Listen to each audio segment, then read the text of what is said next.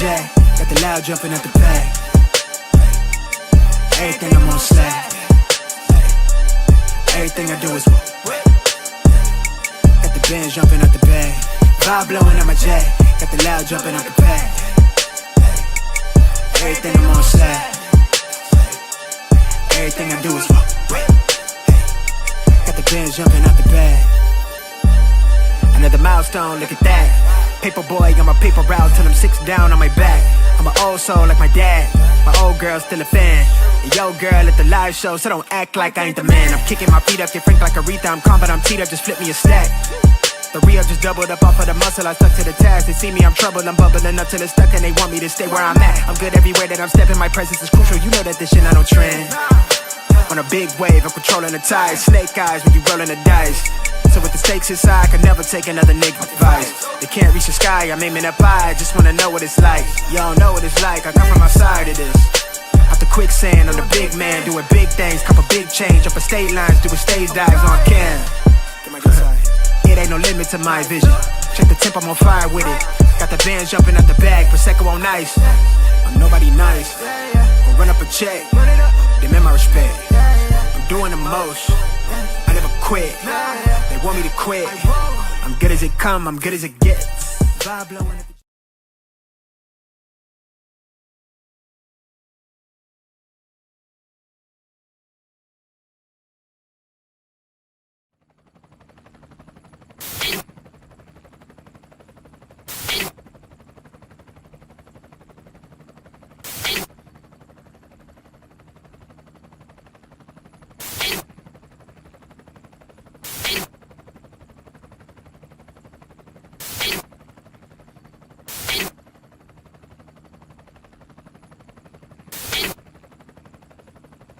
and you're in the Desert Storm bunker with Hollywood CGA.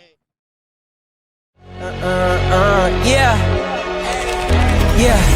Legends ain't born, they built from the grind. From benches to banners, we sharpen the mind. We sharpen the sword and promise and swore that we going hard and leaving it all on the floor.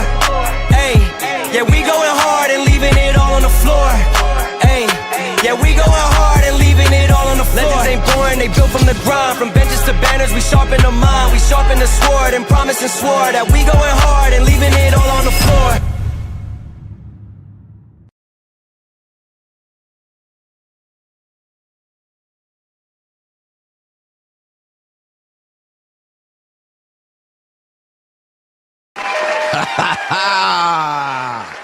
What's going on, everybody? It is Coach Greg Adams.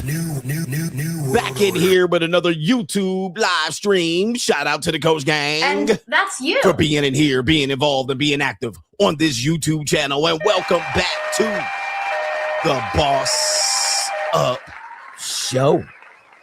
Part of the Free Agent Lifestyle podcast here on the Free Agent Lifestyle channel. You in here with the Bruce Wayne. It is Ish. New world order. The King of Kings, the King of Content, and the Speaker of Truth. Yours truly, the Notorious One. New world order. AKA Mr. Coach Alini, better known as the Prognosticator, Coach Stradamus. And you're back in the Desert Storm bunker with none other than Hollywood CGA and EWF. That is every woman's fantasy and the whole fucking show. I'm the CEO Niggero of Fixes Binds LLC, the unbinder, the undebatable, the undisputed best entertainment here on YouTube. You can call me Senor Gregorio Graybeard. The ladies love to call me Mr. Third Leg Greg. Was just also the man with one trabajo. That is the Mitch Slapper. You're looking at the anointed one. Acknowledge me. The founding father of the After Pill. The junior college sociologist. The Morpheus of the mating matrix. The chocolatey Confucius. The Black Moses, the deliverer. Also known as the man that walks in the spirit of Elijah. I'm the man with more nicknames than anyone in the game. But in case you forget those names, just humbly call me the benevolent monarch. CGA, that is C God Allah. And I be the 50th 11th time demonetized champion of YouTube. I'm back, ladies and gentlemen. Out on bail, fresh out of jail, California dreaming. Soon as I step on the scene, they see her in JUCO screaming. All right, I messed it up, but anyway, as soon as I stepped on the stream, I heard JUCO screaming. We back, man. They try to hold us back. We got 500 people in here. That's more than your regular live streamer out here. Y'all had to put up with shitty live streamers all week. Shout out to you guys, but I'm back. I'm here to provide the best entertainment here on YouTube, and I was in jail without no bail. They put a nigga in jail without no bail. All right, they didn't even let a nigga bail out cash or nothing. All right, they let a nigga appeal, but goodness gracious. All right, I'll tell you why they threw a nigga in jail. New world order. I show you why they showed the King of Kings and put his ass in jail. Y'all had to deal with Sniggle and Myron and Andrew Tate running around hailing the Hitler and the little mustache man. All right, y'all had to deal with that all week. Y'all had to deal with the Anton and Corey Holcomb beef. All right, I'm sorry. I'm sorry. They had to lock a nigga up. All right, time again. They want to lock me up. Lock me up. Lock me up. A brother like me, they want to lock me up. A brother like me, they want to lock me up. I'm going to tell you why they lock me up. And I'm going to tell you, man, most people don't realize why they lock me up. All right, they don't realize it. And people assume how they lock me up because let me just tell you, I'm the most dangerous podcast on YouTube. You guys know I'm the most dangerous podcast on YouTube. They done demonetized me 14 times. All right, kicked me out. All right, gave me warnings, locked up with no bail. But I'm going to tell you why. You think you know, but you don't know, and you never will. All right, you never will. And so we're going to show you why they locked me up. It's not for what you think. I mean, there could have been a variety of reasons why they locked me up, but the reason they locked me up was pretty flimsy. All right, it's pretty flimsy. But listen, it's YouTube. It's their platform. They can lock a nigga up if they want. Or they can lock a nigga up. All right. They want to lock us up. All right, but we back. But listen, I got to tread lightly. It's still going to be the most dangerous podcast on YouTube, but I got to tread lightly. I'm going to be a good old boy. Never meaning no harm. Beats all they ever saw. Been in trouble with the law since the day that was born. All right. So I got to be a good boy. All right. I'm not going to try to curse today. I might say skeezer. I might say some of these words. You know, I might speak in coded language, but they watching a nigga right now. They looking at me. They like, nigga, we on you. All right. We on you. All right. Fuck up one more time. All right. And it's going to be bye-bye for you. Goodbye. Goodbye. I've got to say goodbye. Yeah, yeah, yeah. But you guys didn't even realize the protocol. We were on Locals, CGA Uncensored. We were able to say a whole bunch of shit over there on Locals. All right. And the money was still coming in. So if niggas is like, oh, they messed up your money. Well, not in the short term. All right. I'm ready. All right. We still was making more money over on Locals with a smaller group. It was crazy. But I've been telling y'all for the better part of 2 years or 3 years to join CoachGregAdams.locals.com. We just went over there. All right. We went over there on Wednesday. I think I took Thursday off because there's a Ling in town. Well, she's still in town, but she ain't with me. But that's a whole nother story. All right. But yeah, man, we had I took Thursday off. We were there Friday, and then we were there Monday and Tuesday. One of those days. But yeah, man, we got it going on. We got it going on. We had it going on over there on Locals. So we're back on here. It's Wednesday. We back and we fresh. All right. I had to verify my account, all of that shit. It's crazy. But anyway, I hope you were able to survive the boringness of YouTube without me. And I was going to go 3 hours because I got to pick up another Ling today from the airport. But her flight got delayed. So I'll be here. All right. We're going to have a whole crazy ass show today. We're gonna take our time. What kind of fuck you? All right, because today we got time. You guys know we got time today. Where's my today? We got time. All right, look, I don't even know where my shit is today. All right, here we go right here. All right, but at the end of the day, all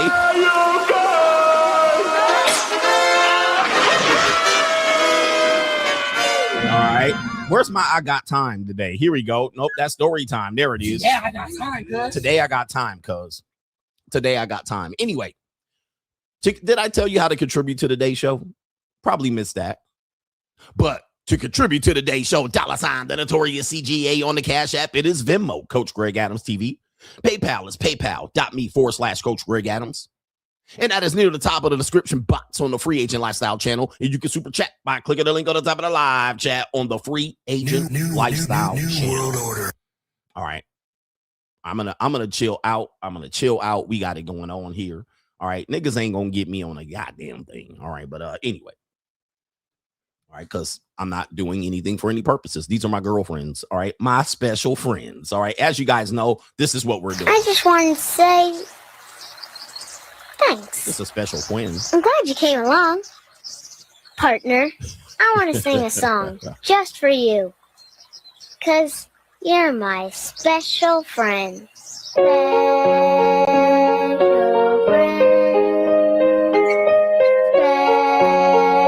Special friend. You're my special friend. Special friends. All right. These are just the special friends. That's it. All right. There's nothing going on here. These are my girlfriend.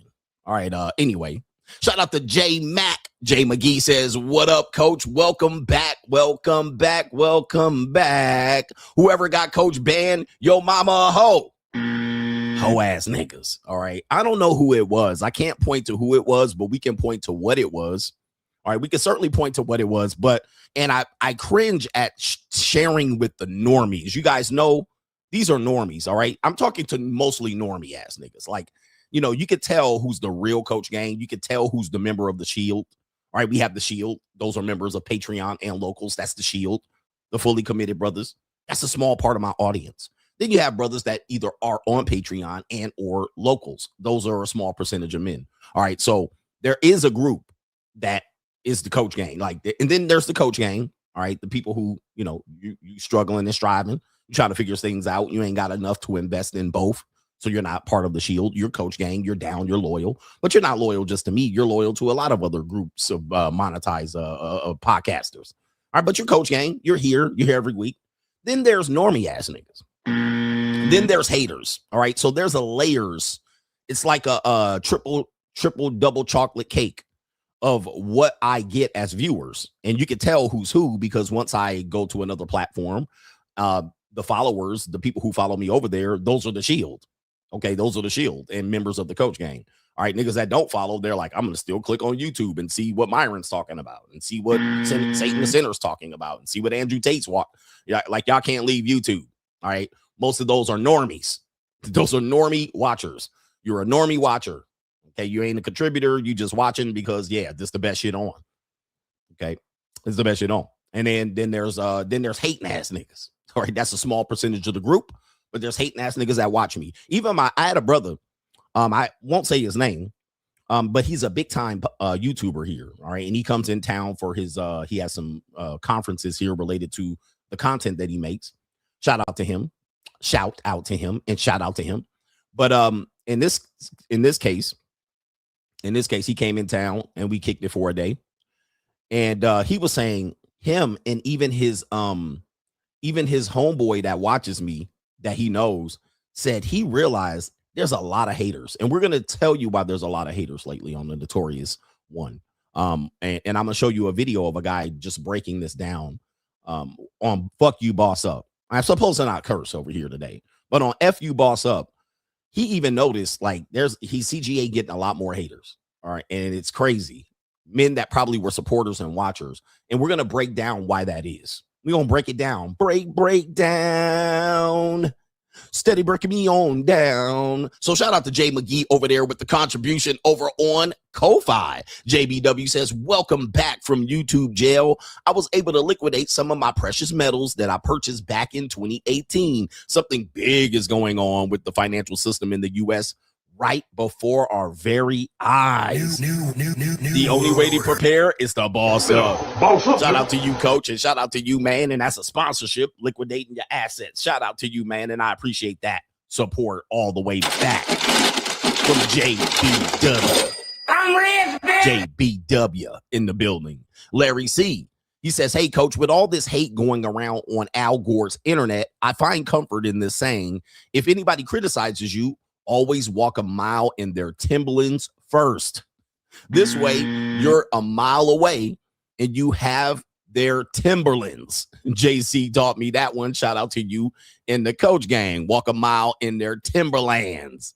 All right, goodness gracious. All right, shout out to Jermaine Limden is in the building. Shout out to you over there on the Ko-Fi. Walk a mile in the haters' Timberlands. We got a lot of supporters over here earlier in the morning on the Cash App. It is J Harris is in the building, says coach is back. Run that bag. Gotta get my bag and We're gonna run run up the bag already. And speaking of running up the bag, we got the legendary contributor Roderick Miller with the sponsorship. I'm rich, bitch. All right, he says tuition, tithes, and offerings for those freeloaders. Shout out to you, Roderick Miller, the legendary Roderick Miller, a big time contributing for the freeloaders. Yeah, that's kind of in between normies and haters. There's freeloaders. All right, niggas that watch me for 5 years and be like, ain't never dropped a dime. I'm not saying you should. What I'm saying is you're a freeloader. We just label you. You're labeled. I'm not labeling you. I'm describing you. Shout out to the evil genius. Says, welcome back, big dog. Indeed. Let's go. Let's go. Shout out to you, man. Ian Williams says, what's up, Hollywood CGA? Glad you're back. Me too. New world. That was after fresh off the Skylar ban. And then now I got banned. They looking at a nigga. Kirby H says, welcome back. Work was boring without you, CGA. And we're going to get you through your work day, whether you're on the East Coast and the West, whether you're frozen in the American South or the Northeast. All right. A lot of people are frozen in. They got frozen deer. Did you see that? There were deer frozen in space. Like they were frozen. Bambi got frozen. All right. They got frozen niggas out here. New world. All right, it's crazy. Hustle Every Day says, damn coach, suggest shit and got dang SOB. Okay, I got to be careful. He says, glad to see you back. Let's go, coach. I'm glad to be back. I'm glad to be back with the group. I was glad to be there with Locals Uncensored, but, you know, we back with the YouTubers. And we're showing you what's up. All right, here we go here. We're showing you what's up. Shout out to our brother, the real Miles is in the building. Iggy says, Graybeards unite. Shout out to you. Kevin Sullivan says, welcome back, coach. Here's some shillings. Now all we need for you is to drop a first day out track. LOL CGA free. That's a sponsorship. A co-sponsorship, but we'll call it a sponsorship. All right, I'm gonna get in the studio here one of these days. We got some legendary producers, music producers that are members of the Shield and the Coach Gang. They watch live, and I'm gonna have to get in that studio because there's some people making some tracks and they making some big money. All right, making some big money out here. All right, do me a favor, man. I'm gonna hit the like button. We do have some brothers that are over on PayPal. So, Mr. Muhammad, I know you're there. Don't text me that you sent the PayPal. All right. That's an inside joke. All right. From yesterday, he's going to say, I send a PayPal, coach. And I'm like, I know. All right. But I just got to matriculate the ball downfield. It's a conservative effort. All right. But I do have to talk about these parts of the show coming up here. We got Doom and Gloom CGA. We got Straggle and Sniggle Theater. We got FU Boss Up. We got Inside the Mind of the Modern Woman. And we have It's an Evil World We Live In, plus the main event. We got a long show. All right. I was only going to do 3 hours, but we're going to do a long show today. And who wants to know why I got banned? Who wants to know? And it was somewhat my fault, but I can't give you the entire thing because what I was saying earlier was there's a lot of normies and haters and jealous niggas and freeloaders. They watch and, you know, they ain't got nothing better to do. So if you give them the whole drop, that's what they'll do. All right. But let me just give you this. I'll say this and I won't show you.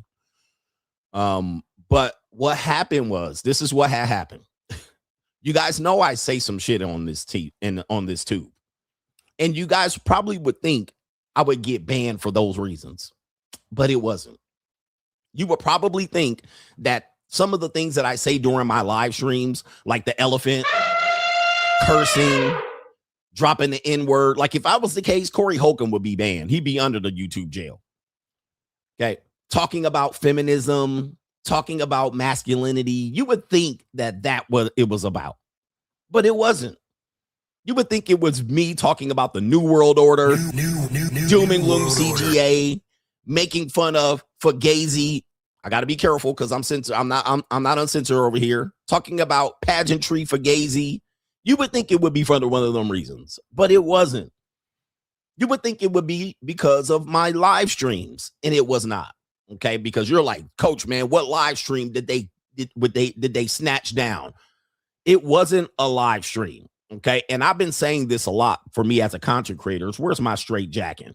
Straight jacket. It wasn't a live stream. You would think it would be me talking about niggies. All right. Niggies. All right. Talking about niggies all the time. And it wasn't that. It wasn't me talking about you-ish people. It wasn't that. It wasn't me talking about Kanye's in the U's. I'm not going to say what race, what people. We know I can't say what that. It was an edited clip from a live stream. All right. And that tends to almost always be the case. So when you see me live, a lot of my content is buried in here, right? A lot of the things that I say is buried in a long 5-hour content. And because of this, it's harder for YouTube to patrol these streets. They're not going to have somebody watch me for 5 hours. Nor is it's somewhat harder for AI to pick it up, right? Because it's a 5-hour stream. They got to go through all of that. It's harder to pick up when it's live. Even on the playback, it's harder to pick up because it's hidden in 5 hours. Like, what do you take down? What do you focus on? What it normally is a short or a clip. And almost every time I get got by YouTube, it's a short or a clip. Now, normally it's a clip, not a YouTube short. It's a clip. So I will clip a portion of the stream out, 5, 10, 15, 20 minutes. And I will put that up as a means for the lazy people or the people who just don't have time to sit through 5 hours. I get it.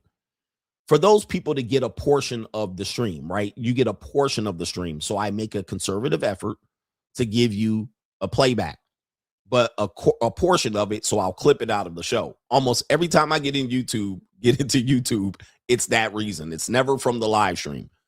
Now, with that being said, it was a clip that really was not important. Okay. In the grand scheme of things, it really wasn't an important clip. It was from a segment in which I can't even describe it. But basically, I got in trouble for Rate Your Riz once. And then that followed up with basically the flight attendant and women looking at the flight attendant jealous. Okay. Now, I've gotten in trouble at least 3 times on Rate Your Riz. All right. Which means, in effect, I'm going to have to retire Rate Their Riz. I'm going to have to retire it because for some reason, they will get you on harassment on that one. Now, I'm trying to figure out why. I mean, I'm not the one in the clip. All right. And not only that, the clip primarily is from YouTube. So most of the time, the clip is from Instagram or YouTube that I'm reviewing. I'm not the one approaching or harassing. So I don't know what's going on. So I'm not going to show any more Rate Their Riz, or I'm not going to show any more videos of people in public and reacting to it, which in the clip was a flight attendant was dressed very pretty. And there were women reacting to the pretty flight attendant. And I was reacting to the women reacting to the flight attendant. Now, there were some younger women in that clip, which then it became a harassment and a cyberbullying. That's what happened. Okay. That's what happened. All right. That's what happened. That's how they got me. So, you know, I'm looking at it as I got 3 times on that already on YouTube. That's how I got. And the clip was not even on YouTube for 3 minutes. All right. And as a matter of fact, when the ban happened, I was scheduling clips to drop throughout the week. So I was on the YouTube studio and I was behind the scenes and I was scheduling clips. So I was editing, making thumbnails, and I was uploading them to my YouTube, and then I was scheduling them. So I had already scheduled like 3 clips and put thumbnails. So right when I was scheduling the next clip, I got a notice that I cannot post. I was like, what? They were like, you have a not a copyright. I always say copyright. You have a guideline strike. You can't post. And I was like, wait a minute, what? It's like, wait, what post? What guideline? What do you mean a strike?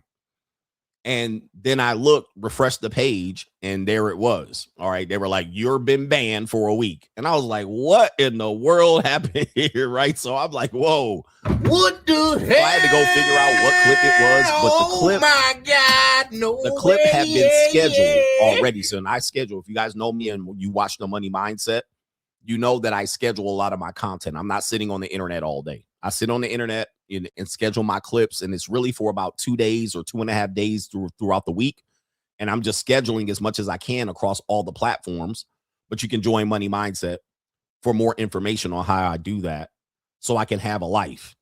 Okay. Every time you see something I post, I didn't just sit there and post it.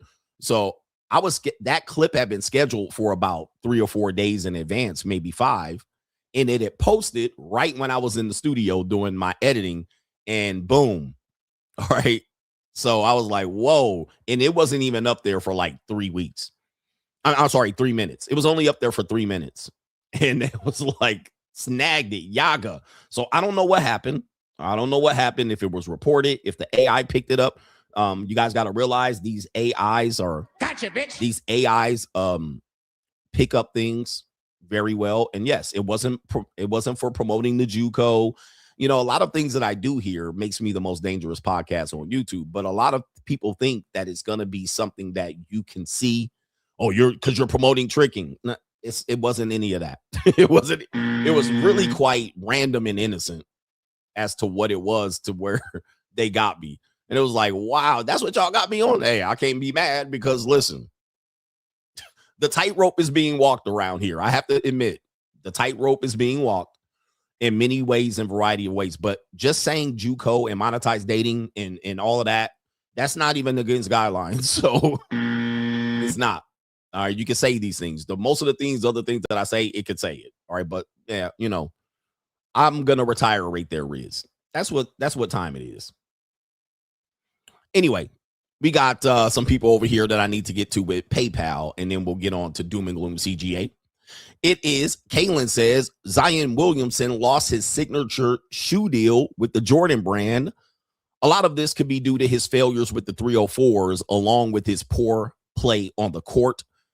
This man is a bust on and off the court. Men don't be like Zion. I'm going to say it's mostly on the court. All right. Not off the court. I think it's his on-court activity. Now, his on-court activity is linked to his activity off the court, right? His inability to focus.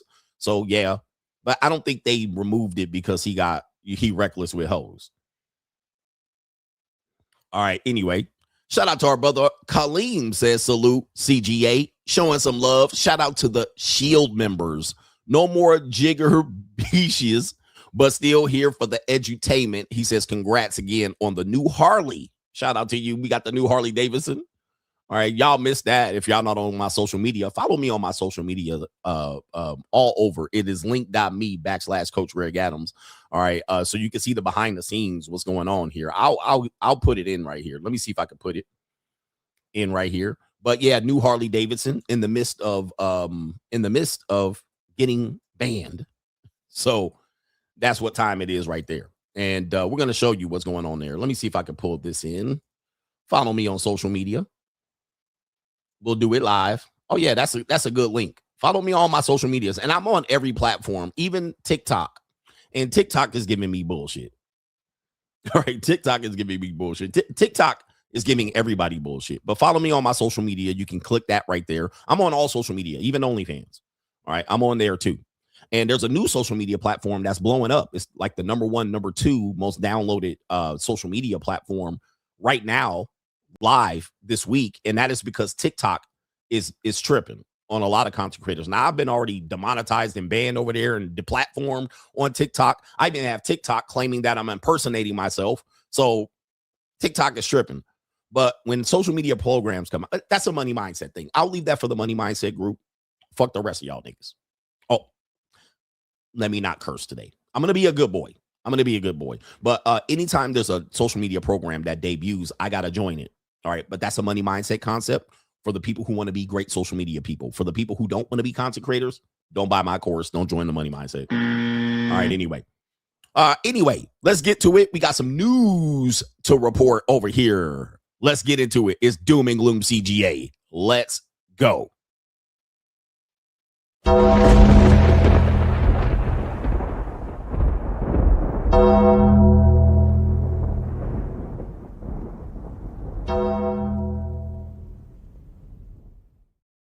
Doom and Gloom CGA brought to you by the New World Order. All right, what's going on with Doom and Gloom CGA here? We got some news political, business, and economic news. This is mostly business and economics. Forget politics, all right? Forget politics at this particular point.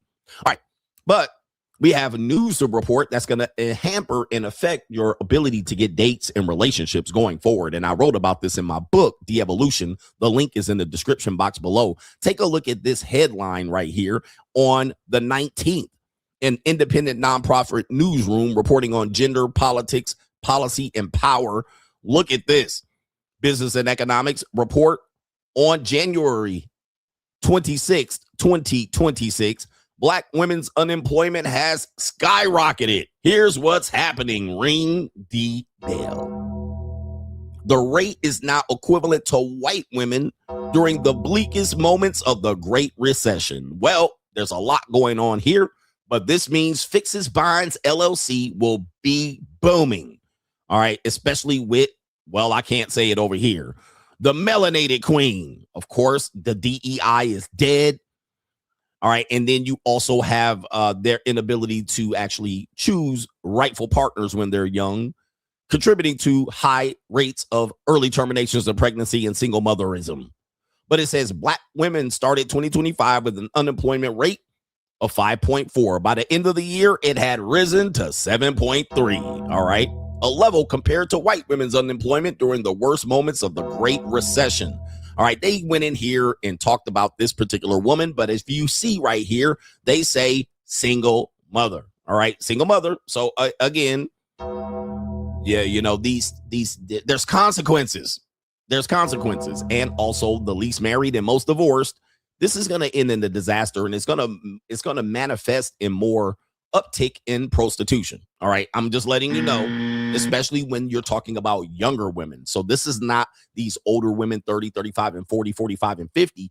This is going to highly affect the generational women before coming before them. And if you don't follow the media, they're telling you there's an uptick in women selling ass or booty. All right, that's just an uptake. It's going to have a reverberating effect across all economic platforms like dating, marriage. This will have it. And so people are going to have emergencies and they're going to have to get out here and do it. And you're going to have leverage. If you have leverage and options, you're going to be able to succeed here. Now, I'm not going to read this entire thing here.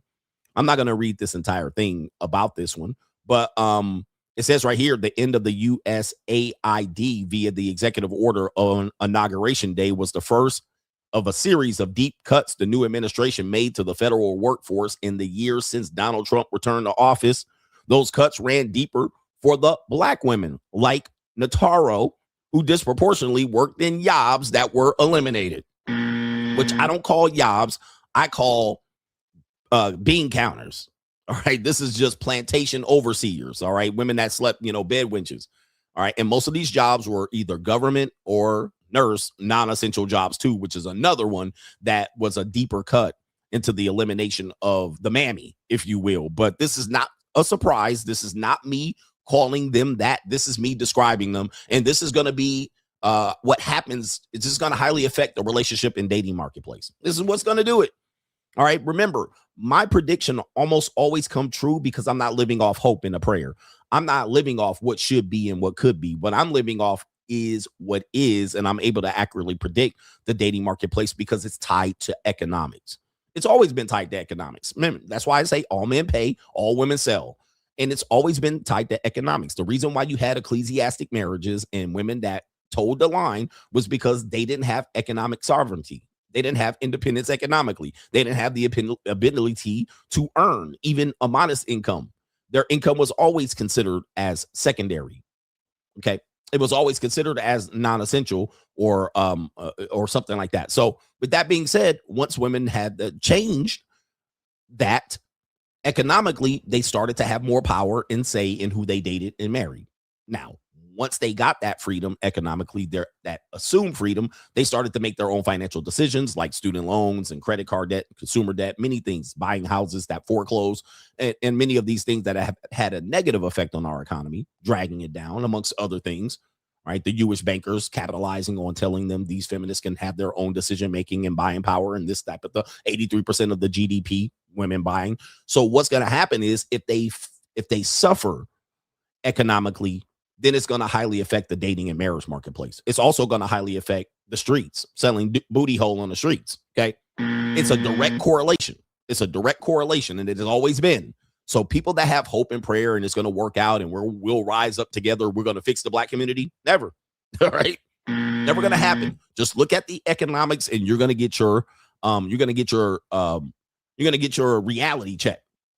Always going to be tied to economics, not morality, not cheese, not God, not morality, not religion. It's never going to be tied to any of those things. If dating and relationship was tied to religion, then slaves would have got married. Right? Slaves would have got married at high rates, but they were bred. As a matter of fact, let's go to the next part before I piss people off already on my first day back and got fired on my day off. And it says, amazing. Amazon to cut 16,000 jobs in latest rounds of layoffs. Let you get it through your thick skull that I'm broke.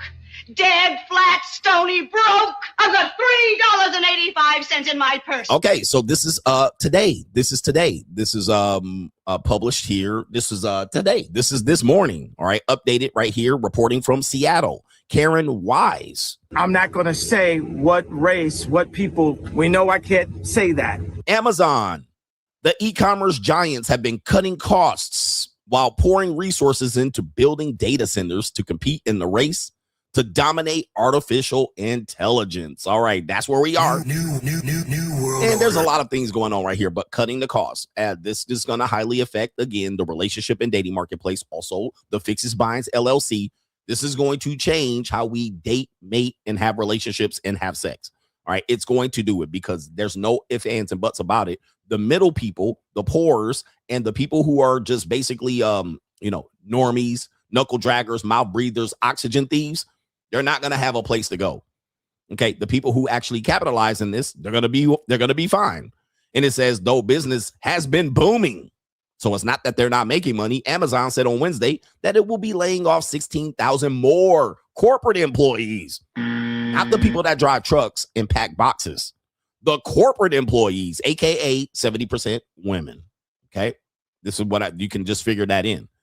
As it looks to trim bureaucracy, sounds like the human resources department's getting cut and free up more money for plans to spend heavily on artificial intelligence. The cuts were widely expected across Amazon's corporate workforce since late October when the company laid off 14,000 corporate employees.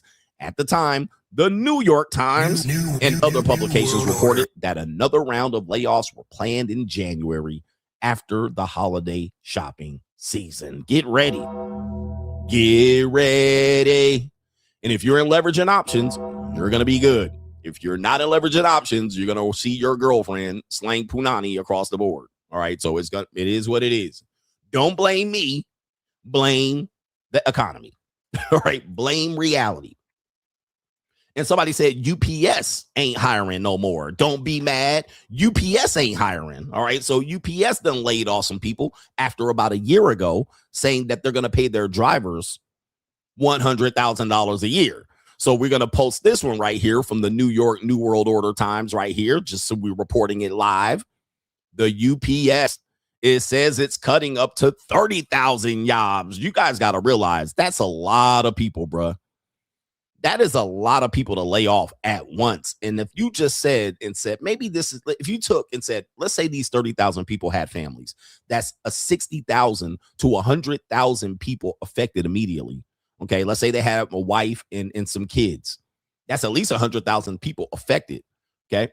It says the delivery company says it plans to cut the cuts this year because it expects to deliver fewer packages for Amazon, a large but unprofitable customer. All right. So, wow. All right. So, okay, wait a minute. Hold on for a second. Okay. So Amazon has their own delivery now. They got their own trucks running around town and they got niggas delivering. They have people delivering in their cars. So they're not using UPS anymore. UPS was like, y'all using us. And Amazon said, well, all right, we won't use y'all no more. And now UPS said, wait a minute. Gotcha, bitch. Wait a minute. Use us, please. All right, but 30,000 people laid off from their jobs. All right, here's the last one on Doom and Gloom CGA right here. This woman says, again, financial decisions. All right, ladies, where y'all at? Ladies, Meow. Give me a meow. All right, where my ladies at? I miss y'all ladies out here. T Diamond was at the on Locals. All right, T Diamond was over on Locals, and she was representing. She was super chatting. All right, T Diamond definitely want to buy and fix, or she want to join the 52-point inspection program. All right, T Diamond was there, so shout out to our ladies that were there. Delta Fox was over there on one of the streams. Shout out to Delta Fox. All right, we had Delta Fox. We have a sister right there. Lovely says meow. All right, shout out to our girls right here. It's Get 'em Daddy season. Shout out to Lovely. All right, ladies, I know y'all here. All right, but y'all do not make good financial decisions. All right, I'm trying to work with the men to make good financial decisions. All right, but the men don't want to contribute. We got Christy in the building. Shout out to Christy. We got Alex. It looks like Al. I can't pronounce that. All right, shout out to the ladies. They make horrible financial decisions. It's all impulsive and emotional. It's terrible. It is terrible. And what happens is I try to consult them in their financial decisions, but here's the thing with ladies, they don't listen. All right. And so I let them walk right off the fucking plank. All right. This is me, and I'm a human being. I had one lady recently. I let her walk the fucking plank. All right. Shout out to Vintage Meow. I let him walk the plank. And now, y'all be like, that's somebody's daughter. Coach, you were responsible for her. Coach, you should have done this. You should have done that. I will let these women walk the fucking plank. All right. I will let them learn consequences, because but doesn't mean they're going to learn consequences. They're going to feel consequences. They're still going to be a victim and blame you. Okay. All right. All right. They're still going to blame you. And they're still going to be a victim, but they're still going to feel the consequences. So I like when women feel a consequence. Now, that doesn't mean I'm not going to feel the reverberation of her said feeling consequence. There's always going to be some pendulum swinging back. But I let them walk the fucking plank. And I'll tell them before they walk the plank, bitch, you walk in the plank. And guess what? They'll be like, you can't tell me nothing, and proceed to walk the plank. And I'll be like, well. I'll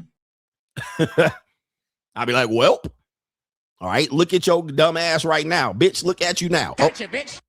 Chick, look at you now. All right, you looking stupid right now. Now, here's the thing. They don't make good financial decisions. Oftentimes, the burden is going to fall on somebody. Some of y'all might escape the burden. We're going to talk about that later. Some of y'all think it's free. Some of y'all might get it for free, onesie, twosie. But most people are going to pay a cost. And sometimes you bear the cost when you're dealing with them long term. All right, more than 3 days, more than 6 weeks, more than 3 years, you're going to feel this burden. Now, here's what happens, because people make decisions on emotions. And I heard another young lady recently telling me she's going to go back to school. I'm like, man, you crazy. You're crazy. She was like, I'm going to go back to school. I think she's going to like pre-physical therapy or something related to that. And she works in another field, and she probably don't make much money. She's a nice young lady. She does work for me. She does an outsource activity for me. But she was like, I'm gonna go back to school. And I was like, oh, okay, cool. I was like, how much is the cost? Because I'm trying to talk to her. How much is the cost of said school? She said $70,000 to $150,000. I was like, bruh, you should be a stay-at-home wife. This is not gonna turn out good. She already got a degree. She already has a bachelor's degree, but she's going back to some more advanced schooling. And I'm like, in 2026? You about to be saddled with that debt for the rest of your life. All right. Now you might make more income, but this is going to be a disaster. I'm like, oh my God. All right. This is how me. Oh my God. I'm like, these people are incredible. These people are incredible. Who's raising these kids? Who's raising these women? Man, I'm telling you, women make horrible financial decisions. All right. Horrible, because they make them on their own. But guess what? We got to pay for it. We got to pay for it. But I didn't talk her out of it. I just was like, well, do your thing. All right, do your thing. All right, so we got this young lady right here who is mad right now. She is fighting mad right here. And she's fighting mad because she doesn't know an amortization chart. She also doesn't realize what she signed up for in terms of her student loan debt. And so take a look at her. I'm not going to make fun of her, because that would be considered harassment and cyberbullying. So I have to be careful, but take a look for yourself. Right? You can describe her how you want. All right. But let's see what she has to say right here about her student loan debt. We've been paying on these. Oh, hold up. There it is. Hold up. Let me get back. 20 years. Okay. We've been paying on these loans for 15 or 20 years, and I still owe the exact same amount that I owed when I borrowed it. I have paid $50,000 to my $50,000 loan. I've paid over that, and I still owe like $47,000. Yeah. You know, she didn't read the loan docs. You didn't read that amortization chart. I'm going to tell you, man, there's a 100% chance she did not read her loan docs. When she took that plus loan, when she took that loan to go to grad school, that's not typically going to be a loan that you would get when you're in your undergrad. All right. When you took them loans out and you went back to that for-profit school, whatever you did, I don't know what you did. You didn't read the payback. Now, so you've been contributing to this particular amount. You paid the bare minimum, and the bare minimum also bared interest. So there was an interest chain somewhere else. I don't know what happened, but this could happen when you're dealing with the student loans, because it's not like a credit card. It's a very different loan than a credit card, very different loan than a mortgage. So you will pay the bare minimum and sometimes under the minimum, but you're going to get hit back with interest. Okay. And that's what she doesn't understand. And when you have a high loan amount, and depending on when you took out the loan and the interest rate, paying the bare minimum is not going to pay it down. Paying under the bare minimum is not going to pay it down. You paid into it, but what'll happen is high loan amount, high interest rate, that minimum payment is probably going to come back in the form of some sort of pretty much going to raise the price. They're going to raise the principal, I should say. The principal is going to raise slightly. It's not going to be heavy. It's going to raise slightly because the interest is going to get tacked onto it, depending on where you made the payment. The interest will get tacked on, and your principal will raise slightly, a couple cents, couple pennies, couple shillings, and then boom, now you're stuck.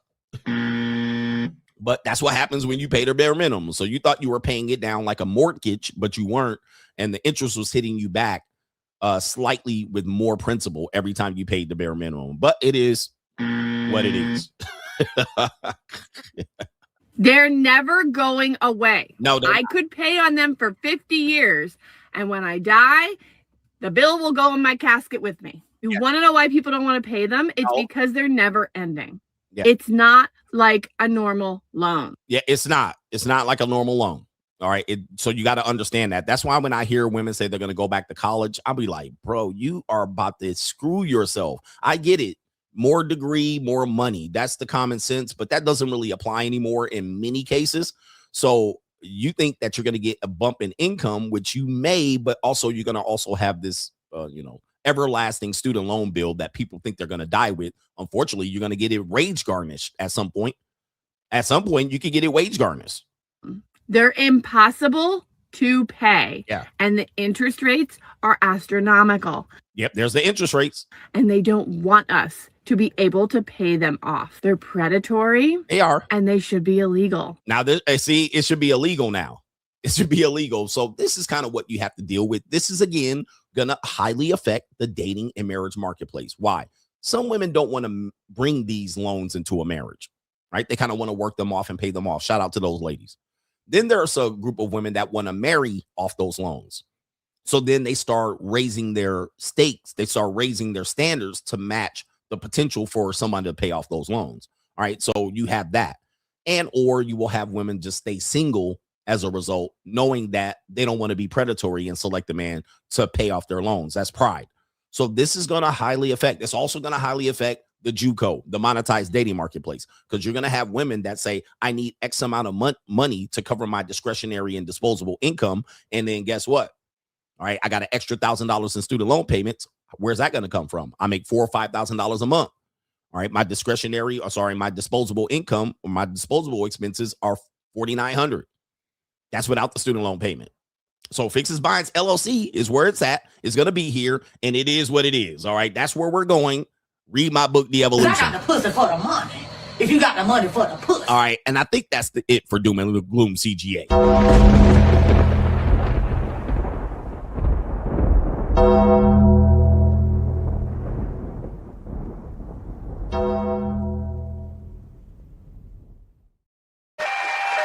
Fixes Binds LLC here. for good. All right, here for good. It is never going away. This is our new standard. And I told y'all. Shout out to our brother here. It is J Flow says, I'll almost put this on your commissary for some top ramen noodles. He says, glad you out of YouTube jail. Now let's get back to business. Coach Gang in the building. Shout out to you, J Flow. Appreciate you also being over on Locals during last week. Shout out to our brother Daniel McGee says, welcome back, homie. Shout out to our favorite African-American. Look at my African-American over here. Yeah. Look at him. Are you the greatest? You know what I'm talking about? Shout out to Craig Till Infinity says, yo, coach, I've been ninja watching for years. Finally got some change to send your way. Shout out to you. We got the Ninja Watchers. That's another segment, Ninja Watchers. Like, y'all ninja watching? Y'all not freeloaders. You want to contribute, but you can't. You know what I mean? So you need the other brothers to chip in. But I appreciate y'all. No government name says the PUAs in the rainbow sphere got mad at CGA for bossing up and showing out while they're busy getting BBLs, teaching game frame, and giving women cheap tacos with no aftercare or orgasms, because orgasms are not vital to a woman's sexual production. Local streams were litty as well. Hashtag the shield. And apparently there's some brothers that got in trouble for the HH song. And I saw that goofy shit coming. All right. And now they're all fighting each other like girls. All right. They're fighting each other like girls. He made me turn it on. I didn't do it. All right. The manosphere is definitely a not respectable group of people. Okay. You can't respect the manosphere at this point. They goofy. Shout out to him. Appreciate you. And him says, welcome back. I like Locals. I can't say what you said. And shout out to you. You can say those things over there. And so can I over on Locals. Shout out to Sky Daddy 4444 says, coach, welcome back. We back. Coach Tribe. He says seek first. All right. I gotta censor some of y'all stuff. All right, because y'all gonna get me banned. Shadowed Luminary says, Locals gang in the building with full effect. I enjoyed the live streams on Locals while YouTube was stressing themselves out. He says, if you're not paying for Locals, I know you're living a hell of a miserable ass life. LOL. And the funny thing about the local streams, it was free. All right. But you had to create an account. As you hear in that commercial, it's free. All you have to do is create an account. You can be like, I create an account. All right. I'm going to watch Andrew Tate again. All right. All right. I'm not going to do it. I'm going to watch Myron throw up the Hail Hitler.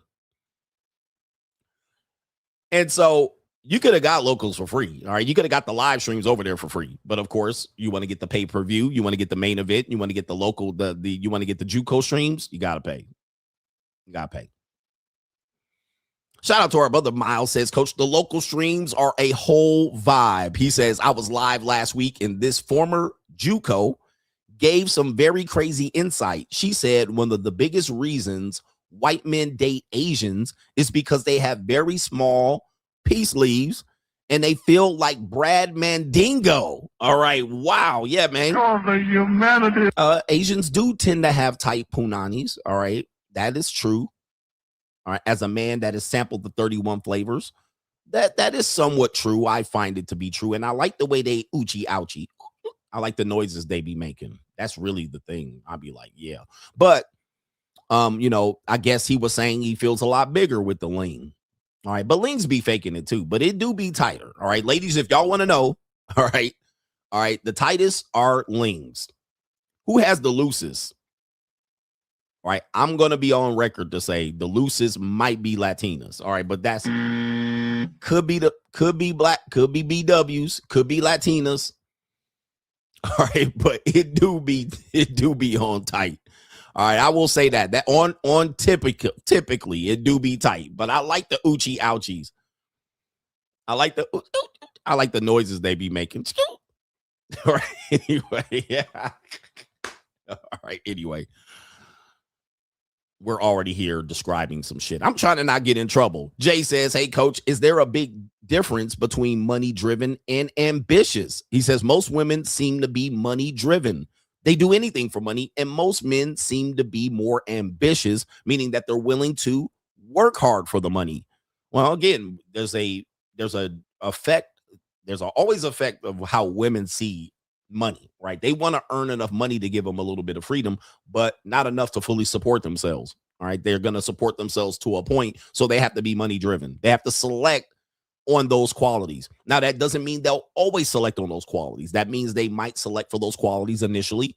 And then eventually she will feel that there's controlling mechanisms. Oh, rich guys are controlling. They don't just give away their money. They're always trying to have, there's an attachment to that money that you will have to do some work. So that's an example of women being money driven, but not ambitious.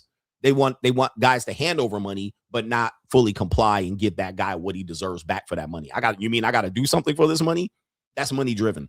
Ambitious, on the other hand, is people that are looking to work themselves to a situation to be able to earn the money so that you can get what the money gives. Like money is a tool. It is not the goal. Freedom, power. These are the things that you get from money. All right. You get to get membership. You get to move out of the hood.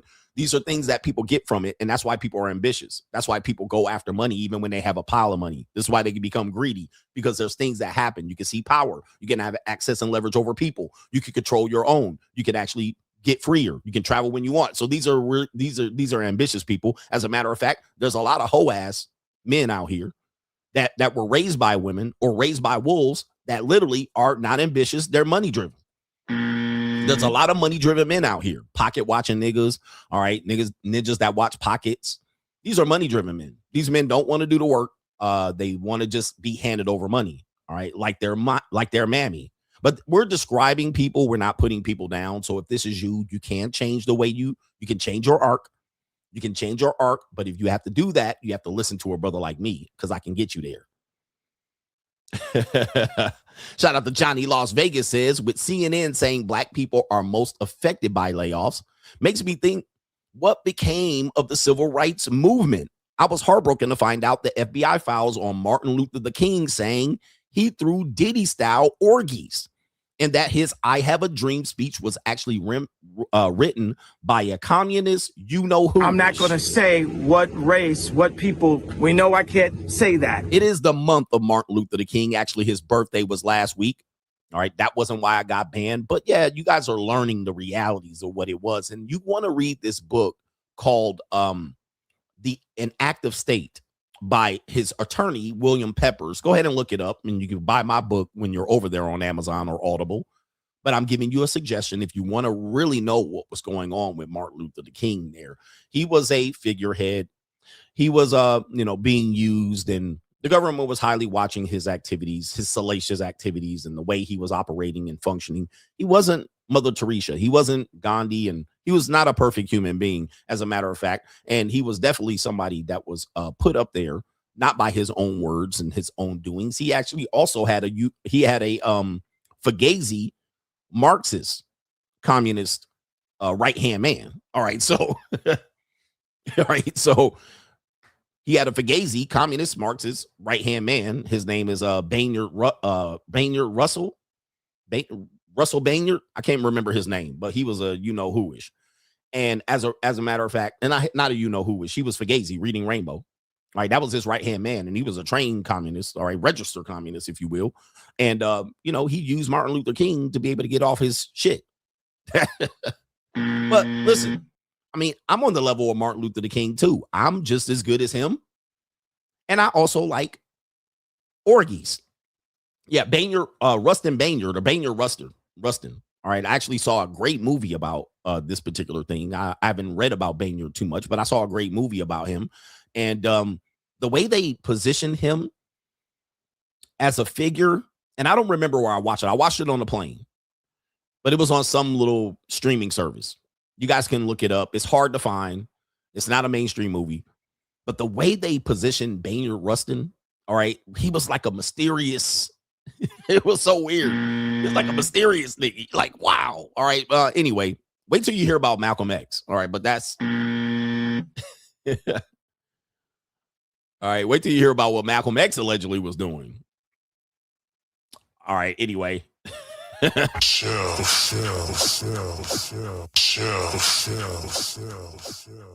It's Bayard Rustin. Whatever. All right. We're just going to call him Reading Rainbow Rustin.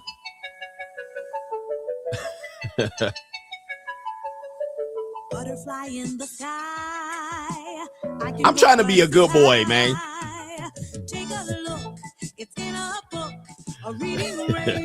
Oh, anyway, wait till you hear the Black Panthers they were supported and sponsored by. Yeah, man. Yeah. Anyway, let me stop. I'm trying to not piss people off. Okay, I'm going to do a clean show from here on out. Clean show. We're not going to talk about the Black Panthers and who they were funded by. Anyway, we're not going to talk about what Malcolm X was doing to make money. We're not going to talk about Martin Luther King was a control opposition communist Marxist. All right. Who needs to know this stuff? Who needs to know this stuff? This is unimportant stuff. And we're not going to talk about Patty Hearst getting a train ran on her either. All right. But by a militant black group. All right. But that's other stories. Those are, you do your own drunk history. All right. All right. But anyway, in other snooze, I'm trying not to be controversial. I'm trying to just give y'all tidbits, but y'all going to get offended. And then all of a sudden, yeah, I can't help myself. I'm trying to be a good boy here. Shout out to our brother, No Government Name, says, welcome back, Mr. Cartier. He says, I have seen people complain about gatekeepers, but the complainers never want to pay for access to the gates. Shaking my damn head. All right, man almighty. I mean, we live in a world that I get it, man. I get it. Who wants to be paying YouTubers for information? Like, I saw a post today about a guy. He was like, all right, shout out to the P. He was like, he said, I'm grateful for people who make money. You make $60,000 a month as a YouTuber. He was like, but why sell us a course on how to make $60,000 a month on YouTube? And I'm like, that is a loser advice. We don't want your course. Somebody wants it. There could be like 10 people that want the course. That's all you need. Maybe 50, 100, whatever it is. Who doesn't want to know how to make 60K? But you probably want to be on social media, but you're too lazy to do it, so you don't want to buy the course. Don't buy it. Like, people are losers, man. You don't got to buy shit from nobody, to be honest with you. Shout out to our brother Macaroni Tony, says, just got a flashback on my Persian Enrique mix thing. Top 3 for show. Shout out to you. All right. I should have effed old what's her name. We got some Cash App activities. The Empire podcast says, a girl said I was mean. I said, no, I'm strict.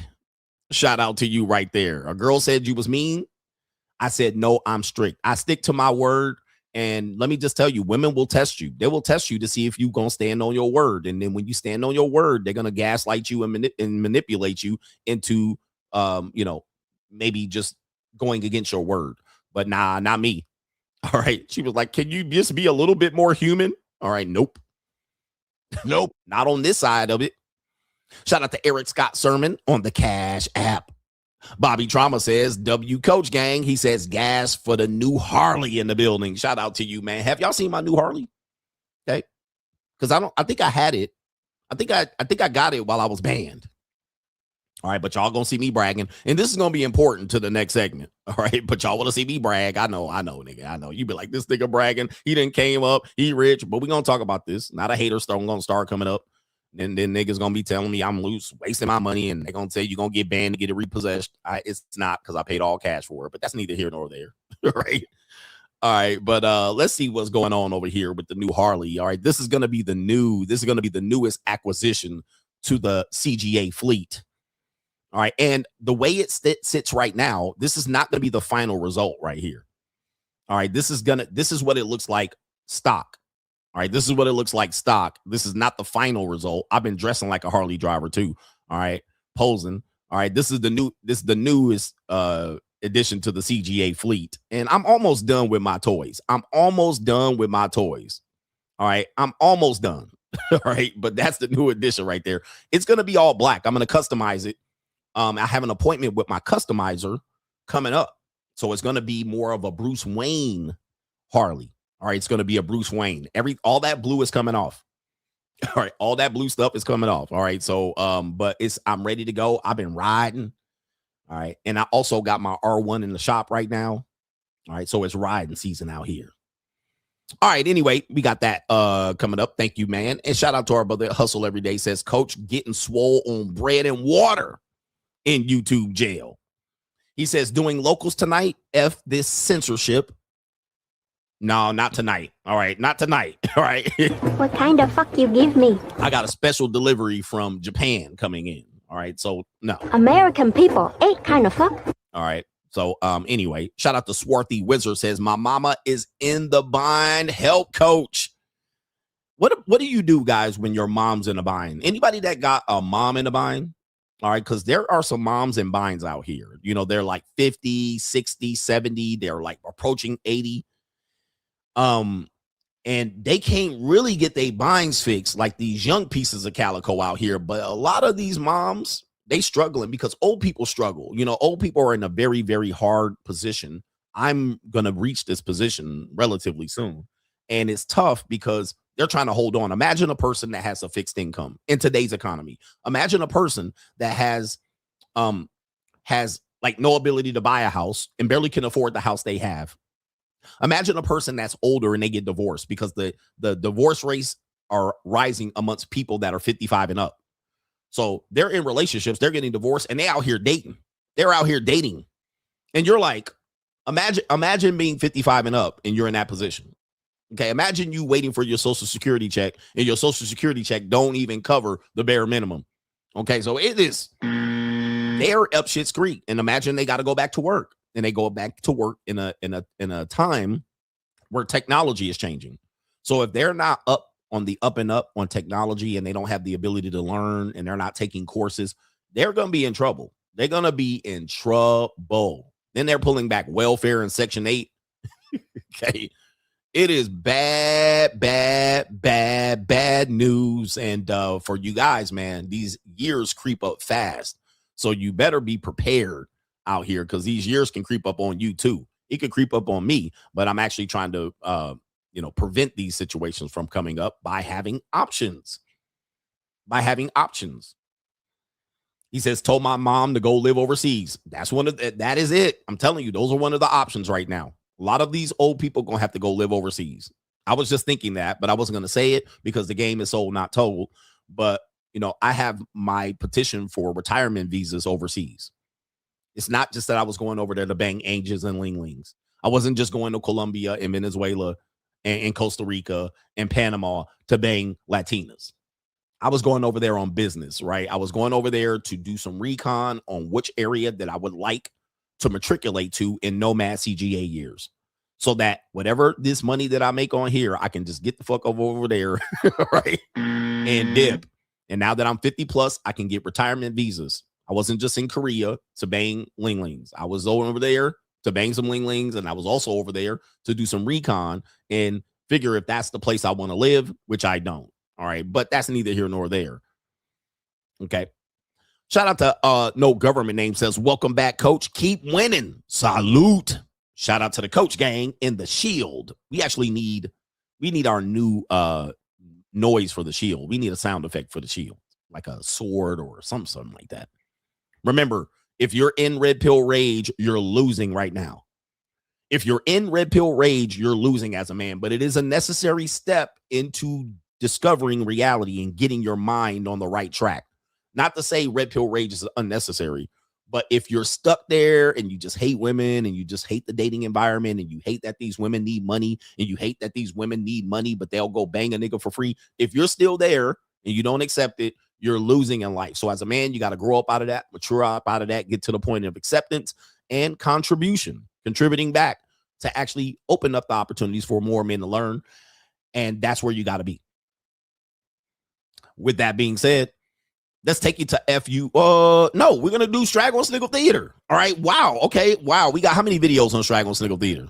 All right. Damn. There was another video I want to see about this one. All right. So, I might be able to pull it up live, but let's do a little bit of funnies. All right. Let's put the funnies on. We got to do the comedy. All right. Straggle and Sniggle Theater. Like, ride with me if you ride with me. You can slide with me if you feel like 550 on the 5 sticky. Come get high with me. That's a deal, right? Straggle and Sniggle Theater. All right, do me a favor. Just give me the likes. Don't pass the scroll. Mugga, mugga, mugga, mullo. In another episode of We Are Not Beating These Allegations, Flame 500, who appears to be a rapper, SoundCloud rapper, I'm not sure who he is, but he has a Philadelphia Phillies jacket on. So is he representing Philly? There he is right there. Flame 500 breaks his silence on his addiction. What do you think he's addicted to? What do you think he's addicted to? Well, he gonna tell you what he addicted to. Flame 500, take it from here. Addicted to fat, though. I ain't gonna lie, Cam. I really like. I'm saying like some real. It's to the point that my girl, she don't even like fat bitches. Every time she see a fat bitch, she just got something to say about them. Like, oh no, oh yeah. Shout out to the fat bitches too. Okay. Can't get it known for sure. Guys to. They special in their own way. Swear to God. That's what it is. I'm addicted to fat though. Skinny black dude, big white girl. Skinny black dude, big white girl. Skinny black dude, white girl. Skinny black dude, big white girl. All right, so wowzers. All right, at least he admits it. Yeah, that brother's starving. At least he admits it. All right, I'm gonna tell you, man, because a lot of men won't admit this. All right. Let me see if I can pull this up. A lot of men don't admit this at all, but there it is right there. That's allegations we're never beating ever, ever, ever, ever again. All right. So be careful out here. At least he knows he has a fetish, and he even has a skinny girlfriend. He has a girlfriend that's not a hog or a, well, and shout out to the ladies. Do we have any fat ladies here? You can get banged out too. All right. I'm just letting you know. And there's a couple of girls know. They watching me. They know CGA will put it on. All right, but I'm still give me a skinny chick and a fit chick. All right, here you go right here. He's addicted to fat women, he says. We have another guy says, no one praises or worships the Fupa queen more than black men. This is on the men, a man supporting men's Instagram channel. Give him a subscribe. But this guy, I don't think this is the actual guy. Who's the actual guy? Love Crossing Borders is the actual content creator here. But there he goes. No one praises or worships the Fupa queens more than black men. Here we go. Men in the United States are the only one that's praising women for being unhealthy and out of weight, overweight. No other culture in the world does that except a couple. A small tribe here, a state there in Africa. Nobody is praising big girls more than black men in the United States. Nobody worships the Fupa like black men in the United States. That's y'all queens. I'll say this again. You can't go to Southeast Asia and say the average man in Asia is with a big girl. But you can't say that about black men in the United States. The average black man is either with or has dated or has a side chick that's a big girl. I know y'all want to sit back and pretend like you don't, but dude, y'all do. These big girls got these babies. What are you talking about? We all know big girls with 2 or 3 baby daddies. This is true, and we call that what we call that women using social proof as a way to find that they're valuable as a sexual partner. So sometimes that you will see fit women, attractive women, they won't talk about how much they got options. It's always a 7 or below talking about how they got options, trying to just basically get you to feel like you got to compete for them. But another thing that they'll do is they'll walk around with other men's babies proudly. Okay, you'll see them in Walmart in the shopping cart with 3 snotty-nosed kids. All 3 different daddies, all mixed races. And they'll talk about how men love them and they have valuable punanis because men always want to be in their punanis. That's an example of what he's talking about. They have babies. And that way she can say, hey, look, I'm important as a sexual person enough for a nigga to squirt in me. Okay. All right.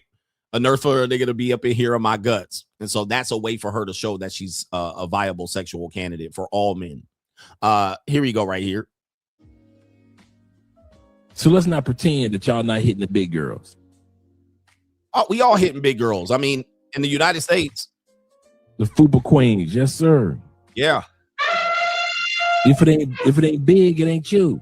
The only black men say the big, not just the darker the berry, but some of the black men say the bigger the berry. If she ain't a lady, if she ain't 180, I gotta be careful here. On YouTube, I gotta be careful. YouTube, I'm just reacting to him. I didn't say nothing. All right, but yeah, we got brothers out here starving. Yeah, that brother's starving. Yes, sir, brother. All right, we have a Straggle Sniggle Theater here. We have a Ling that went feral, and I played the video of her going feral about her lying about her age on Hinge. All right, you're gonna see this if you've been following my show and you're a watcher of my show. There was this woman, this older Ling right here, said that she lied about her age on Hinge, meaning that when she was in her mid-40s, she put that she was in her 30s just to see what would happen. And as a result, what she said was men that were her age, her actual age, would match with her more when she put her age at early 30s. Okay, so she was 45. She put her age at 35. The men that matched with her more were 45. Okay, now when she was 45, her real age, men that were in their 40s and 50s did not match with her as much. Now, she then went on to say that she ended up meeting a guy that was her age. However, she got called out for this hypocrisy. And as you can see, she's getting ratioed, now coming back to explain why she lied. Now, here's where I said it's because when men lie on dating apps, it should be illegal. It's a crime. You lied about 2 inches of height. You lied about this. You lied about that. Your pictures are 10 years old. So when men lie, it's a crime. You're a Tinder swindler. When women lie, they're like, well, I was just trying to see, and I was just trying to manipulate the system into my advantage. And she got called out for it. So she then had to come clean it up, which I'm going to tell you, never do. All right. Never come back to clean up a mistake. You messed up. All right. You put some shit out there and you got motherfucking ratioed. Let it ride.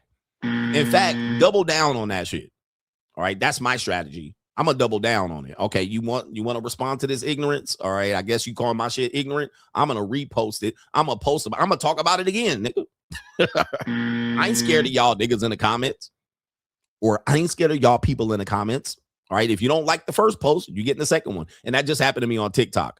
I was talking about women's periods, and the first one went crazy, and I talked about it again and dropped the video, and they still was mad. I was like, yep, I doubled down. So never come back to apologize to the masses of sheeples. All right, fuck these niggas. All right, so she came back on an apology tour and still got ratio. Response to, why did I lie about my age on Hinge? Why did I do it? I did it because this is super messed up what happens to women at a certain age. They just get completely slammed out of matching with people their own age. I felt like that was happening to me.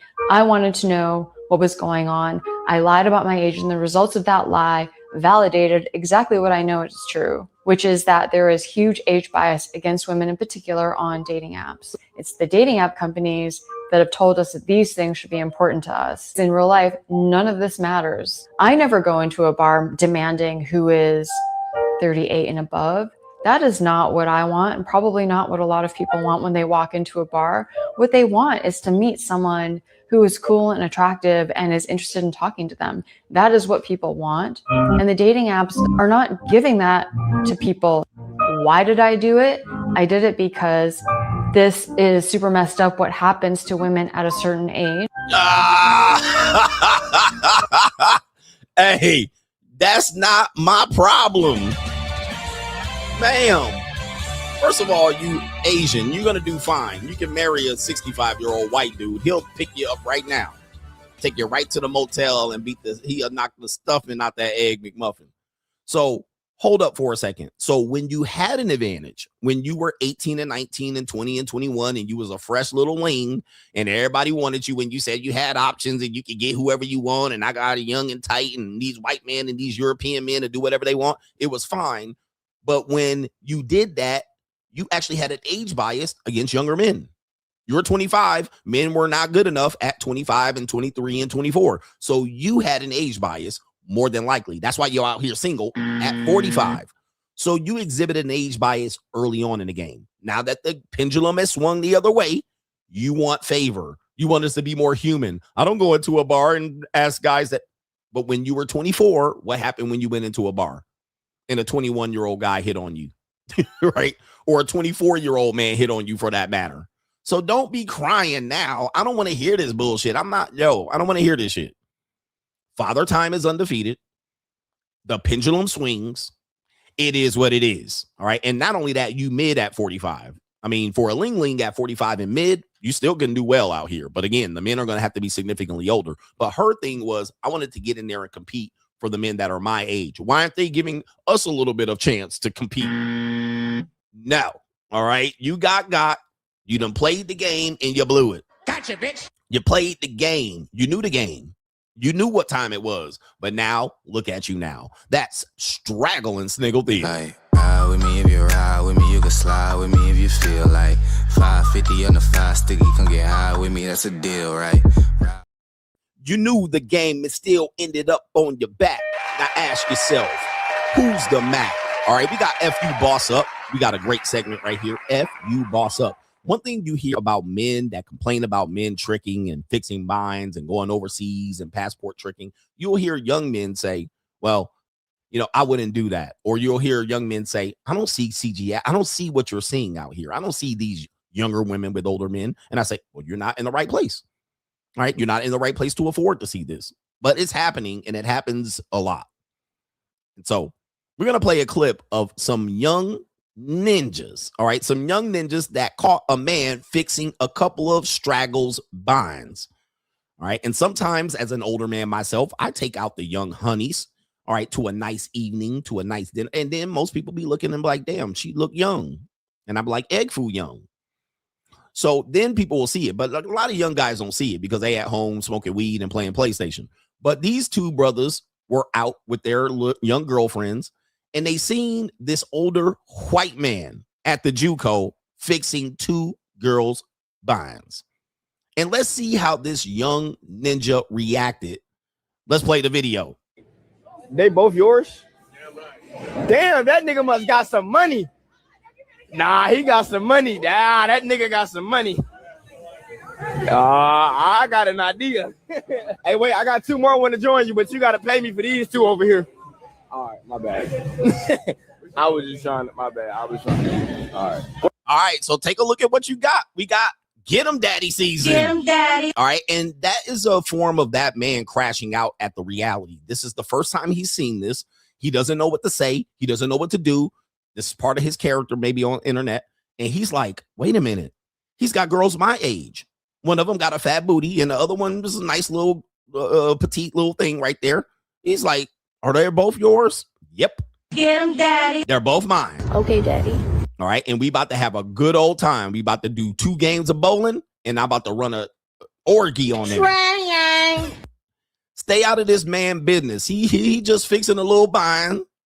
And these are your girls. Like I said, the young girls, black men, all men. All right. All men have to understand all women belong to white men in this country. This is how it works. They get the first dibs.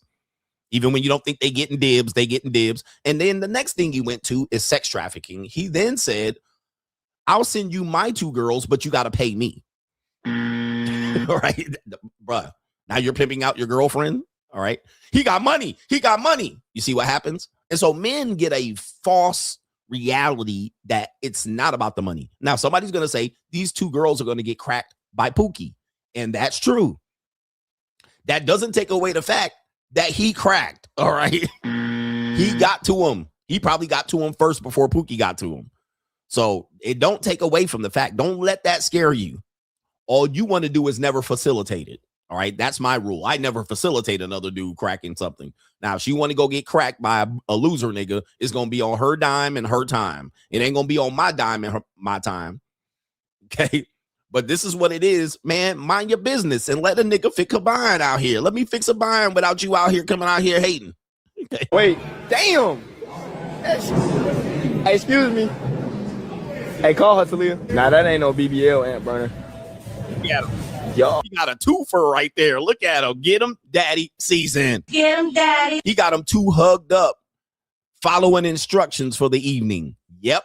And you know what time it is when they get back to the hotel or the motel. Trying. See, this is what happens, man. You can get it like this. Probably not even gonna cost them $650, maybe $800 at tops. The whole evening, $800.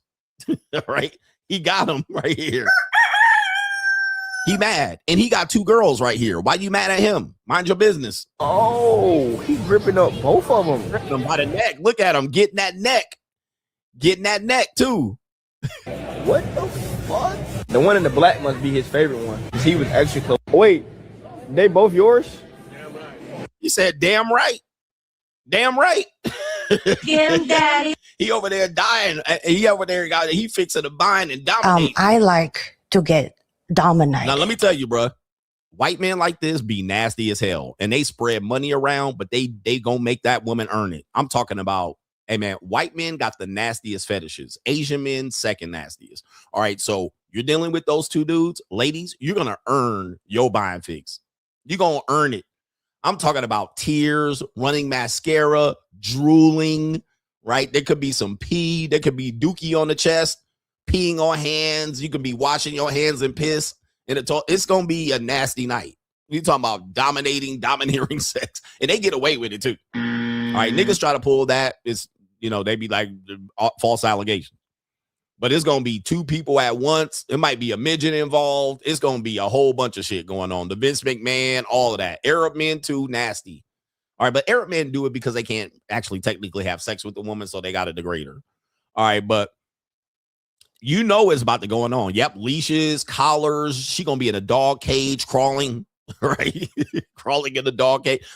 His dog is going to be outside in the yard, and she going to be in the dog crate. This type shit. All right, this type shit. And this is how women actually like stuff like this. They like that degrading sex. All right, I had a woman, a Ling, tell me that's she want me to do that. All right, but it is what it is. All right, so it's about to be they about to earn that $350. They about to earn that $350. Ghetto gagging them. It's gonna be ball gags and all kind of nasty shit. He gonna be pulling her face back. I don't need all that. I'm not into all that. All right, but anyway. Yep, she gonna be licking up stuff off the floor, eating dog food. Look at this nasty boss hog looking ass nigga. All right, look at him, bro. It's about to be nasty. It's about to be a nasty night. And the way he came up behind him and grabbed him by the scruff of that neck. Watch this. This hating ass nigga right here. We gonna turn him down. Watch how and look, she trying to hide from the camera, so she out here a full-time skeezer. All right. She trying to hide from the camera and they sniggling. Look, there go your future wife. There go your girlfriend. All right, there they are. She like, stop. Hey, man, let me do my business all by my lonely. Watch how he grabbed them by the scruff of the neck. right here. And these guys can never do that. And boy, she got a fatty back there. Watch how he grabbed them by the scruff of this neck. All right, let me see if we come back behind. Look right here. Watch this. Get over here. Scruffed her. All right, ladies, straight scruffed her. All right, I like the scruffer. Straight jacket. All right. Niggas could never scruff a girl. All right. Get over here. Come here. Get down right now. Down. Do that. Say daddy. All right. Crawl. Get him, daddy. Straight scruffed her. So you already know she down for whatever if you can scruff her. Look at how he scruffed her with confidence with the big ass bear paws. Look at that, right on the neck with that big ass ham hock right gripping her neck. She like, okay, daddy. And then collared the other chicks. Now, if you take any of them girls out on a date, they'll be like, I didn't like that you touched the touch barrier so early on the date. I'm just trying to get to know you. All right. But of course, when it's get him daddy season, he got the other one in the collar headlock and scruffed the other one up. Get over here now, bitches. Follow instructions. Listen, don't talk. All right. Don't mind them young niggas over there. Don't if you look at them young niggas over there, you ain't getting your money. All right. If you look these niggas' directions, if you even talk to these niggas, I'm gonna tell you what he's saying to her, because I'm in this position too.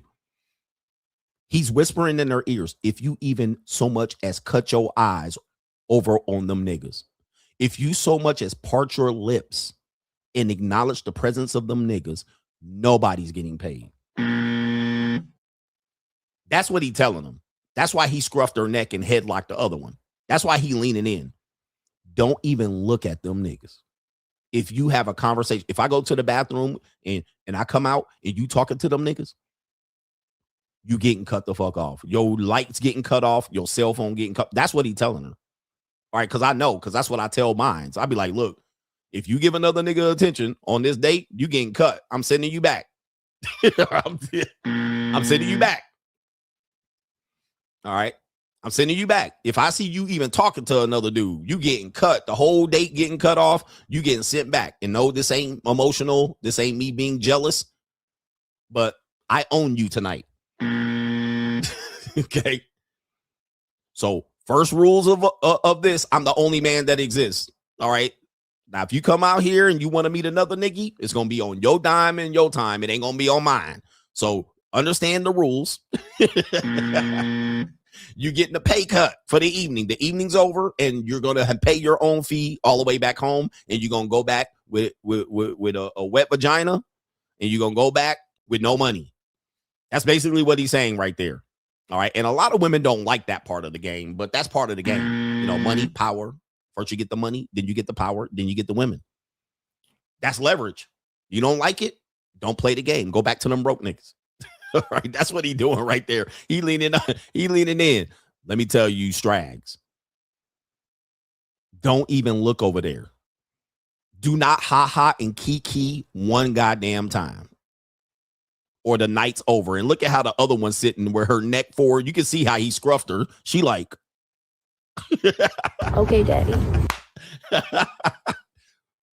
She like, so women will come out here, you being insecure. You may garden. No.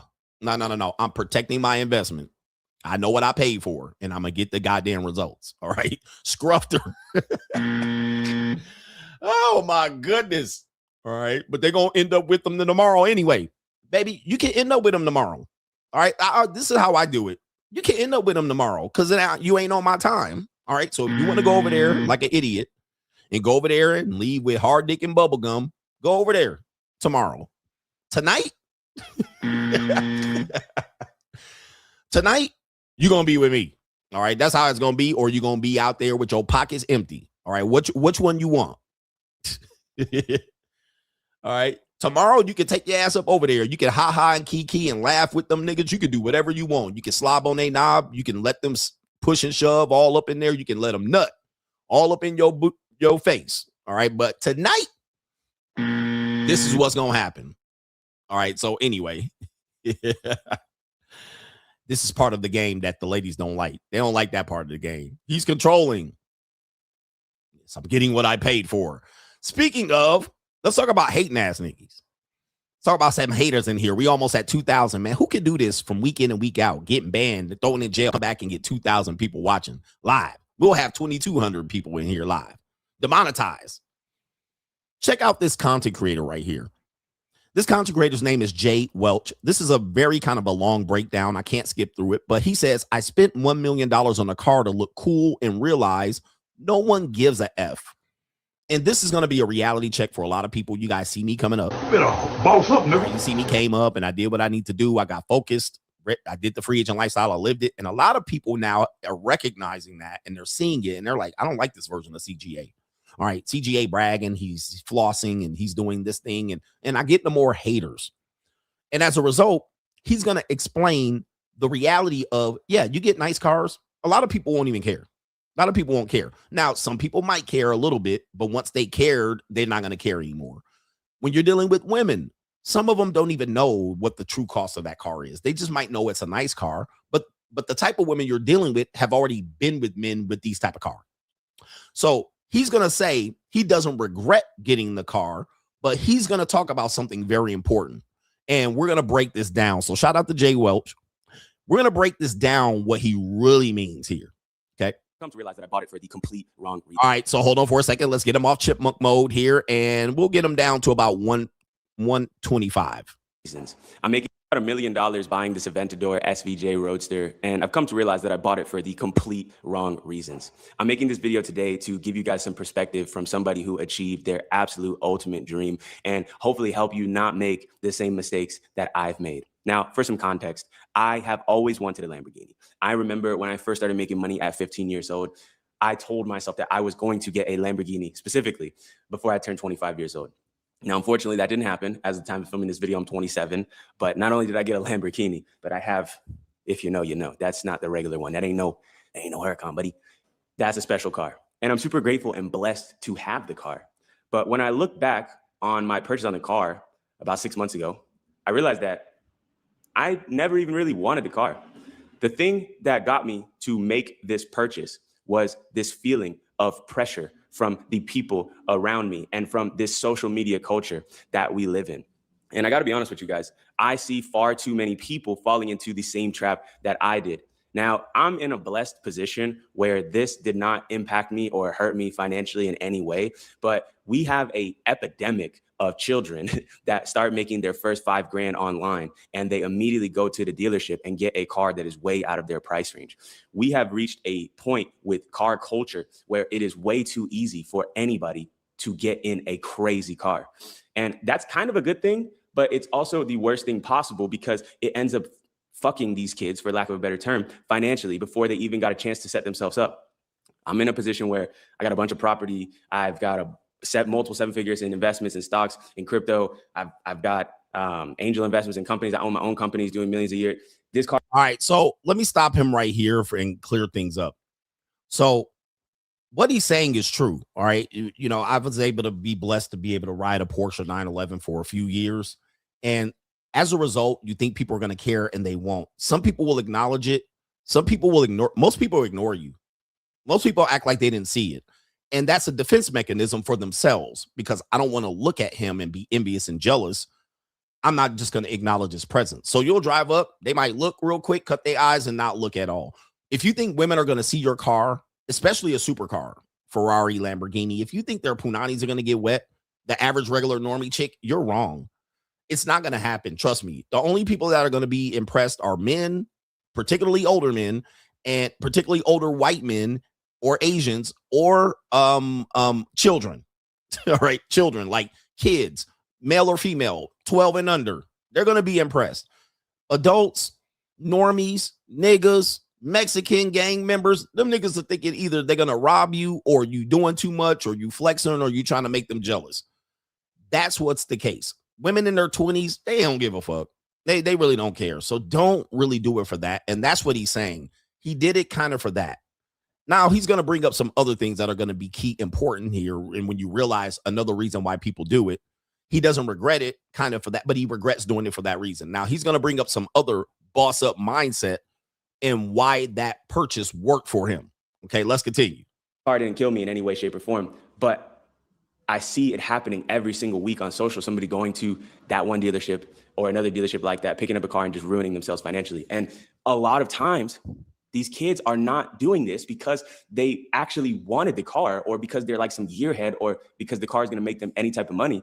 These kids are usually doing this because they want to prove to the people around them that they are successful. And I know that there's some financial incentive in doing that. Obviously, in my life, I'll be honest with you guys, owning this car has made me an extra $1 million or more in the last 3 months alone. Honestly, after I got the car, my follower count skyrocketed through the roof. This car has paid for itself and then some. All right, so that's part of the money mindset at that point, which if you are this type of content creator and this fits your image, it will earn you dividends, because it's going to make it so that you're more believable, if you will appear successful. Your followers will go up. I had one post that I posted one time on Instagram, and it got me 70,000 followers. 70,000, one post. All right, I posted that shit, and my follower count went crazy overnight. I was like blown away. Now, my follower count has been stagnant since then because I haven't posted like that on Instagram in a while. But that video got 1 million views, and my followers went up 70,000 followers on Instagram. One post with me in the car. All right, and it's not from the red pill stuff that blew up. It was that one car post. So it was crazy to see. And what has that resulted in? Right? People think I'm a celebrity. You know, women will be like, damn, you got this many followers. Like, there's things that happen as a result of that. You can get a little bit more credibility and notoriety with this amount of followers and that. So it happens to where if it works for you, then you can use it to your advantage and leverage it. That's what he's saying. You can leverage the car, and sometimes the car will pay for itself. The car will pay for itself. Now, the result of that is, remember, the pendulum always swings. You're going to get more haters as a result. And you guys have seen that happen to me, right? You've seen that happen to me as of late in the last couple of months. Because I started posting more of this, because I'm like, damn, y'all should see a part of this. It's part of my brand. Now you can become a target. So now he's going to address that part right here. Yeah, you got a dub. It paid for itself. But now how do people see you? But I'm me. I'm in a position where I already have over 2 million followers and I can capitalize on these things. A lot of kids are getting these cars, expecting for them to buy the car, expecting for them buying the car to be the thing that skyrockets their brand. And as you can tell, I have zero grammatical ability, but I still was able to get an Aventador. I literally had seasons. Fair use. But the point that I'm trying to make here, and the mistake that I really want you guys to try to avoid. Here we go. They say if I saw further is because I stood on the shoulders of giants. It's one of my favorite quotes. And what that means is that you can learn from the mistakes of other people. Take it from your big brother here. I think you should all strive to have nice shit, okay? I think you should all strive to accomplish the material dreams that you have, whether that be a car, a watch, a house, whatever it might be. Get it if you want it. But don't stretch yourself too far, pause. Yep. And don't get something that's not aligned with you just so you can impress other people. Right. It's a losing game because between you and me, a little secret, un secreto, nobody gives a fuck. Nobody cares that you have a Lamborghini. Right. Matter of fact, it puts more of a target on your back. It actually makes people want to see you fail even more. Listen to that one. These are blue chips. Better boss up, nigga. Now what'll happen is, and he's going to talk about this, and he kind of talks about my evolution. What he's going to say next is going to really drive home the point of why you see more people hating on me. Okay. But what then people will look at you as, or they'll even start recognizing you because you have the Lamborghini. Oh, who is this person with the Lamborghini? All right. That happened in Las Vegas. I didn't show girls on my show for years. As soon as I showed girls in Las Vegas, hating ass niggas in Las Vegas. Who is this nigga, Coach Greg Adams? Right. I only start getting hate attention from outsiders because I posted a video with me with young college white women. But before that, oh, who is this nigga? Nobody noticed me. So listen to what he says next. This is a blue chip. And this is what you have to understand, that when you strive to become successful, when you start seeing and people start recognizing it, what happens to them? From somebody that's like me, that's been documenting their entire journey since the beginning, I've seen the shift in how my DMs look and how people talk to me and how people perceive me on the street. When you're that guy that's on the up and up and you drive a BMW and you're climbing and you're putting numbers out, people love you. Look at that. Now, remember, I started off YouTube with a BMW.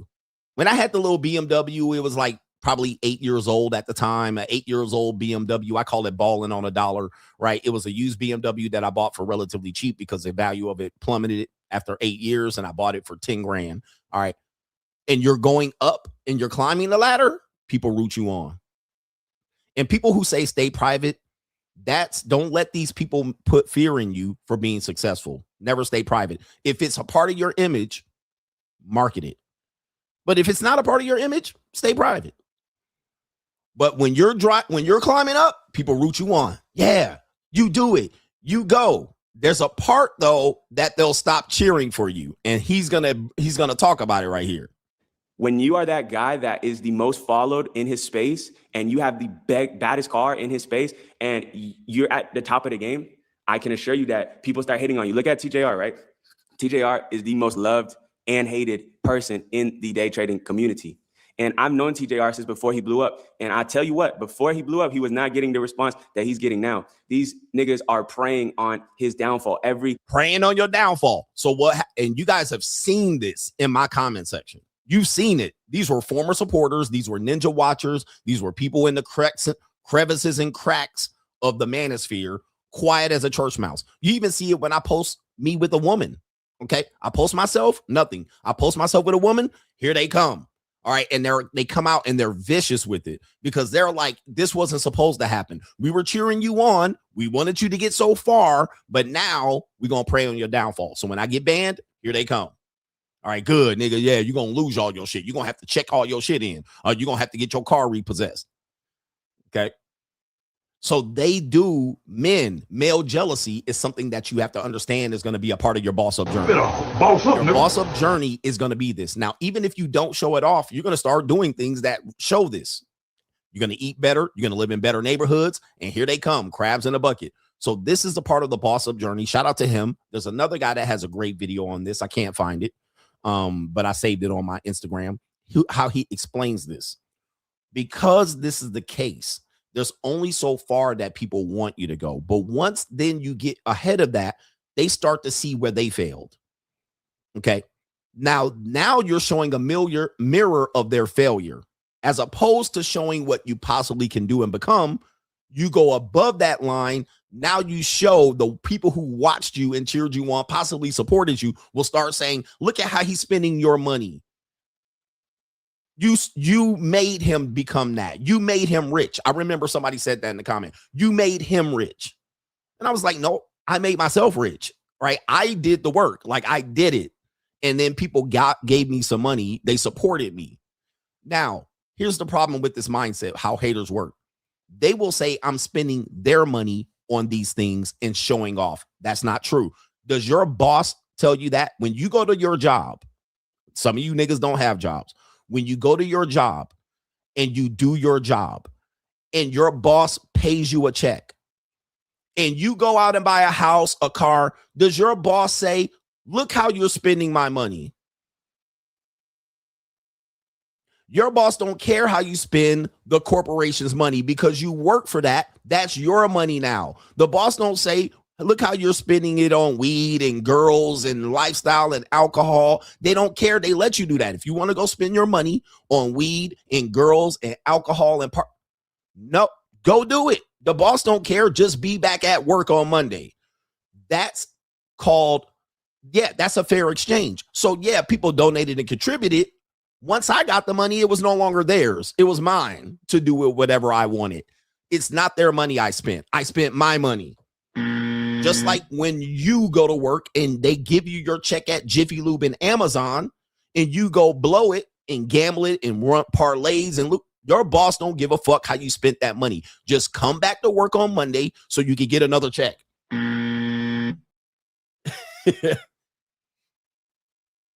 He says, I talk down on churches and religions doing the same. No, I have never. You've never heard me say that. Again, don't put words in my mouth. I said they should pay taxes. That's what I said.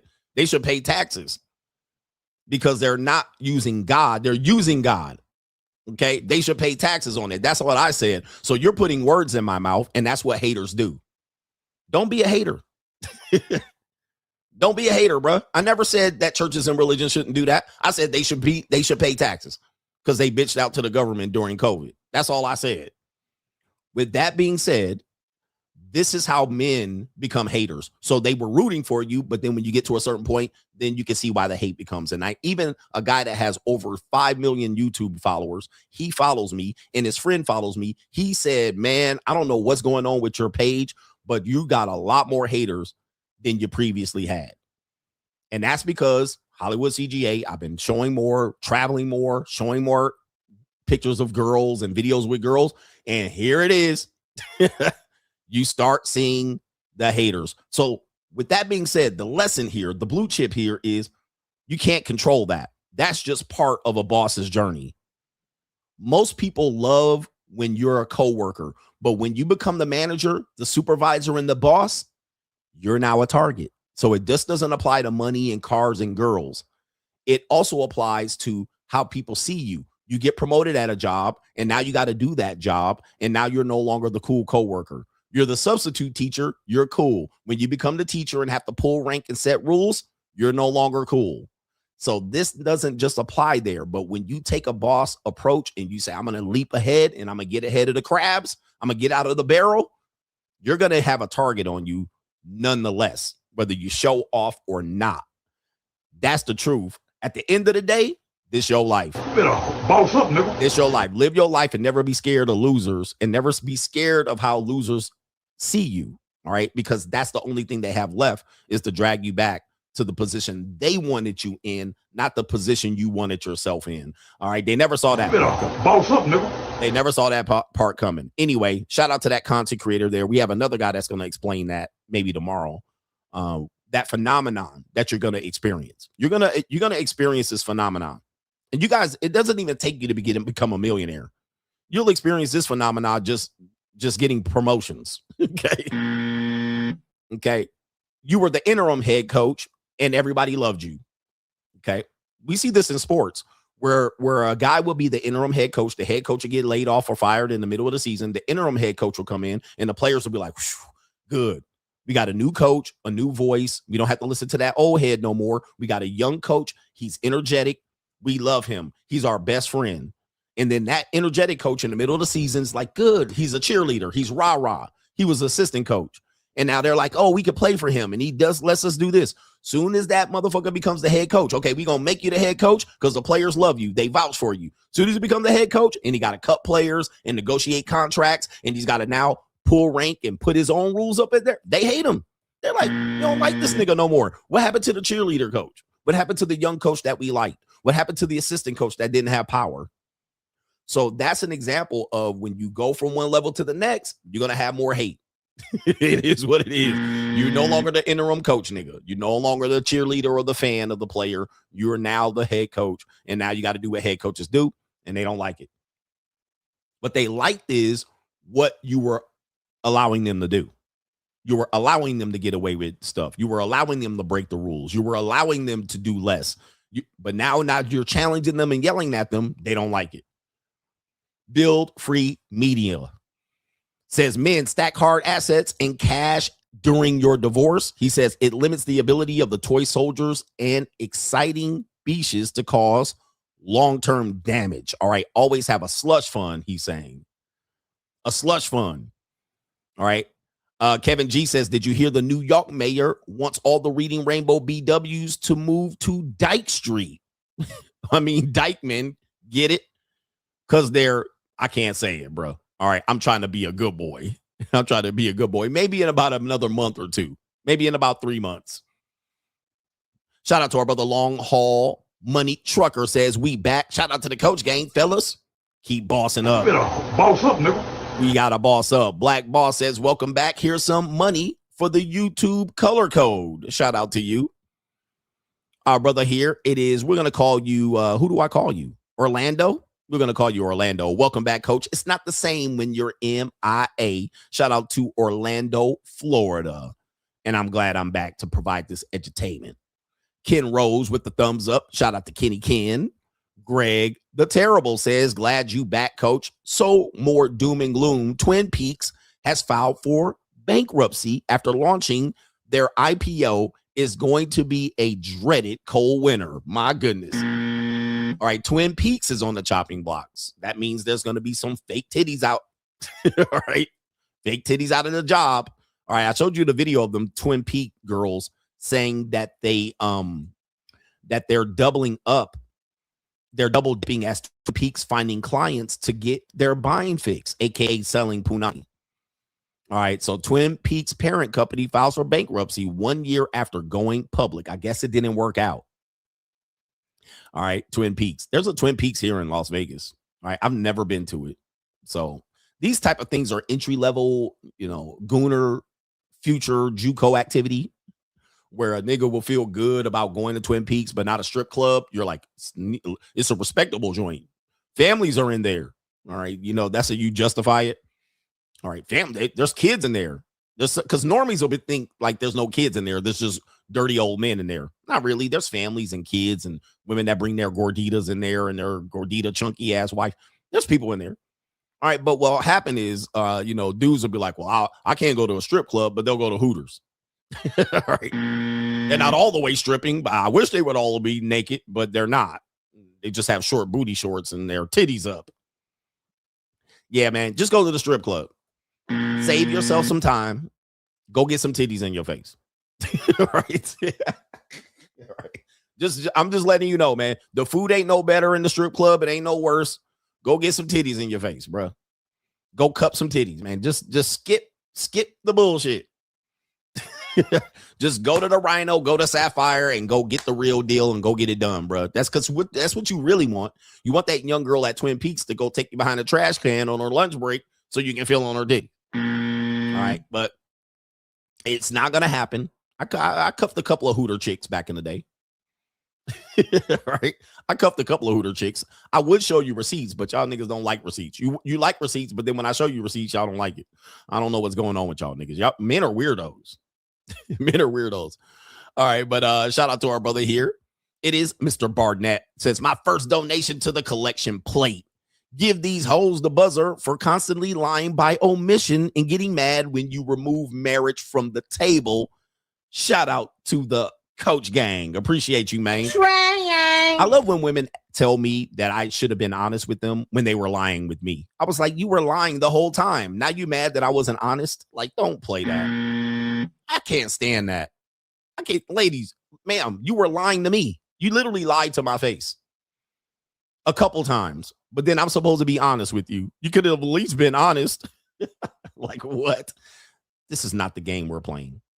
Ken Rose says, welcome back, CGA. All right, Ken Rose never really says anything, but he did today. Steve Moore, here's something to buy Nova a new dog cage fund. Oh, the humanity, all right, because there's some ladies in there. But Nova's not in there. All right, Derek says, wanted to send a shout out to Sophie Rain. She said she hit a milestone of making over $100 million on OnlyFans. Humanity is screwed. Send it. All right, $100 million, making that money. You don't really know how much she made, but, you know, she's very popular. I know what social media can earn you, and I know she's in a high income bracket. I don't know if it's 100 million, but it wouldn't be a shock. You know, she's being accused of lying about her income, but I would probably say 50 million would be certainly within grasp. All right, for sure. I mean, because, yeah, you can make a lot of money. She probably already paid taxes. She says she already paid taxes. All right. You know, I'm pretty sure they taxes are covered because they got a madam. You know, they got a mama son. They should be taking care of that. Hex Euripides says, welcome back from the YouTube vacay. Free agent lifestyle for life. Right? He should be good. Right. But anyway, I can't stop it. Shout out to our brother Hustle Every Day. He's Donald Sterling, these 304s, big pause. Yes, he is Donald Sterling them. You better do this. Did you see that Donald Sterling thing, that Donald Sterling movie? They had like a movie about the Clippers, Donald Sterling. One thing that, and I said this right here, one thing that I didn't know about at that time, I was unaware, but I did think that woman looked funny. Anytime I would see that woman, I would say, that's a funny looking woman. And she was supposedly a half Ling. And she would have this visor over her face. Who remembers this? Press 1 in the chat if you remember this. All right. Some of y'all too young to remember this. But I was like, that's a funny looking ass woman. All right. Back then. But I was, you know, it was a time where things weren't today the way they are yesterday. Yesterday's years, there were things that were, let me go ahead and pull this up. Like today, you know, the whole rainbow and trans thing is normal, right? They pushed it enough to where you like, when you see it, they're out about it. They'll tell you about it. But back in 2008, it wasn't the case. All right. It was a more innocent time. Times were innocent. So this whole kerfuffle with the Clippers, what we didn't know at the time, that this was a transformer. All right. We didn't know. The media didn't say it. They were kind of like, yeah, this has messed up the league. He lost his franchise over it and all of that. But I remember looking at this person like, that's a funny looking ass woman. Like, so who knew it? Press 1 in the chat if you knew it, because I didn't know it at the time. I didn't. I will say, and I will admit, I had no clue. But I was like, why is she always hiding her face? Let me show you a picture of her. All right. Where's the visor? So this is what she would do. This would be the dead giveaway right here. But it was Los Angeles.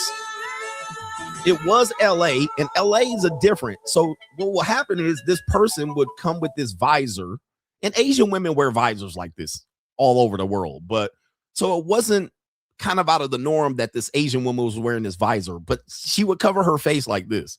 And you can see the implants and all of this. But I didn't know because they insinuated it in the movie. They were trying to draw attention to it in the movie, the documentary that they came out with. But nigga, I was literally out of the loop. Okay. I did not see that at all. And I was like, what? When I watched the movie, I was like, what? What? Dude, what was this? 2008. People don't realize how innocent even 2008 was. I believe that's what the year was. Let me see if I can pull this up. A key player. And then she ended up, was that 2008? Let me see if I can pull this up. What year was that? The media was definitely different. It wasn't the media we have today. So they could not really talk about it. 2014. Okay, you guys are saying 2012, 2014, around that time. You don't remember how different the world was at the time. That was before even our current psyopses.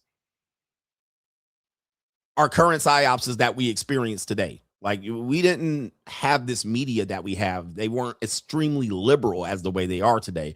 And so a lot of the agendas were pushed in really after Barack Obama. The current agendas were pushed in after Barack Obama left office, because he kind of got all of that shit, solidified. And so that was when he left the office. That was when the shit was kind of, by the time 2015, 2016 comes around, Donald Trump gets into the office, we're in full blown, completely liberal media takeover.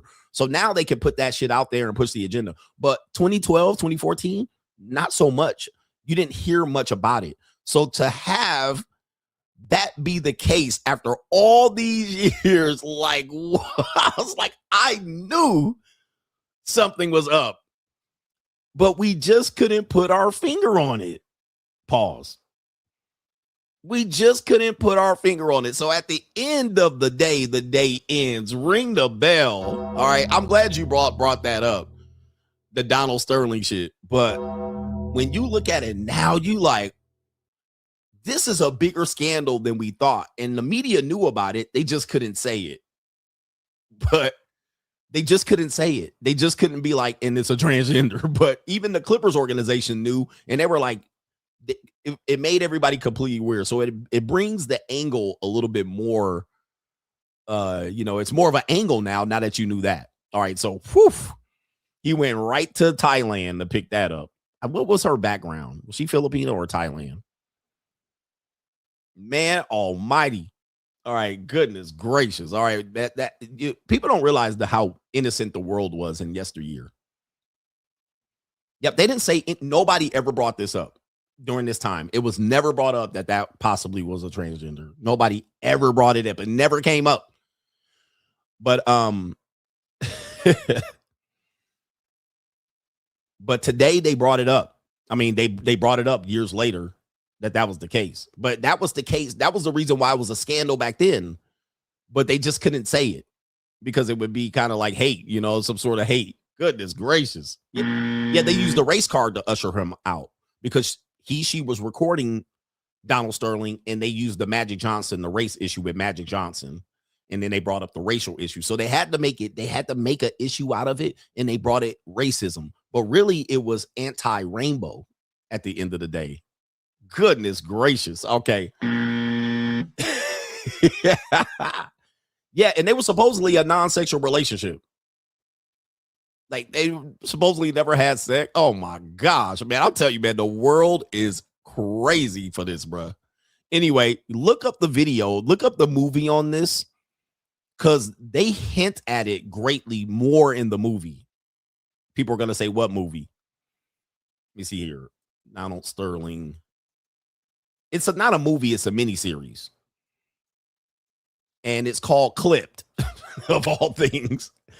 It's called Clipped, and I think it's on Ed O'Neill. Al Bundy is in the movie. So is Lawrence Fishburne, plays Doc Rivers in the movie. It's on FX.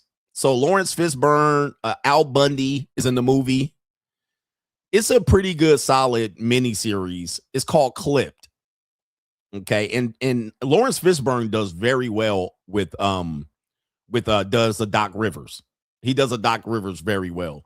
Man almighty, man. That dude, and when I was watching, I was blown away. I was like, what? How come I never knew this? It sounds like Leo K knew this. I never knew. I'm telling you, man, I was green. Shout out to Big Buck. Rio says, nice hog, dog. He says, go ahead, CGA. Riding. All right, riding, sliding, slippity slide. And somebody says, okay. All right, I got that one real quick. We be waking y'all up on the world. We wake you up on the world, man. The world is an interesting place. It's an evil world we live inside in. the mind of women coming up. Inside of the mind of the ladies. We're going to let ladies speak for themselves. Ooh, ladies first. Ladies first.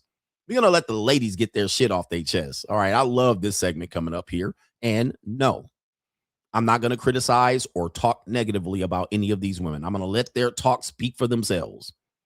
All right, because I got to be a good boy here. YouTube is watching you, dog. We got our brother Caitlin says, Coach, you can add this to your coachisms if you like. If you're on my dime or my time, your punani is mine. Even husbands should say this to their wives. All right, that's my rule. And that's my number one rule. I let all women that I talk to deal with that rule. And I'm going to tell you, 50% try to violate it. 50%. They always going to try to find their way to wiggle worm themselves out of it. And I'll be like, all right. And then I got to teach them a lesson. Jahari Russell says, welcome back, Coach. Salute. Let's see here. Did I get Caitlin? One thing about ladies, they're going to test their boundaries. All right. Whatever guideline or boundary you give them, they're going to test it. Just to let you know. And don't take this personal, gentlemen. It's not a personal attack. This includes your wives, your daughters, your girlfriend. This is anyone, female coworkers. What men do is take it personal. You take it personal that they challenge your authority or they, tried to pull a gray area or a fast one over on you. This is part of the game. This is why you want leverage and options so you can move on. The problem is men don't have leverage and options and they have to deal with the bullshit. And then they want to negotiate when they don't have leverage. But you're never going to get a time where women are not going to challenge your authority or challenge your rules or guidelines or whatever it is. You have some sort of boundary. All right, boundary. They will convince you that your boundary is ridiculous. You don't need that boundary.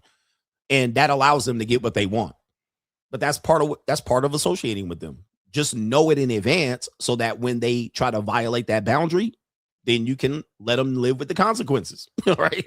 Okay, these are consequences of challenging that boundary. They're always going to challenge, though. That's how they are. All right. Like I said, I don't care if it's a daughter, a sister, a female coworker, a cousin. All right. Your mama, your granny. That's what they do. All right, ladies, where y'all at? Meow. Where y'all at? Are y'all plugging away at your count bean jobs? The ladies are quiet. I just realized why the women are quiet watching me. There's about 50 plus women in here. 20 of them are wetter than the Niagara Falls watching me right now. Some of them take a 5-minute break to go touch themselves in the name of CGA. I know, ladies. All right. I know. Okay. I know you're here. Get 'em, daddy. It is every woman's fantasy. But one thing that I noticed that the women are not contributing, they don't type in the chat, is because they're at their count bean job. All right. They're counting beans. 1 bean, 2 bean, 1 for you, 2 for me. All right. They're taking notes, you know what I mean? They're pushing papers and pens around. They're doing, useless jobs, making themselves important with a ridiculous title. All right. So that's what they're doing right now. They're tallying things up. They're counting things. 1, 2, 3, 4, 5 pencils. All right. 1, 2, 3, 4, 8, 10, 15 ballpoint pens. Okay. Yep, they taking dictation. They're in a meeting taking dictation and shit with their glasses right here. You know what I mean? I'm important. All right, I'm going to take notes. All right. Do you have the minutes for the meeting? All right, Mrs. Dictation, I do. All right, here's the minutes. All right, they're doing this shit. Right.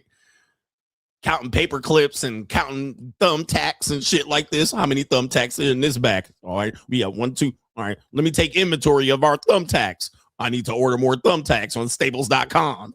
You need more sticky notes. Yeah, shit. All right, we running out of pods of paper. All right, let me order some paper. They on the calendar. They planning their office their office party meeting, or when they go to Washington D.C. with their crew. All right, we're gonna take our crew to Washington D.C. They book at hotels and flights and shit.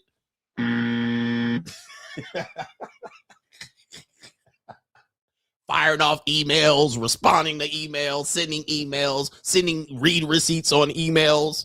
Where they at, bro?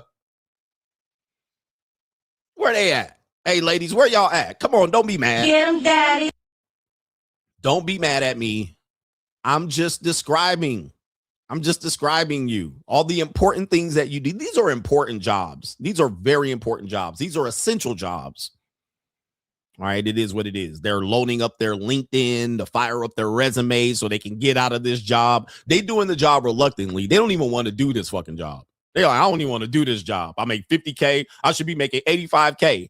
All right, on lunch break, they're on LinkedIn. They're on motherfucker. What was it? Monster.com, Indeed, firing out their email to 50 jobs. All right, I applied for 50 jobs today during my lunch break.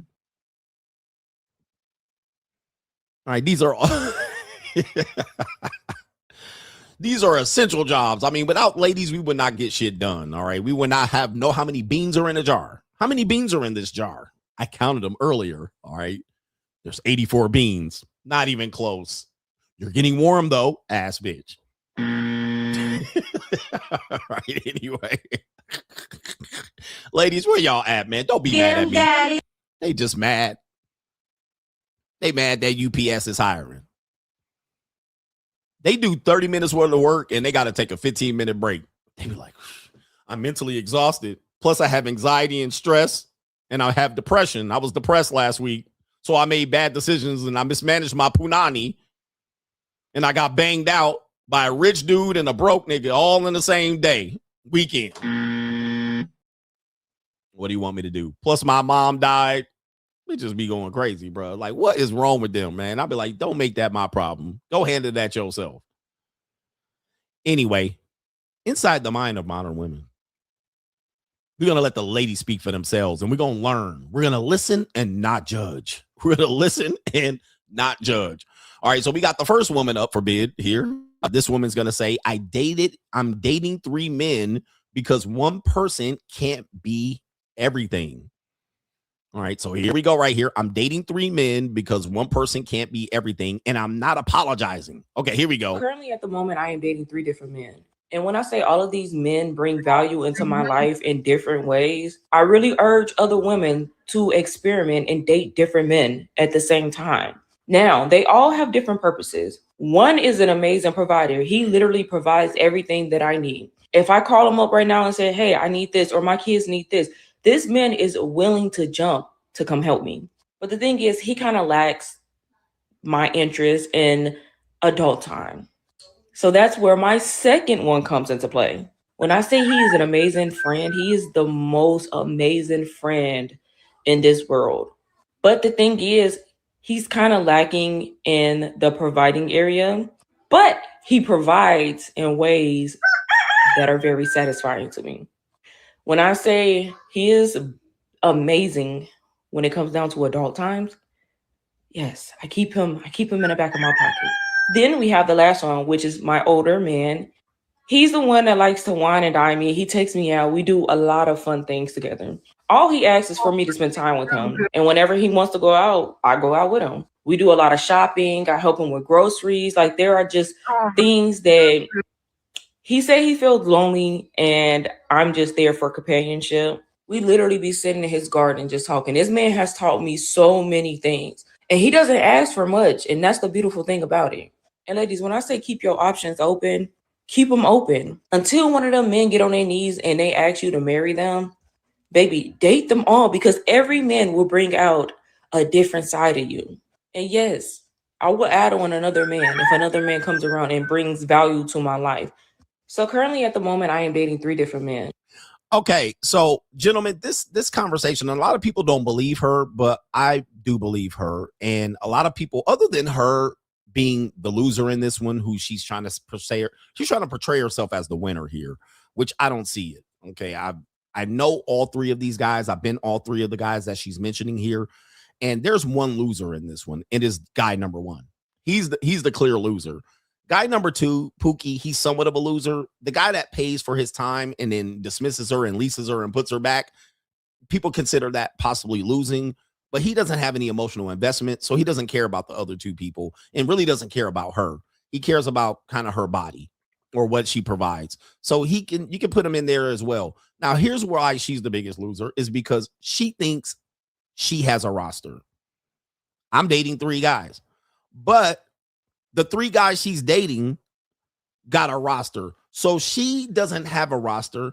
She's a hoe on other niggas' rosters. Okay. That's what she doesn't understand. Now, I wish they could be humbling themselves in the sight of CGA, as they say in the Bible. Humble yourself in the sight of the Lord. Humble yourself in the sight of CGA. You're just a hoe on a bunch of other niggas' rosters. That's all. That's what you are. And the bragging that I got leverage, I got 3 guys. Well, the 3 guys between them got at least 3 or 4 other hoes, if not more. And you are filling in time while you think you're juggling those guys. 2 of the 3 are juggling a whole bunch of other hoes. Okay, you're a side piece to the guy provider. You're a side piece to the provider who just need a little bit of your time. He probably married. There's a high chance he's married. So there's that. Or you just a side piece. So you just a hole on his roster. Then you have the Pookie. You definitely a hole on his roster, right? Pookie don't mind you showing up 2 days a week for him following up the rich guy. And then the number one guy, he's kind of the biggest loser out of this one because he doesn't realize that she's a hole on other niggas' rosters. So when women say they have options, they don't really have options. You just a hole on a whole bunch of other niggas' rosters. All right, that's all.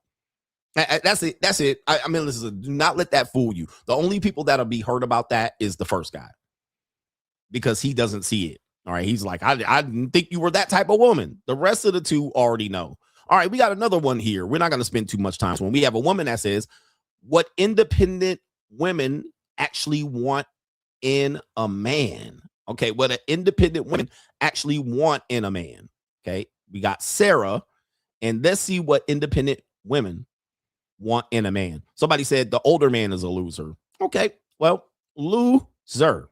He says just because it's you, bro. All right, just so you want to think. All right, that's fine with you. You can think that, but I'm fucking your girlfriend.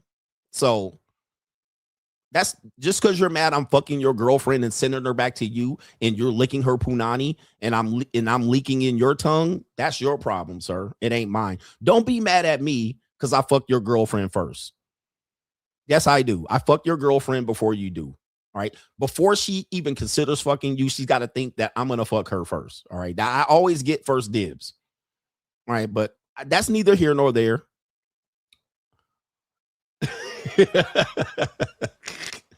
I said the money that she spends on you, nigga, that was not a lot of money that I gave her, but it was a lot of money to you. All right. But broke niggas going to always be hurt about this. It's neither here nor there. I have her before you. I had her before you married her. I had her before she lays down with you on Sunday night. I had her on Saturday night. It is what it is. I might have turned her over on you on Sunday morning when you showed up to take her out. She got cleaned up from a shower from me, but that's neither here nor there. You can go from use this as you wish. Use this as you wish. Use this information as you wish. But I'm not hurt from it. You seem to be hurt from it, but she's yours now. You can do whatever you want. Okay. You can do whatever you want with her. It doesn't bother me anymore. All right. I know she was trying to fuck on you already. All right. But you just didn't know about me. All right. But I knew about you. You just didn't know about me, sir. All right. That's all. Do you have the stomach? But I knew about you. She tells me about you, but she doesn't tell you about me.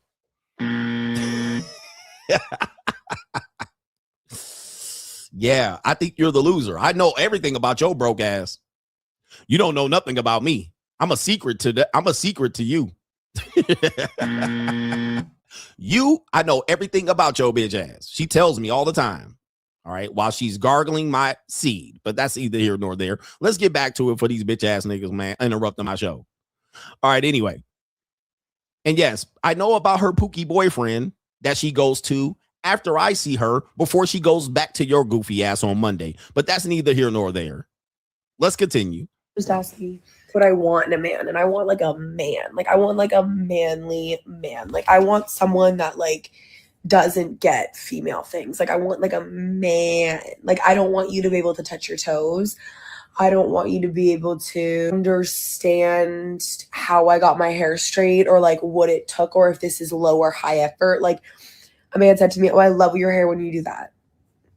Literally just blow dry it. Like they don't get it, but like I love that. Like I love when a man just doesn't get it. Like I'm going crazy, I'm psycho, whatever. And he's just like, "Oh, what should I do?" Like he doesn't get it, so he's gonna ask and he's just gonna do it. Like, does that make sense? Or like, am I talking in circles here? Like, I just want a man to not understand a woman and like be so okay to learn and like baby steps and like do anything that I need him to do. Like if I say I'm gonna have a glass of wine with the girls, like that wine better be at my doorstep when the girls come. You know what I mean? Like if I want breakfast, like, have you ordered it yet? I told you 2 minutes that I wanted breakfast. Like, do I want like a little bitch? I just love men that like worship me, you know? Like is princess treatment dead? Like if I call you at any hour of the day, like I think that you are lucky. Like be grateful that call landed on you, because what's the other things? It could land on somebody else's phone. You wouldn't want that, would you? No. So be grateful. Just ask me. Oh my goodness gracious. What, man? I'm going to tell you inside of the mind of these birds. So she just describing that goofy nigga that we just saw earlier. She wants you to be dumb, goofy, pandering. All right. Jester Maxine, as we talked about yesterday. But guess what? I already had her. So did Pookie, Tyrone, Ray. We already had her. We still got her. Okay. Even when she finds this guy, we still got her. That's what the previous woman was saying. She was like, yeah, even when I find that guy, I'm gonna still date these other guys. So we still got her. I still got access to her. I can get her. I'm telling her to come over. Hey, I need to see you this week. All right. And she coming over. All right. She coming over real quick. All right. Even when she with your goofy ass. Gotta get my bag and run. But she would desire someone who was less than knowledgeable about women. That's what she said. I want a man that's no red pill knowledge, no knowledge of women, no understanding. You just don't know. And I always say, you can love women or understand them. You can't do both. She wants a man that loves her, not understands her. So she can do what? The manipulation in the background. All right. That's what she just described. And she can barely describe it. Like. Does this make sense? I mean, this isn't crazy. And she better hurry up. All right. We have an ecclesiastic woman that says this is a conversation that no one is having. Well, and they're not ready for it, but I'm ready for it. I've been having this conversation. This conversation is going to go after the ecclesiastical marriage guys. Also after the guys that modern women are different than the women of the past. I debunked that. When men say women were loyal in the past, I said, no, they weren't. They just had less options. They had less leverage. Okay. They were trapped in the system of where they had to be. When they had intimacy with a man, it wasn't because they loved him and they were loyal with them. It was because they had very few options. So they were less leveraged than they are. Today, they're more leveraged. A lot of things give them leverage. They're working outside the home. They're on social media, right? They're on dating apps. They gives them they gives them more options to be able to explore. That's why they are now confidently telling you, I got options. I got 3 boyfriends. I got this and that. This is just a new world. So this woman's going to ecclesiastically say why. It says, do you know why body counts were so high for women in the 80s? Listen to what she says here. Not because it was love and good sex, but listen to what this old woman, Skeletor, says on the right. I can't say that. Not Skeletor. Somebody said John Bon Jovi. John Bon. What it says, how I F my way through the 80s. Okay, goodness. Let's hear what she has to say. How I F my way through the 1980s. Okay, here we go. Do you know why body counts were so high for women in the 80s? A lot of us. Mine was huge body count number, man. Lucky they didn't talk about them then. I'm 59. I don't even know their names. Really. Yeah. Can't even remember. But from a woman who lived it, I'm going to tell you why it's so high. If you want to know what you get when you get an 80s man, because that's what you're about to get. Donald Trump is about to unleash the 80s guy on you. We gave in. We just fucked them so they would leave us alone. Guys, this is also the wives, your ecclesiastical wife, women in marriages. Women stayed because they loved their husband and they would love their families. No, they did it so they can leave us alone. Now, I often said when women say they want a masculine man or a traditional man, this is often the man that they deep down inside hate, because the guy never took care of the kids. He came and went as he pleased. He fucked his secretary. He smacked the woman up. No domestic violence charges. She couldn't go nowhere. She had no fault divorce. Okay. The woman had to stay. She didn't have enough to make enough money off of a job or alimony. He smoked in cigarettes in the house. He blew his nose in his handkerchiefs. Okay. He put his feet up. She cooked and cleaned and washed the dishes. All right. She had no other choice. Where was she going to go? Now, when Laverne and Shirley came around and that motherfucking Mary Tyler Moore, now these women run into the office. All right. They're running to these jobs. And one of the things I've been telling you, one of the reasons why you see women running to jobs is because they're trying to buy their way out of these situations. They're buying the way out of marriage. They're buying their way out of cooking and cleaning. They're buying their way out of listening to men. They're buying their way. So that's the leverage they got now. That's why things are different, because they're now going, I don't have to be married. I don't have to listen to men. I don't have to listen to a husband. I don't have to fuck them when I don't want to. So I'm buying my way out of it. It's not that they were more loyal. It's that they have more options to buy their way out. Now they could be 304s. Now they can have 4 and 5 boyfriends. So you're seeing what's happening here. But guys thought that women were in the past were different. No, they weren't. Not only that, she mentions her body count was high. Club 54, Studio 54, all the hoes wearing biker shorts. They was out there fucking too. But the reality was they didn't broadcast it like women today are broadcasting it. They didn't have the confidence to go out there and broadcast it, but they were doing it. Shit, a lot of these women were married 3, 4, and 5 times. How you run that body count up? You got to have a high body count to get married 3, 4, and 5 times. Okay. And on all the affairs and shit. Just watch Dallas. So she's giving you the insight. Yeah, we had high body counts. We just didn't talk about it. Today, they talk about it. That's what we did. What do you think they're going to do now that you have the ability to say no? Because you're not one that just gives in. Yep. What do you see happening with violence in this country against women and children?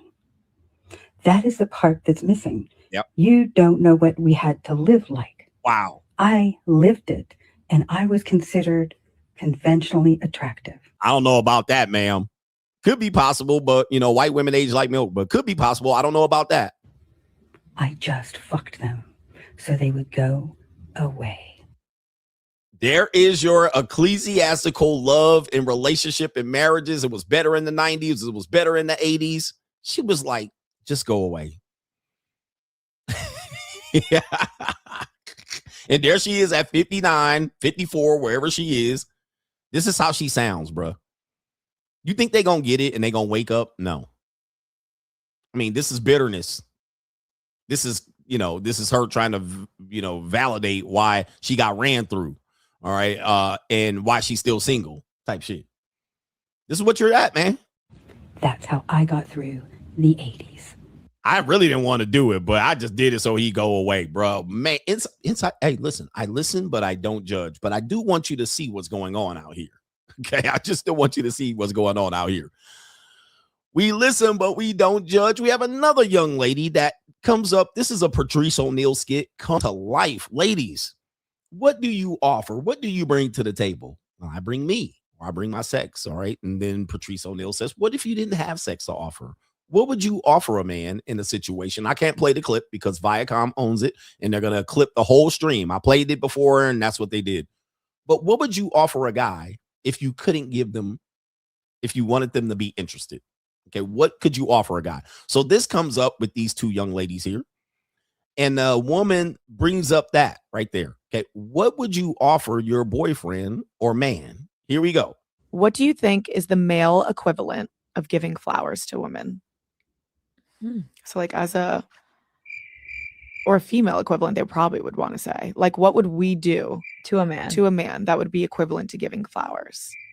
All right. So again, when you're dealing with white women, you're dealing with ditzy. They don't think. All right. They don't think before they talk. They really don't think, anything definitely outside of themselves. All right. So, especially with blue eyes, deer in headlight. This is a good question. What is the male equivalent of a man giving a woman roses or flowers? Ladies? Ladies? What would the female equivalent be? What would you do to serve your man and show your man that you appreciate him? Because women say, buy me flowers, buy me candy and roses and chocolates and shit like this. What's the female equivalent? Anybody? Ladies? What's the equivalent? Let's see. What do you think she's gonna say then? What do you think she's gonna say? Like, what do you do for Christian? Sex. Damn. You're like, I give you sex.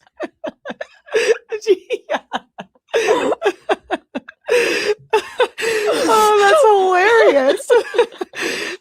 So at the end of the day, I listen, but I don't judge. In their own words, all they have to offer is sex. In her own words. That's what she came up with. I didn't do it. She said it. Now, go along their entire lives. That's what they've been offering all the men they've been dealing with. So what you're getting used up, ran through, same sex she done gave to everybody else. Same, and most of the time she don't got to do nothing but lay there. She don't got to do nothing but lay there. You doing all the pushing and shoving and the huffing and puffing. All she doing is just laid on her back and cocked her legs up. Okay. Now, you look at the transactional relationship. He gives me roses. I cock my legs open, AKA all men pay. So that's how she's gotten through life, paying back men that have given her anything. My man gives me something. I cock my legs open. Like, come on. Listen, that's what she said. I didn't say it because I'm above this type of conversation. She said it. Don't blame me. She came up with that. And go back, watch that Patrice O'Neal skit where he said, ladies, if you wanted a man to like you and you want to show that you wanted to show your man that you were interested in that man, what would you do? And the women could come up with nothing but sex. Give him the dookie hole, give him sex, give him a blowjob. Like, that's all they could come up with. He was like, not be more interesting, not tell better stories, not play video games with him, not go collect comic books, not count his comic books collection. All right. Not go look at his GoBot collection. Okay. It was just sex. Just 3 holes, a series of holes, as Patrice O'Neal called it. Just a series of holes. And she said it. Don't be mad at me. I'm not trying to enrage you, and I'm not trying to talk down about women. She said that. Same thing as your wife for Valentine's Day. What are you getting me? You gonna get some punani. Couldn't even think about something he was interested in. Okay. Give him a keychain or something. All right. That's cold world, man. It's an evil world we live in. We got inside the mind of the ladies. Ladies, these are your ladies right here. This is your ladies talking. It ain't me. It ain't me. It's you. We got snowstorms invading the East Coast, the Eastern Seaboard. All right, what is this one right here? We got snowstorms invading the Eastern Seaboard. You guys know that's going on right here. This woman says being single during a snowstorm. Have you guys been experiencing this somewhere on the Eastern Seaboard in the American South? Shout out to you guys in the Northeast. Being single during a snowstorm. That's what you get when you a single woman and you got your neighbors. All your neighbors got a man, and their man or husband out there shoveling snow and shit. Look at this shit. My shit ain't been touched. My son ain't home, and this shit is real. Look at this. Lady across the street. Look at that. Her man out there shoveling the snow. I gotta sit here and look. Look at my dad. That's what you get when you a single woman and you got your neighbors. All your neighbors got a man. All your neighbors got all your neighbors got a man. Listen, man, it don't take much for women to realize that a man is useful. Okay, I don't need no man, and I can do it all by myself. Okay, well, you got a snowstorm, and it's going to be at least a couple of days out of the year where being good to a man pays off. Being good to a man pays off because you ain't gonna get out there and shovel that snow.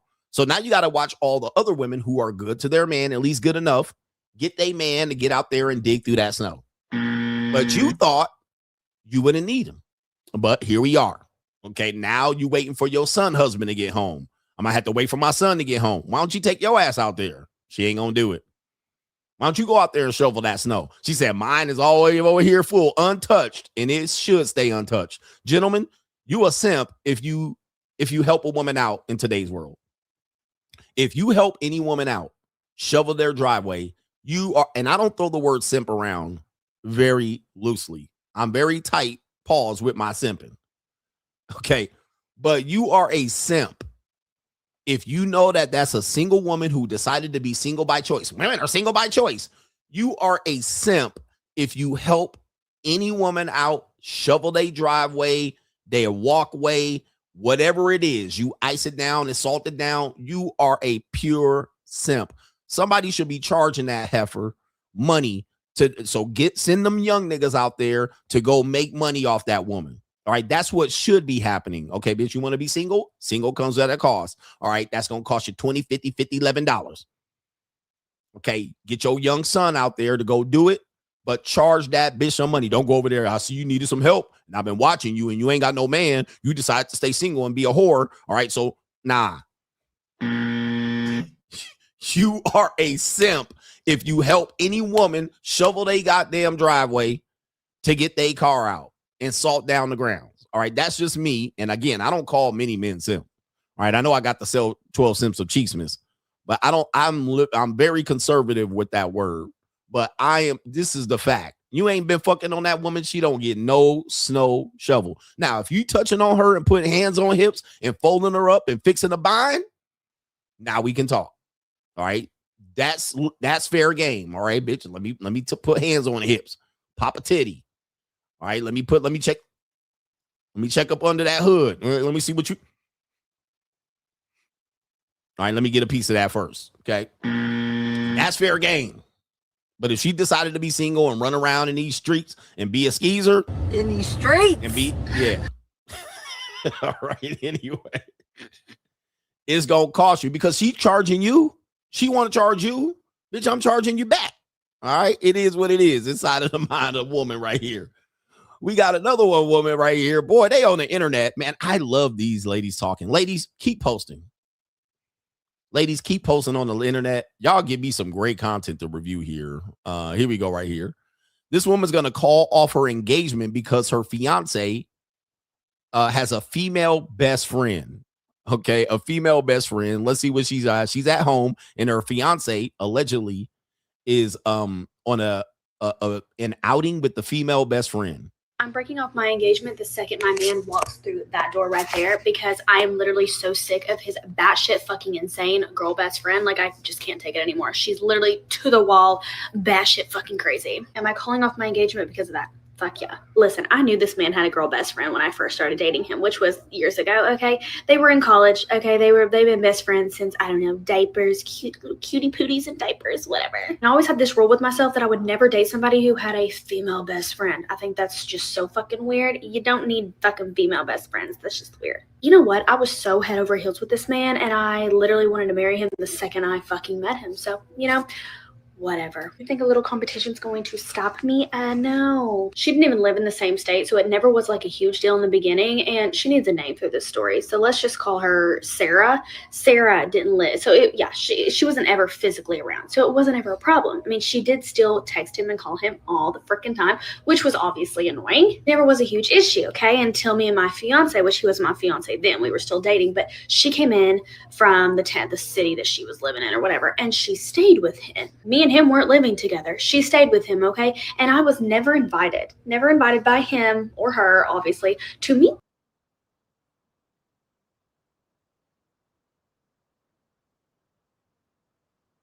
female. Okay, so here we go right here. This is kind of a weird situation because we know a lot of women have male best friends. I think women more than anybody have been pushing the agenda of having a male best friend, right? So I can have male best friends and it's just a friend and we just hang out and we just went out and we just got the hanging out and we had dinner and we walked around. But guess what? Then when the shoe's on the other foot, she crashing out. All right. All of a sudden, a man having a female best friend is a no-go. Funny how that works. That's a weird reality that women just live in and go, y'all push for that agenda. Y'all make men go, well, okay, I guess it's okay. But then when he does it, she can't handle it. Isn't that kind of crazy? All right, so let's go to the next one here. This woman says, real men step up, a call for committed stepdads. At this point, I got to think that people are really, shout out to Hobusters, I got to really think that people are trolling the internet. So this woman's name is Paprika Jones. Paprika Jones. There's no way that this could be real in 2026. This has to be AI. Okay. This has to be AI. Let's see what this woman says right here about stepdads. All of the men who want to be stepdads. My kids need a father. Men used to be men. It takes a real man to be a stepdad. If you're not ready to pay my bills and raise my kid, then step off, Dusty Brokey. Okay, this is AI. Okay, this is an AI video. There's no way, all right, that's real. All right, in 2026.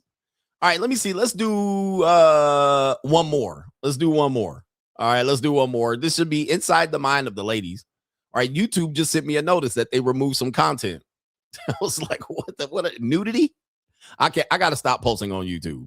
All right, I already got in trouble this morning. I'm fresh out of jail, already in trouble. Jeez Louise. All right. One of my posts on that post automatically, that scheduled post, got removed for terms and policies. Oh my God. All right, Jesus. What did I do? There's no nudity in it. They on my neck. All right. CoachGregAdams.locals.com. They are on my neck. What's going on with these social media platforms? New world order. What the fuck?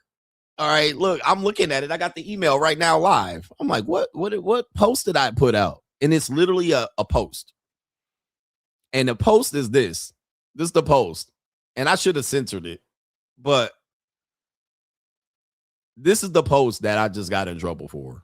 All right, I'm surprised they didn't give me the second strike. Man, I'm going to stop posting. All right, how about that? I'm just trying to engage with my audience. This is the post that I just posted. All right.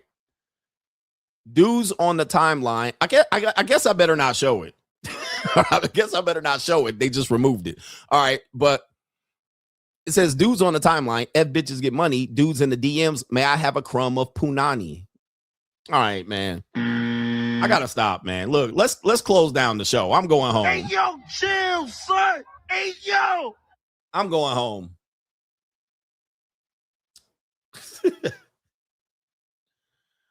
Oh, man. And it says sex and nudity policy. I guess the punani word should have been censored, but I've seen people post punani. Oh, man.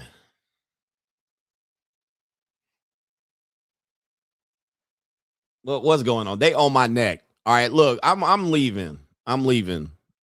We're gonna be on Rumble and Locals going out. This is just anyway. I'll post it on Locals just so y'all can see it. Where we at here? Last video of this one right here. We have a woman that says, girl, okay, this is going to be ecclesiastically. You know what? This should be on the It's an Evil World We Live In. We'll stop it right here. All right. I'm going to do the super chats. All right. They really trying to find a way to get a nigga. All right, man. Dang, can a nigga live? Can I breathe? All right. Can I breathe? I'm really just trying to follow the rules over here. I'm being a good boy. Oh my goodness, man almighty, that one got triggered. Oh my goodness. Okay, I'm gonna stop posting. That's what they want me to do. All right, where we at here? Shout out to our brother. Let's see, did I get Kaylin? I think I did, or maybe this is a new one. Kaylin says, if I was married and my wife only gave me sex so I could leave her alone, I'd be good with that. He says, I would be on her to keep my deals nick in the family. She'll get herself in trouble if she denied me her punani for the 500th time. Thanks, coach, for your teachings on marriage and sex. Okay. Yeah, I'm going to stop posting for a couple of weeks. All right, shout out to our brother here. Joe Thomas says, saw you on the Diddy doc. I almost jumped up, LOL. Shout out to you. Even my family member said, actually, my doctor, one of my doctors says, she saw me on the YouTube. And she said, and she's married. She says, she wasn't even paying attention to the documentary. It was just on in the background. But she said when my voice popped up on the Diddy documentary, she recognized my voice. So, you know, I went there, I had an appointment and I saw her and she was like, I saw you on the Diddy documentary. Yeah. And she was like, I wasn't really watching it, paying attention because it was like on the 4th episode. She said, but I heard your voice and I was like, I know that voice. And she went to rewind the video and I was there. So shout out to Hollywood. New world order. That's what it is, man. People don't like Hollywood. Hollywood CGA. And then family members were texting, not me, but my mother, because they ain't gonna text me, but they were texting my mom. I saw him on Diddy documentary. All right. Anyway, shout out to H Everyday says peace leave is the only ace up her sleeve. Men won. Men be really winning, and they think they're losing. Men really, I don't think y'all realize that you really have the advantage in all cases. You have the advantage across the board. But what we do is psych ourselves out like we have the disadvantage. And the way we do it is that this is how you do it. I'm gonna tell you the number one way that men psych themselves out and think they're losing. You want to hear it? Press 1 in the chat, Angry Man style, if you want to hear the one way that you look at everything as a loss. Press 1 in the chat. I want you to listen. I want you to write this down. This is why you think you lose. This is why you think you lose. Okay. The one way you think you lose is when you think you own the punani. That's when you think you lose. When you get into the mindset that you own that punani, or you control that punani, or you can control when she get that punani out to you or anyone else, that's when you think you lose. Other than that, you winning.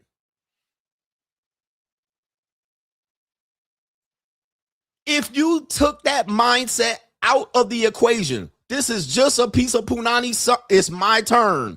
I'm renting it. I'm leasing it. It ain't mine. It's somebody else's tomorrow. It's somebody else's next year. If you just looked at it like that, you would win.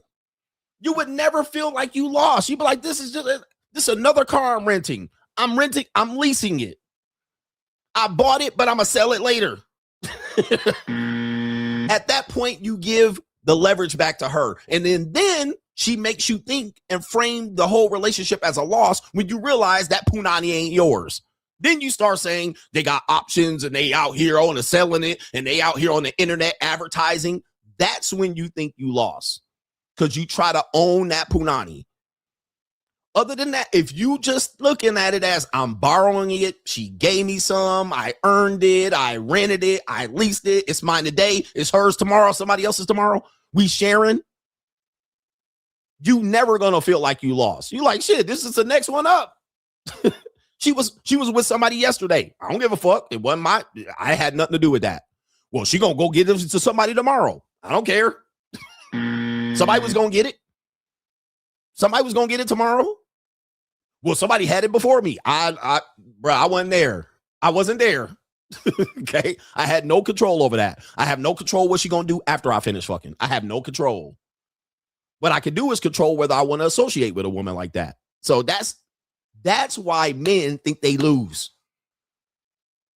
So you put it in your ego that somehow that's a problem for you. And I've been there. Trust me, been there, done that. It is the worst thing you can do to control how a woman does with her punani. You can't do nothing about it. Can't do nothing about it. You can't even control if she's going to cheat on you. You'll try to get her to not cheat. What do I need to do? You try to follow her, track her, and she'll still bust that thing wide open for somebody else. You cannot control for this. That's why y'all end up losing, okay? Other than that, you winning. Somebody done beat that up already. Somebody beat that up 24 hours prior to you. She might say, I haven't had sex with anybody for the last 6 months other than you. That don't mean tomorrow she ain't going to give somebody else none. So, okay. And that's how you have to look at it. She is not yours. It's just your turn. And women kind of look at men like that. That's kind of why they're able to accept their position with men, because the men that they really like, they know it's just their turn with him. Okay. They know.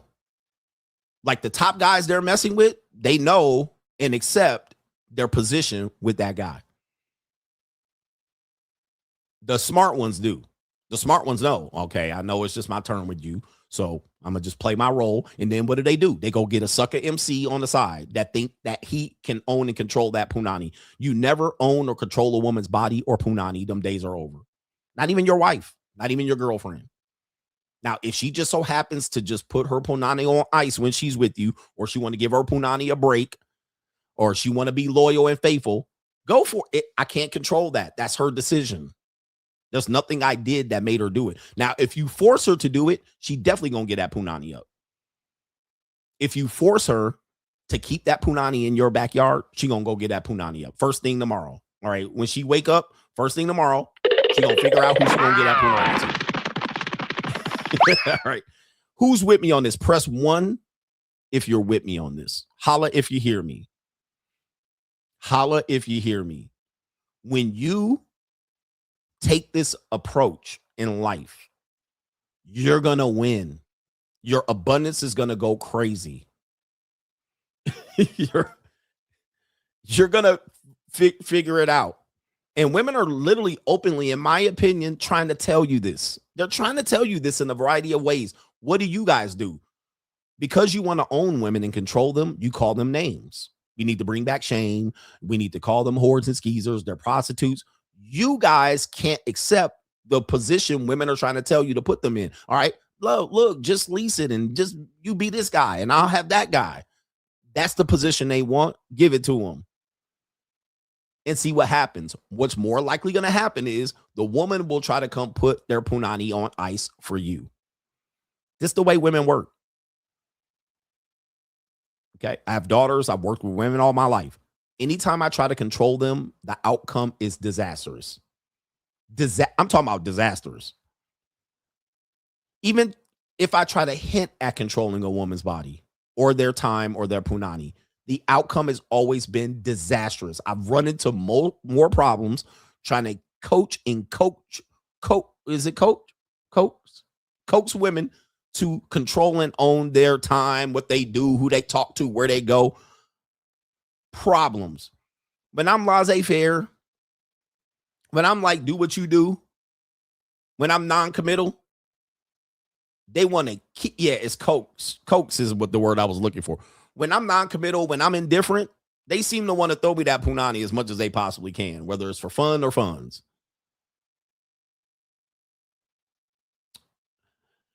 Anyway, I'm trying to hit y'all with some truth and facts. You can't control these people, man.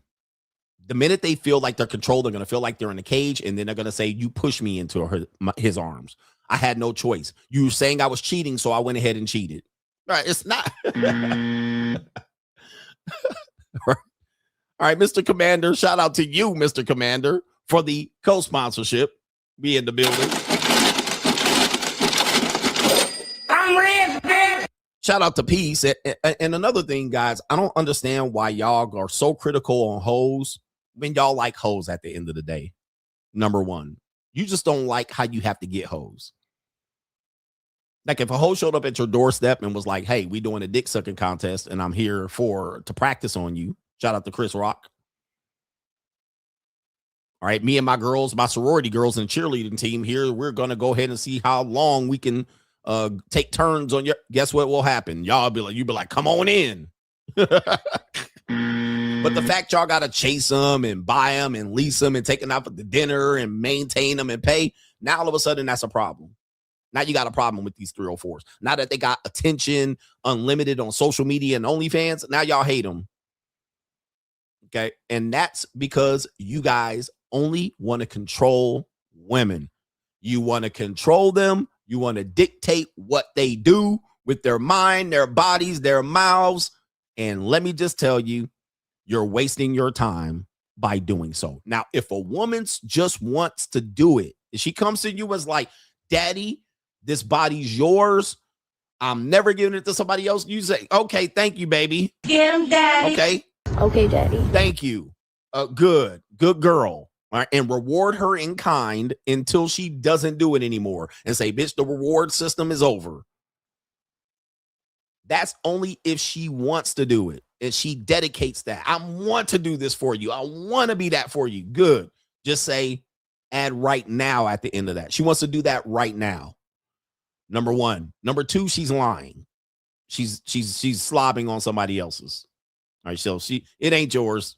It's yours right now. Okay. Anyway. All right. At some point, she's gonna wake up on a Sunday and it ain't gonna be yours no more. All right. You just don't know what that Sunday is. Any given Sunday, nigga. All right. Though I'm putting y'all up on the most profitable game that you can get on these internets. Shout out to P says, Coach, thank you for your courage and leading by example. My father died 15 years ago. My mother, who confronted me, just succumbed to cancer complications on Monday. Now they live through me. Coach Gang, tell your loved ones you love them. Bet on yourself today. Move with urgency. Shout out to P. Man, rest in peace to your father 15 years ago. You lost your mother this week. Rest in peace to your mom. Now they live through you. Now you're going to realize how important they were to you, even though you didn't think so. They're important. And yes, love your loved ones and your legacy and your family. All right, man. Sorry to hear that.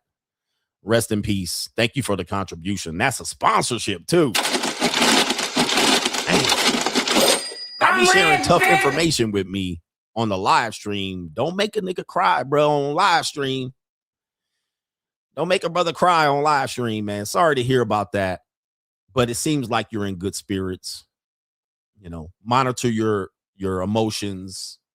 Realize you're going to go through stages of grief and manage it. All right. Condolences from the Coach Gang. Condolences. Somebody says, I've been crying for 3 days, Coach. Yeah. Yeah, man. Don't make a nigga cry on the stream. Okay. I'm trying to be a good boy. All right. Come on, man. Y'all be sharing this stuff with me, acting like I'm a tough guy. All right. Goodness gracious. All right. Goodness. All right. Anyway, also amazing says, welcome back, Goat Adams. He says, can you identify the girl that were going to be wives and the girls that were in the streets while coaching basketball? Shout out to you guys. Know I made my world coaching basketball, women's basketball for damn near 20 years.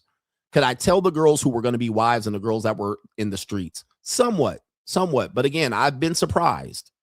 Okay. It was almost not that clear. Now you also have to understand that there was a lot of Lily Lint lickers, at least gay for the state during college girls. So some of those girls surprised me as well. And then there were some of those bulldaggers that were not Lily Lint lickers. All right. They were just masculine women. But so I've been surprised on us a couple of occasions. I had a couple of occasions where I knew one girl was a good girl, and the girls kept coming back saying that they hoes. I used to be like, what? No, that's not true. And I'll be like, they're just jealous, because most of the time it was one of the prettier girls, and the girls got intimidated that you know, the boys on the basketball team would like the new girl. She was fresh meat, and I'm like, you just jealous. But then I found out, yeah, they was out there skeezing. All right, it was amazing. And I also, you know, HIPAA violation withstanding, sometimes I had their medical records because I was a authority figure. And so, you know, the trainer will give me their medical records because I would have to carry them on road trips in case something happened to them. And then I would have their medical record, and it would disclose any issues that they were dealing with. And I was quite shocked that some women that had STIs, all right, which I mean the long-term STIs. I was like, whoa.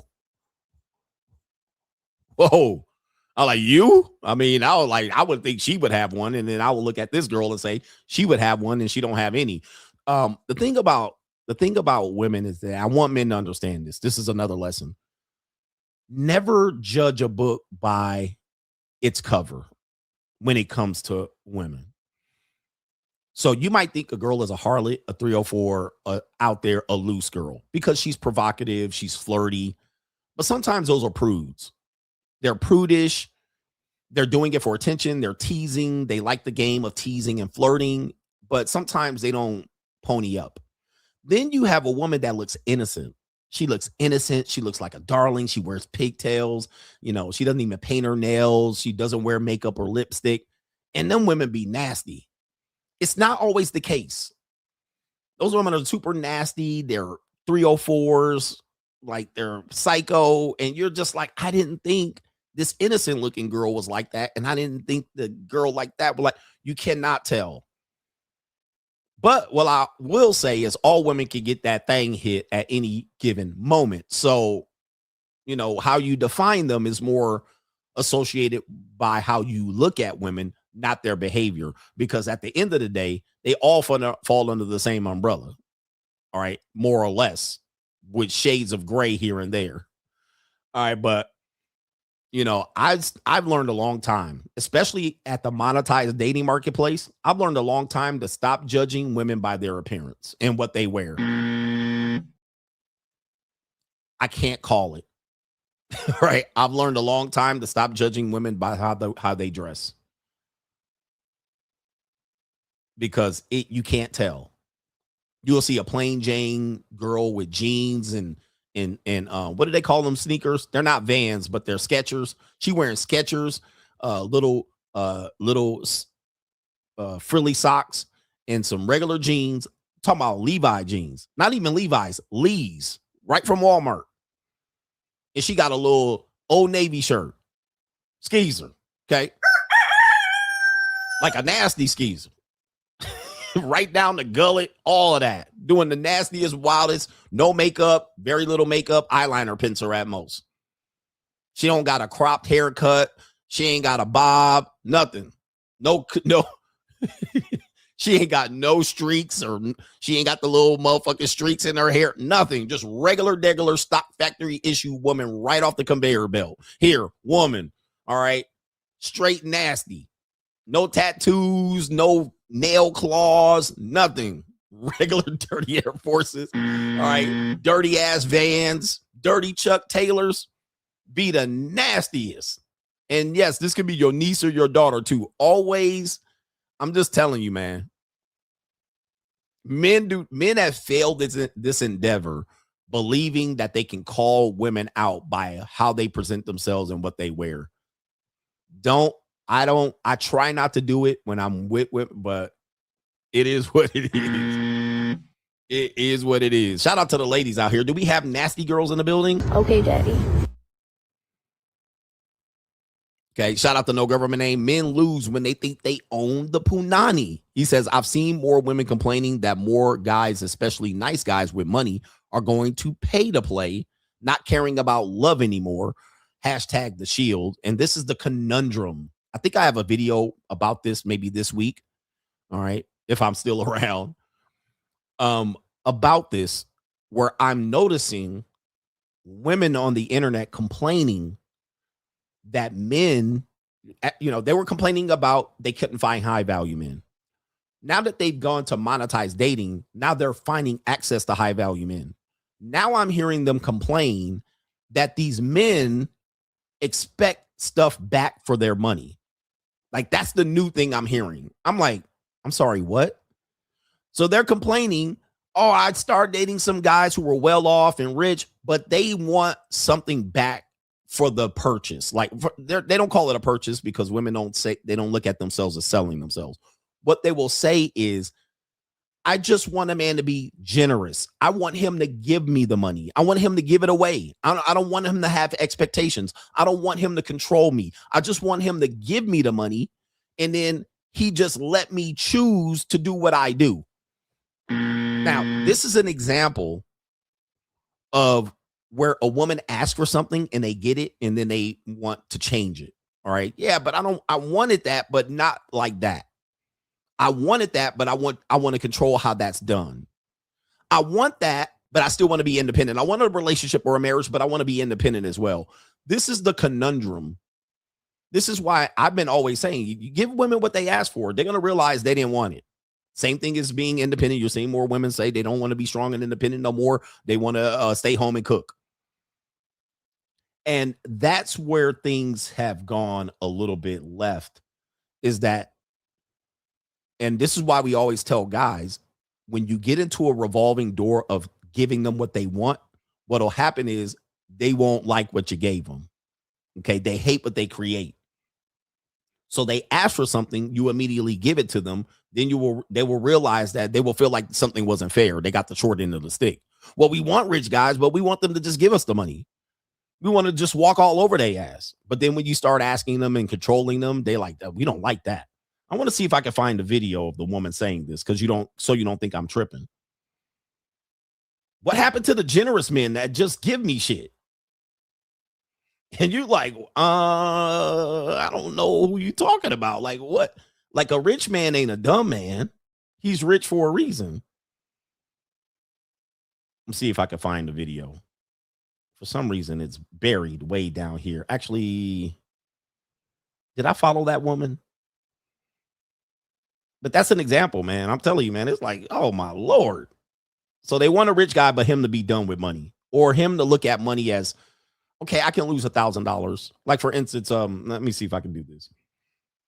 Like, if she thinks you have a lot of money, she thinks that she can kind of get over on you, that you won't miss $1,000.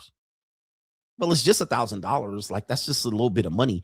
Like, let me get over on you. And you're like, no, that's the principle of it. I'm not just going to let you walk off with my money. Well, you got more thousands of dollars. Look at all this stuff you have. Just let me walk off with this money type of deal. Look, you're like, oh, man. They will run that on you, especially when you're on Fixes Buying. All right, they will run that shit on you. You're like, damn, really? You really a dumb woman. Let me see here. No, I can't find no account. I thought I saved it. But shout out to Rich Miles says, Iggy says, welcome back to YouTube. What a grand week the Locals gang and the Shield enjoyed, while the rest of those Mitch ass brokies sat there twiddling their thumbs. Anyway, money mindset for the winners, and we leave the losers behind. Shout out to you, man. That's a sponsorship. Okay. I'm rich, bitch. I was pretty surprised that people didn't know how to go over on Locals. Okay. Didn't even know how to go over on Locals. All right. And I'm like, man, I've only announced Locals like what, 400 times? It's interesting. Hustle Every Day says, Mammy's plantation behavior, dealing with multiple men and calling it value. I laugh. He says, first thing, look at her. Second, she is delusional. Third, 304s brag about L's and calling it W's. Their options are just deals, Nick. He says they still got to work to spin plates, but do your thing. Yeah, if a woman ever says she has options, that's just options for sex. More than likely. It's not options for men that are going to invest in her and take her out. So even if she says I have the options and you break up with her and she goes to the next guy, let them beat that peace leave up for about 3 weeks, maybe 4 weeks. Maybe she'll get longer. and she'll be back to having limited options. Now she'll be able to, all she got is an option to jump on another deal snake. Okay, that's what I know. But what that's not, yeah, that's all you got. Damn, I thought I had the damn bit because I was going to react to this video. Shout out to our brother Anthony B says, hey, CGA, I like your rant about the word handsome the other day. Your experience paralleled my own. I used to tell my friends handsome isn't a compliment. When a girl tells you you're handsome, it's a female equivalent of a man saying, hey, you're effable. Okay, so if a man says, you know, I can still hit, I'll still smash, that's the equivalent of handsome. I think it's a underhanded, backhanded compliment that they think you're dumb enough to accept, which a lot of men are. All right. But I look at that as a backhanded compliment. This to me mostly is said by skeezers. All right. Skeezers that are trying to get a relationship. To me, it's her trying to figure out how to get a relationship out of you. Okay. Hi, handsome. And she's being nice and coy and endearing and ladylike. All right. She ain't being the hoe she is, throwing her to the window, to the wall. Okay. Throwing it back. If she really liked you, you be fine. She be calling you a ninja. She be biting the pillow. But handsome is, it's so unattractive when a woman calls me handsome. I just think she's trying to finesse me out of a relationship. And the finesse out of the relationship is she trying to walk right through the door on a relationship. Here I am. Here's a nice relationship for me. Here, take me or leave me. No, hell no, bro. Go get the walking. She also thinks you don't have options. You're a diamond in the rough. All right, you're a hidden gem and she found you. All right, I found me one. Let me lock in on this nigga. Let me lock in. And what they'll do is they'll give you easy access to sex, aka a lost leader.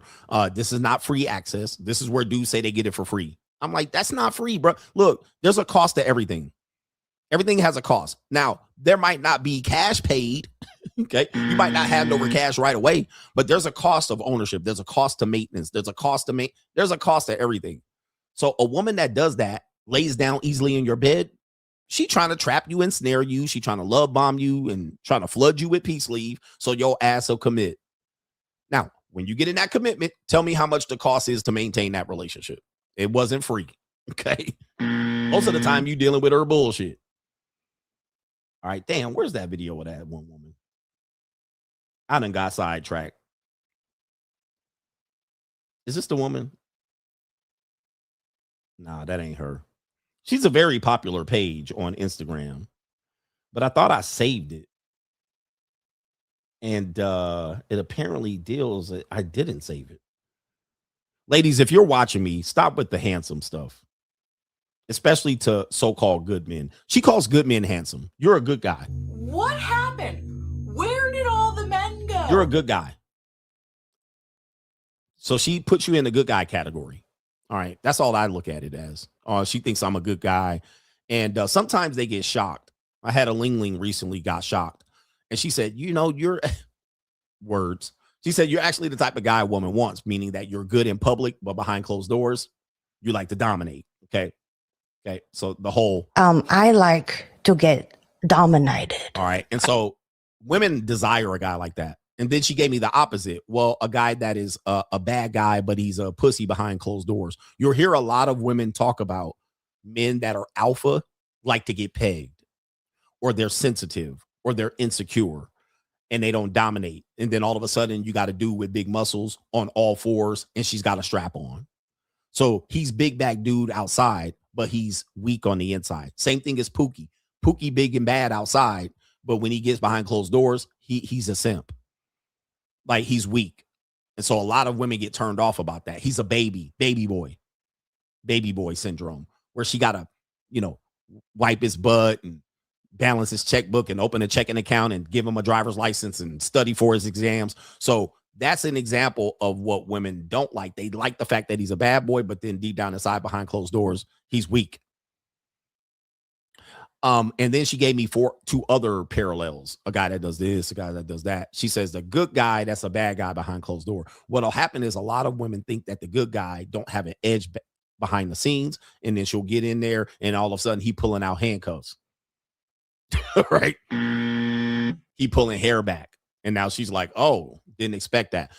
Women that call men handsome don't expect that side of him. They want you to, will you let me come inside? I'll keep you satisfied tonight. If you want me, if you need me. They want that, can I touch you? Can I touch you, make you feel so good? They want that shit. You know what I mean? Can I touch you? Can I touch your hair? Can I pull your hair back? They want that. Can I choke you? You think I could do that? Can I touch this? Can I lick that? Okay. They expect good guys, handsome guys to do that. And then when you come up right there and you grab handcuffs, all right, they're like, oh shit, we doing this? Yeah. Put the daddy chain on. Let's go. I didn't expect all this. I didn't figure you were the type to hook up on the first date. And you'd be, yeah, get over here. Get on the knee. Get down. Let's go. Hurry right now. Go get the warm cloth. Wipe daddy down. All right, come on. Oh, Lord, this nigga a whole animal and shit. What's wrong with this nigga? All right, anyway. I thought you were handsome. I thought you were a geek, a nerd, a goofball ass nigga. Now you got a whole different side to your ass, and she likes it too. She likes it. Okay, daddy. She liked it. She liked every minute of it. Don't let them tell you any different. All right, anyway. Like, oh man, you got a wicked side. Yes, I do. What the fuck you thought was about to happen in here? All right, we got it's an evil world we live in. Matriculating the ball downfield. We gonna go maybe to 5 hours. All right, I got time. I got a fly in coming in. All right, we got a friend visiting me, a special friend. All right, what are we doing here? We got this evil world we live in. Here we go. All right, who wants to see some evil? It's an evil world we live in. Guys, pickup artists are predators. Men who are pickup artists are predators. Men who run game are predators. I've been trying to show you that forever. Why? Because they try to manipulate the system. Now, when people manipulate the system against them, they say they're messing up the game. So this is men who play games, all right, don't understand grown men don't play games with little boys. So when they want to keep the aura in college, dorm, high school, and these are predators because when you beat their game, they say you mess it up and they want to control it. All right. So we have what I call their skills and tactics are always going to be seen as predatory before any other skill or tactic. If you're a simp, it's never going to be seen as predatory. If you're a guy that has money and trick, it's never going to be seen as predatory. In fact, tricks and simps are seen as the woman got over on him. Almost every time the woman beat him and got him, he beat her. She beat his pockets, or she beat him out of time, money, energy, attention, and time. So it's never going to be seen as predatory. But pickup artists, niggas that run game, is always going to be women finding a way to make it a predatory act, right? So I'm always cautioning you that if you keep playing that game, you guys are always the first one to get hit. You guys are always the first ones to get called out. You guys are the first one to get laws made against you. You're the first one to have a docuseries. You're the first one. Okay? You're the first one. It's not the tricks or the simps. And I'm sorry to say that when you follow that mindset, then you end up in a situation. You think I'm going to end up in the situation first. Not necessarily. You're going to end up in the situation first. I've been saying that for a long time. They think they're getting it for free, but then there's a cost. And the laws adapt to the predators, which are these guys. And this is another example. This is another example because women will frame themselves as a victim. And you give them evidence to victimize, be the victim, guess what? They'll pull it out. So this is an example of this. Just teaching. You don't have to agree. Just teaching you. Okay. This one is the meta glasses. Another one with the meta glasses. Another one with the secret glasses, filming women in private, then posting it on the internet for them to not benefit. You benefit from followers and likes and possible monetization. She gets victimized because she didn't consent to being filmed and or having it published. So now I was secretly filmed using smart glasses. So it only took a year of you niggas making smart glass videos for now the laws to come crashing down. That's what happens when you manipulate, right? It says post created on 1/24/2026. Content now removed from TikTok. He just recorded this shit and posted it. And now, boom. So this is a story reviewing it right here. of her saying she was a victim, she says, I just wanted to cry. She was, Delara and Kim were secretly recorded using smart glasses, and their videos were uploaded to TikTok without their consent. Suddenly, they started receiving thousands of messages and calls. TikTok has since taken down their content with Delaria in it as she requested. The BBC reached out to the influencers for the comment, but they did not respond. Okay. This is an example of where I say, you guys don't think you're doing predatory activity, but give it time. If the woman is not able to be seen as her getting over on you, she's a victim. You get over on her, no bueno. It's illegal. It should be illegal. There should be a law. There should be a policy. But if she gets over on you, part of the game. All right. She dine and dashes on you. She doesn't give you sex after you pay, or she don't give you sex after dinner. She leaves her wallet at home. You got to pay for the whole dinner bill. You see what I'm talking about? It's always going to be seen as predatory behavior when you go on the advantage on them and they got nothing back in return. Nothing back in return. I read her news, he's like just been heartbroken or something. No, it doesn't always mean that. I'm pretty sure it does. It's kind of just like a heart drop moment. I don't think there's any other way of explaining it. It's just like, oh my God, he posted the video. He recorded me, first of all, while we were speaking. I just wanted to cry. Oh, so you're happily like what? Happily single, happily what? Yeah. Happily single. I'm ready to mingle. Nah. For the first few weeks, it was like maybe 30, 40 people calling me, messaging me constantly, FaceTimes at like 2, 3 in the morning.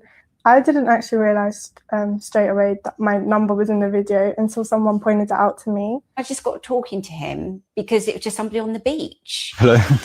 Yeah, with your glasses and your like outfit, it's like quite stood out to me, so I want to say hello. Oh, thank you. Yeah. That's very kind of you. I just thought he was being friendly. Had no idea that I was being filmed and that I was being used. That's a really good word. Yeah, see, there it is. See, look, I didn't get nothing. I didn't get nothing back. I got used. He got over on me. I didn't get paid. I didn't get no followers. He didn't tag me. I didn't get no subscribers. He did. I thought he was being nice. Okay.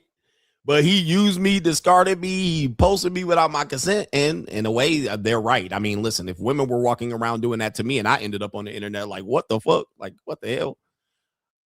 So I didn't get to do it. And that's where you're looking at the whole idea of this. When you try to manipulate them, this is what you're signing up for. Just know this is coming back, and it comes back hard. Okay.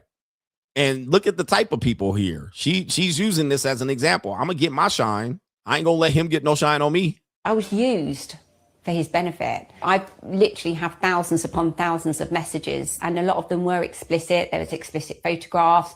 I was asked if I had a fans only page. I think it's called, as if I had a fans only page. This is when dudes say tag her in the chat. All right, what's her at? I was asked if I had a fans only page. She probably gonna open one up now. She on the BBC. She gonna open up a fans only. I think that's what it's called. You know what it's called. Or do I have any content? And to name my price. I swear. All right, sell. All right, so she now feeling like she got treated like this now, but you know. Anyway, enough commentary on that. It's an evil world we live in. Enough comment. I think I made my point. Let's see here. It's an evil world we live in. This is the last one here. Oh, we do have a couple more, I guess. It's an evil world we live in. This is another example of where, and I wish I could find that video of the woman because it would drive the point home of if this is not just mahi JUCO stuff. This happens in relationships. This happened to me in a marriage where if you get a situation where the woman wants to, I guess, more or less get your commitment to something financially, and you renege on that. You renege on that commitment because something you've seen. I saw you do this. You violated my terms and conditions. You violated my trust, or you no longer love me, and you pull that financial commitment back. Most of the time, women will say, that's not fair. You need to continue with that financial commitment. This happens in marriage, divorce, alimony, child support, paper, any across the board. Okay. Junior college, anything. Same thing. Dating. Dating has this dynamic. You should take me out on a date and you should pay, but I don't owe you anything. And then when she doesn't give you anything, you say, you kind of owe me. She says, nah, man, you need to continue to invest and commit. Now, in this situation, I'm going to give you an example. I'm going to read an article or a little Reddit post where they want you to fall on the financial sword. They don't see any problems with that. Even though she reneged, they gave you a different relationship, or they cheated, or they broke your rule, or they don't love you anymore. They still believe that you must continue through with the financial commitment. Ladies, are y'all listening to me? Holla if you hear me, ladies. This is kind of how they think. Now, this is a thing. I'm going to read this post, and this is going to give you an example of it, because in their mind, you have money tree, right? The money grows on trees. You don't need it. They can use it more than you. I'm going to read this, but I'm going to take it off the screen. But you see what I'm reading from. So it looks kind of like a Reddit post, but this does prove what I'm talking about. So this article says, or this little post says, my husband has been in my daughter's life since she was 7. She is now 28. So this is a stepdad.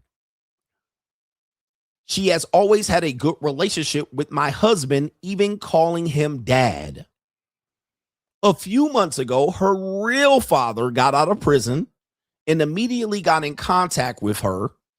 My husband was instantly jealous. All right. So you see what happens there. They're going to call you insecure, controlling, jealous, any one of these gaslighting terms to say that you're emotionally not reacting positively to this, right? And that you're making this because you've been hurt and traumatized, you're jealous, and this is gaslighting.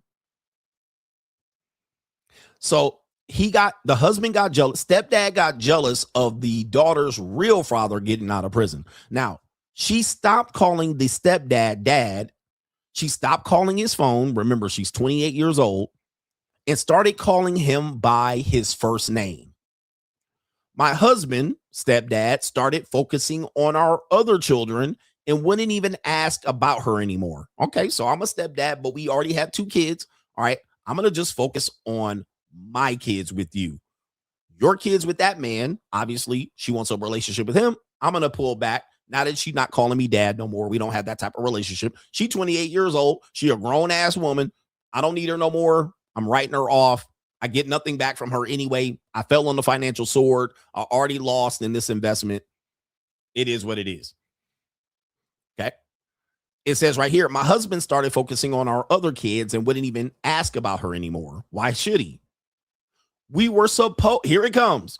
We were supposed to co-sign on a car for her, but he backed out and mentioned to let her real dad pay for it. Let's go.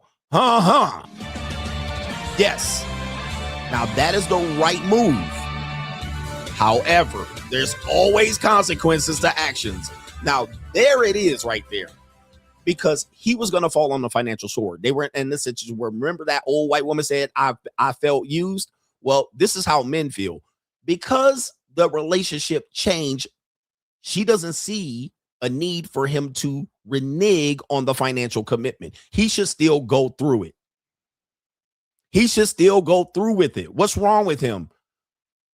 But the problem is the woman made the choice. I've dealt with that where a woman will be like, well, I'm going to date other dudes. And I'm like, okay, I'm going to stop doing this. Or, I mean, there's a situation where, and then what happens is she thinks she's just going to run off and I'm going to still make the financial commitment. And then I stop making a financial commitment and she comes back and says, what are you doing? You're supposed to take care of this. Now, this happened in a marriage when I was getting divorced. She wanted to do what she wanted to do and be independent. So I said, okay, I'm going to stop paying for X, Y, and Z. And she was like, wait, aren't you going to keep paying for this? No. This happens no matter what form of relationships you have. And most of it is when you are in a financial commitment to them. So child support, alimony, all right, rent payment, split rent, whatever it is, they still think that the relationship, she could change the relationship with you. She can violate your boundaries, but you're still going to pay. It is mind boggling. I can't control it. All I can do is protect myself against it. Okay. Case. Yeah. It's mind boggling, but this is our reality. This is what we have to deal with. So let's go back. Stepdad said, fuck it. Fuck them kids. She's a grown ass woman. She don't want to call me dad no more. She don't even want to talk to me. She dealing with the prison felon. And she says we were supposed to co-sign on her car for her, but he backed out and mentioned to let her real dad pay for it. This is an example where a woman says, hey, I want to do whatever I want. You book a trip. All right. She comes on the trip and this is, I'm going to do whatever the fuck I want. I'm going to date other guys. Okay. They're going to pay for it or you're going to pay for it. I'm not going to pay for it. All right. That's part of that. You broke that rule. And then they're like, how come you're not going to pay? Okay. I'm not paying for that. Let him pay or you pay. Somebody paying other than me. Some women think that you're just going to go, that's a little bit of money. I'm going to just let it go. Sadly enough, a lot of women, good women, bad women, they do this to men. Wives, girlfriends, they do this to men. But just because we broke up doesn't mean you're not going to pay for our kids to go to college. No, that was your kid. That's your step kid. That ain't mine. So she's mad now. And listen to this. It's getting sickening because he is essentially writing off my daughter because her biological father is in her life to make up for lost time. She says it's getting sickening. He is being extremely petty to the point that I don't want to sleep in the same bed as him. How do I repair my family since I'm the mediator? Ring the bell. Ring the bell. So now, because the daughter changed the relationship, he didn't. He don't get no marital punani. He gets divorced. Man almighty. Dude, I'm telling you, man, there ain't no woman like this. So you get a divorce, no marital sex. She don't want to sleep in the bed. She's disgusted by you. You manipulated her. You reneged. She also mentioned right here, you're jealous. Now, here's the problem with this. There's a consequence to pay. He's going to have to pay the divorce fee. He's going to have to pay child support for those kids. So here's the thing. You didn't pay for the auto loan, but all the women do is move it from this Excel column to this Excel column. She said, okay, you're not going to pay for it in Excel column B. I'm going to just move it over to Excel column C. So you're going to pay. You're going to pay in divorce and alimony and pain, suffering, grief. So they just find a way for you to pay. While you say, man, fuck that kids. You stood on that square. Just know consequences are coming back. All right. This is a sad man almighty, guys. Man, I'm telling you, bro, it's an evil world we live in. It's an evil world we live in. It is an evil world. So they still felt that they can financially use him, but not listen to him, not respect him, not show him any love. But you still supposed to pony up and fall on the financial sword. Evil shit. But then again, just know that once you do this, they are always going to find a way to make you pay on the back end. You're going to pay on the front end. Most men are. The middle, you're certainly going to pay. All men are going to pay in the middle. And on the back end, they're going to figure out how to get that back end payment.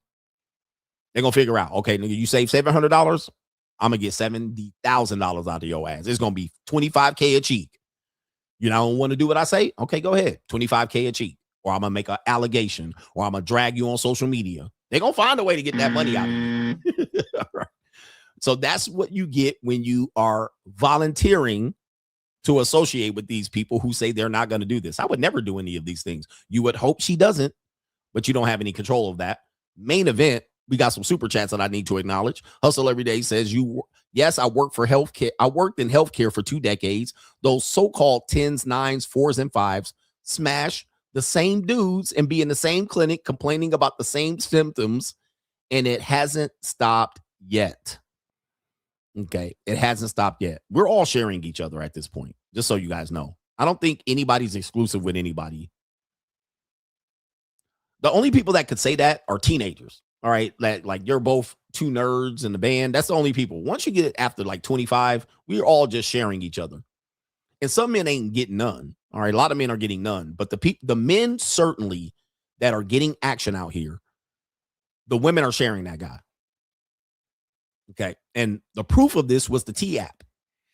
The T app is the undisputed proof. All right, because there's a dude who was claimed to be a bum, got 66 reviews on the T app. Okay. So whether he rich or poor, bum or not, the women are sharing, y'all all sharing the same niggas. So if a guy is valuable, handsome, tall, rich, wealthy, well put together, he ain't a diamond in the rough. All the women, you're sharing that guy. Where we at here? Shout out to our brother KD is the name. He says, welcome back. Missed the first half of the playthrough, but I'll watch it on the back end. Pause. I had a medium back librarian come through, and Lord, she was starving. Yeah, that brother's starving. Fellas, sometimes the women just want a real man to put her face in the pillow. Stay free, gents. Okay. And that's a hard thing for men to understand, because men don't think even pretty women or nerdy women or bookworms. Most women want to be dominated. Like they want you to call the shots. They want you to direct them. They want you to know her body and drive the car. She just wants to feel safe around you. As long as she feels safe, all the other stuff goes out of the window. Monogamy, faithful, condom, all of this goes out of the window. She just wants to feel safe and be able to submit to you, and you have the ability to not kidnap her or be a predator or a gooner. Like, be weird about it. Same thing as afterwards. She don't want you to be weird about it after the fact. Once you guys come out of your post-nut clarity stupor, she don't want you to be weird and kick her out and, tell her she's fat, and, not give her an aftercare. So all that stuff goes out the window. I just want a man that does this and he does that. That's a man that she wants to marry. Okay. That's the man that she wants to be seen around town with. If you make her feel safe and not weird, all right, you're going to be able to do whatever she wants. I mean, whatever you want. Miles says, Coach, you should mimic a version of the McAfee show where you go live on YouTube for 2 hours and finish the last hour on Locals. I thought about that to slowly move everyone there. YouTube is clearly against Hollywood CGA. I thought about that. I think about all of that, but that's one that I definitely thought about. Dave G says you should do an ecclesiastical segment. Shout out to the Coach Gang, ecclesiastically. All right, the fix is in. Shout out to our brother Steve, says just reposted the video you're looking for. All right, let's see if that's the video. Let me see here. See if this is the video. Okay. This is one of the videos that I was talking about. So I'm glad you posted that. Steve, Money Mind says, Steve, this is one of the videos I was talking about, how women, they want provider mail, but when they get provider mail, they don't like it. All right. So this is a woman right here. My fear of providers. You guys have been hearing for how long? Men should provide, men should provide, men should provide. Okay. Now this woman's going to say, I dealt with provider mails, but I don't like what came from it. Here we go. Let's play this video. Never met a man that just provided out of the kindness of his heart. It's always been like a form of control and like slavery. And that's why they want to provide for you. And mind you, I only date successful men. So I don't be dating bums. But I do think they like to control, and they like to control by money and paying bills. And I could take care of that. And it's like, oh my God. I've had men that are like, I'll pay for your apartment. I'll pay for your car. I'll pay for. And I've said no repeatedly. Like, no. Because I'm so sketched out. I've seen it go so wrong for so many women that it's like I would have to really, really trust someone to allow them to provide for me. Like I would have. Listen to this shit, bro. I mean, this is. This is, yo, and of course, she said, I date a lot of successful men. I think that's what she said. Okay, ma'am, you're on their roster. You don't have a roster of successful men. He has a roster of hoes like you. Okay, you have access to successful men. You don't got a roster. I date a lot of successful men. You get clapped and paid by successful men. But now that he's doing that, what happens is he starts saying, I want you to be mine. I want you to be exclusive. I don't want you to do this. I don't want you to do that. He starts using that. Okay, this is what the money's for. And she's like, nah, I don't want that. All right, this is creepy. It's sketchy. Like, what? So you finally find providers and realize that providers want something back for their money. Okay, they want something. They gave you access to this and dates and all this, but they want something back. I feel that's weird. And this is why I always say, and I try to counsel women on this one, you're very rarely going to have rich men reach back for women who are not trained to be with rich men. There's exceptions to the rule. There's a nigga that's rich that will marry a bitch that work at McDonald's. Yes, I got that. Carl's Jr. But it is the exception to the rule. Wealthy people are around wealthy people. Rich people select from rich people. All right, rich men select from country club women. Men that are princes and kings pick from women that are trained to be with princes and kings. Okay, that's why the whole situation with Prince Harry picking Meghan Markle was a problem, because he was supposed to pick from the women that went to boarding school, that walked around with books on their heads, that learned how to curtsy and bow because they wouldn't throw the whole shit under the bus. Now, Meghan Markle went over there, divorced, no training, no home training, and then she went out there exposing the whole shit. Oh, they were teaching us how to bow and this and that. She went out there and started running her mouth. That's why when I hear women saying that they're going to go get a rich guy, I'm always saying, you're not ready for a rich guy. You're not prepared for it. You don't have the training for it. You don't have the understanding for it. You're going to be basically a ghetto, what do they call it?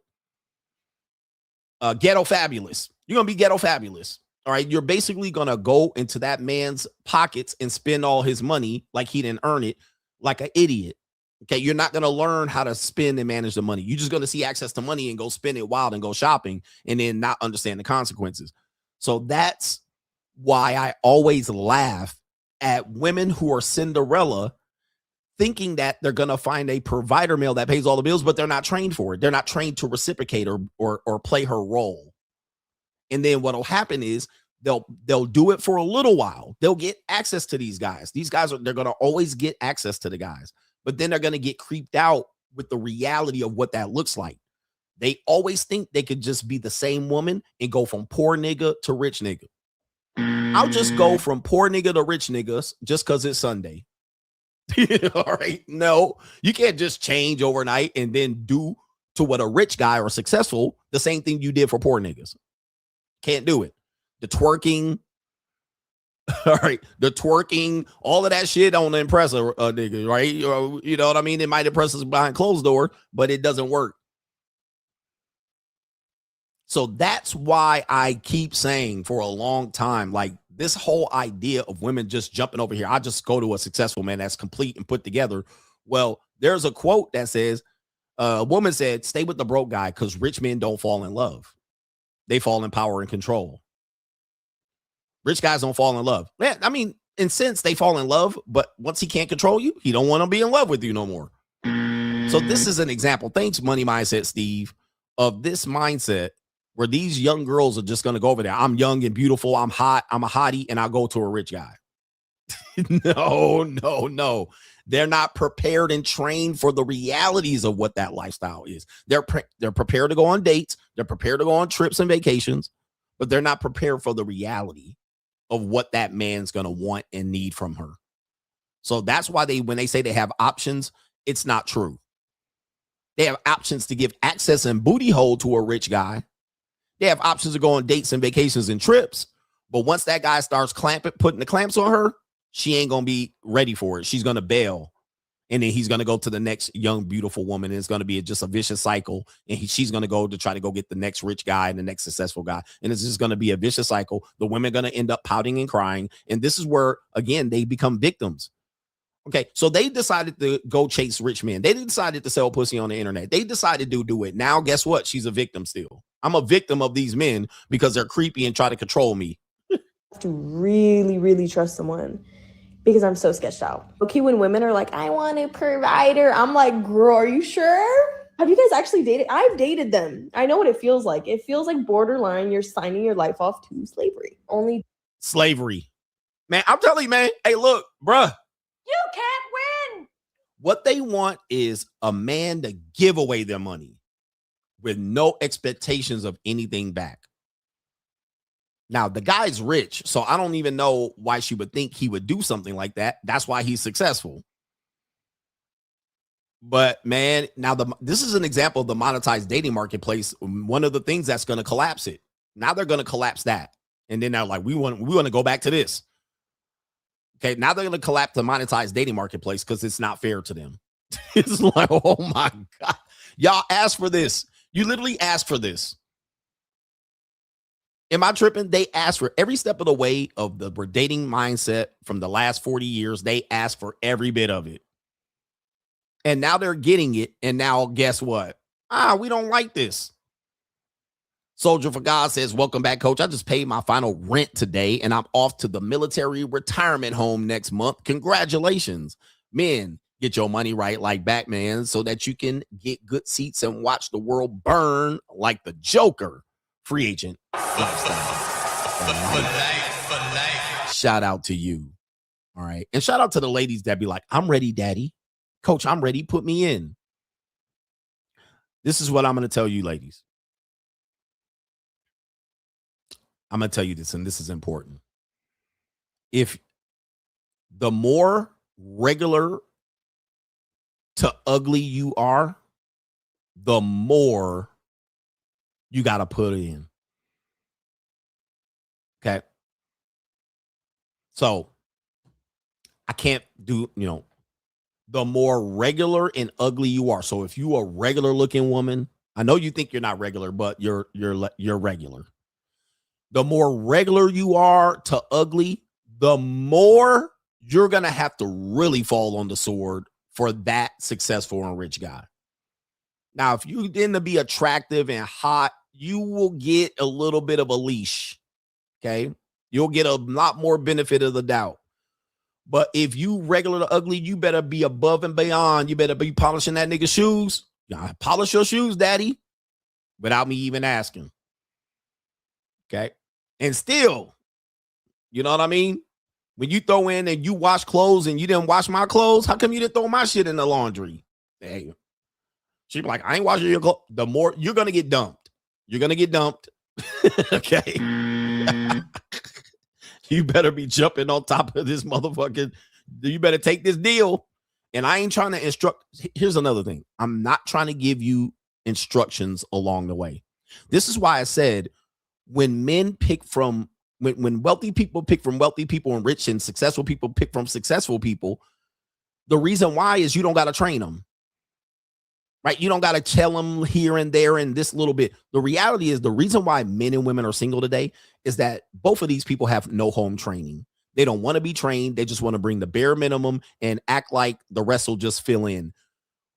Whereas this is why women that are not from successful backgrounds will rarely get with men from successful backgrounds, because that guy don't have time to train her and micromanage her.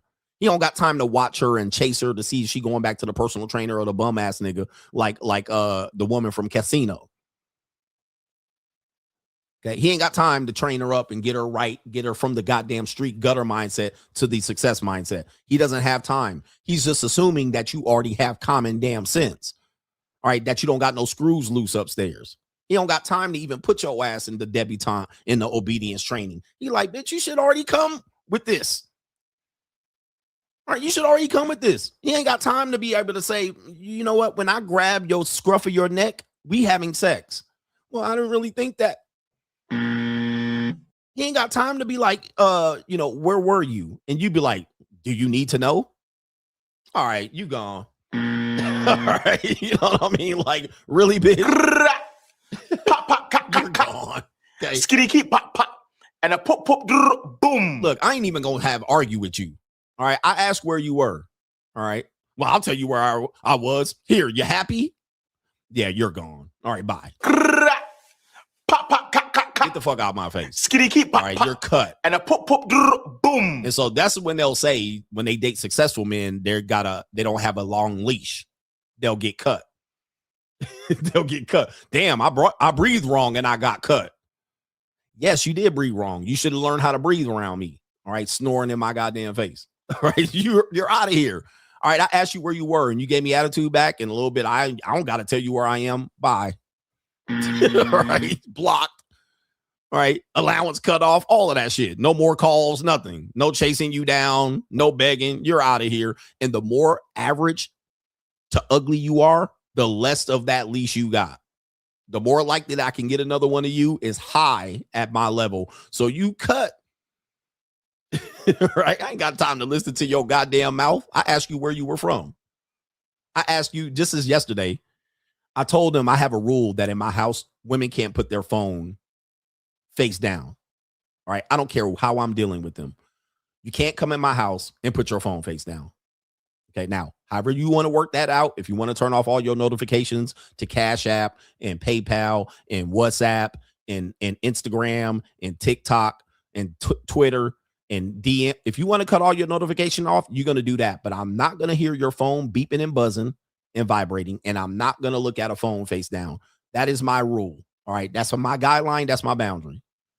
Now, when you go home, you can put your phone face down.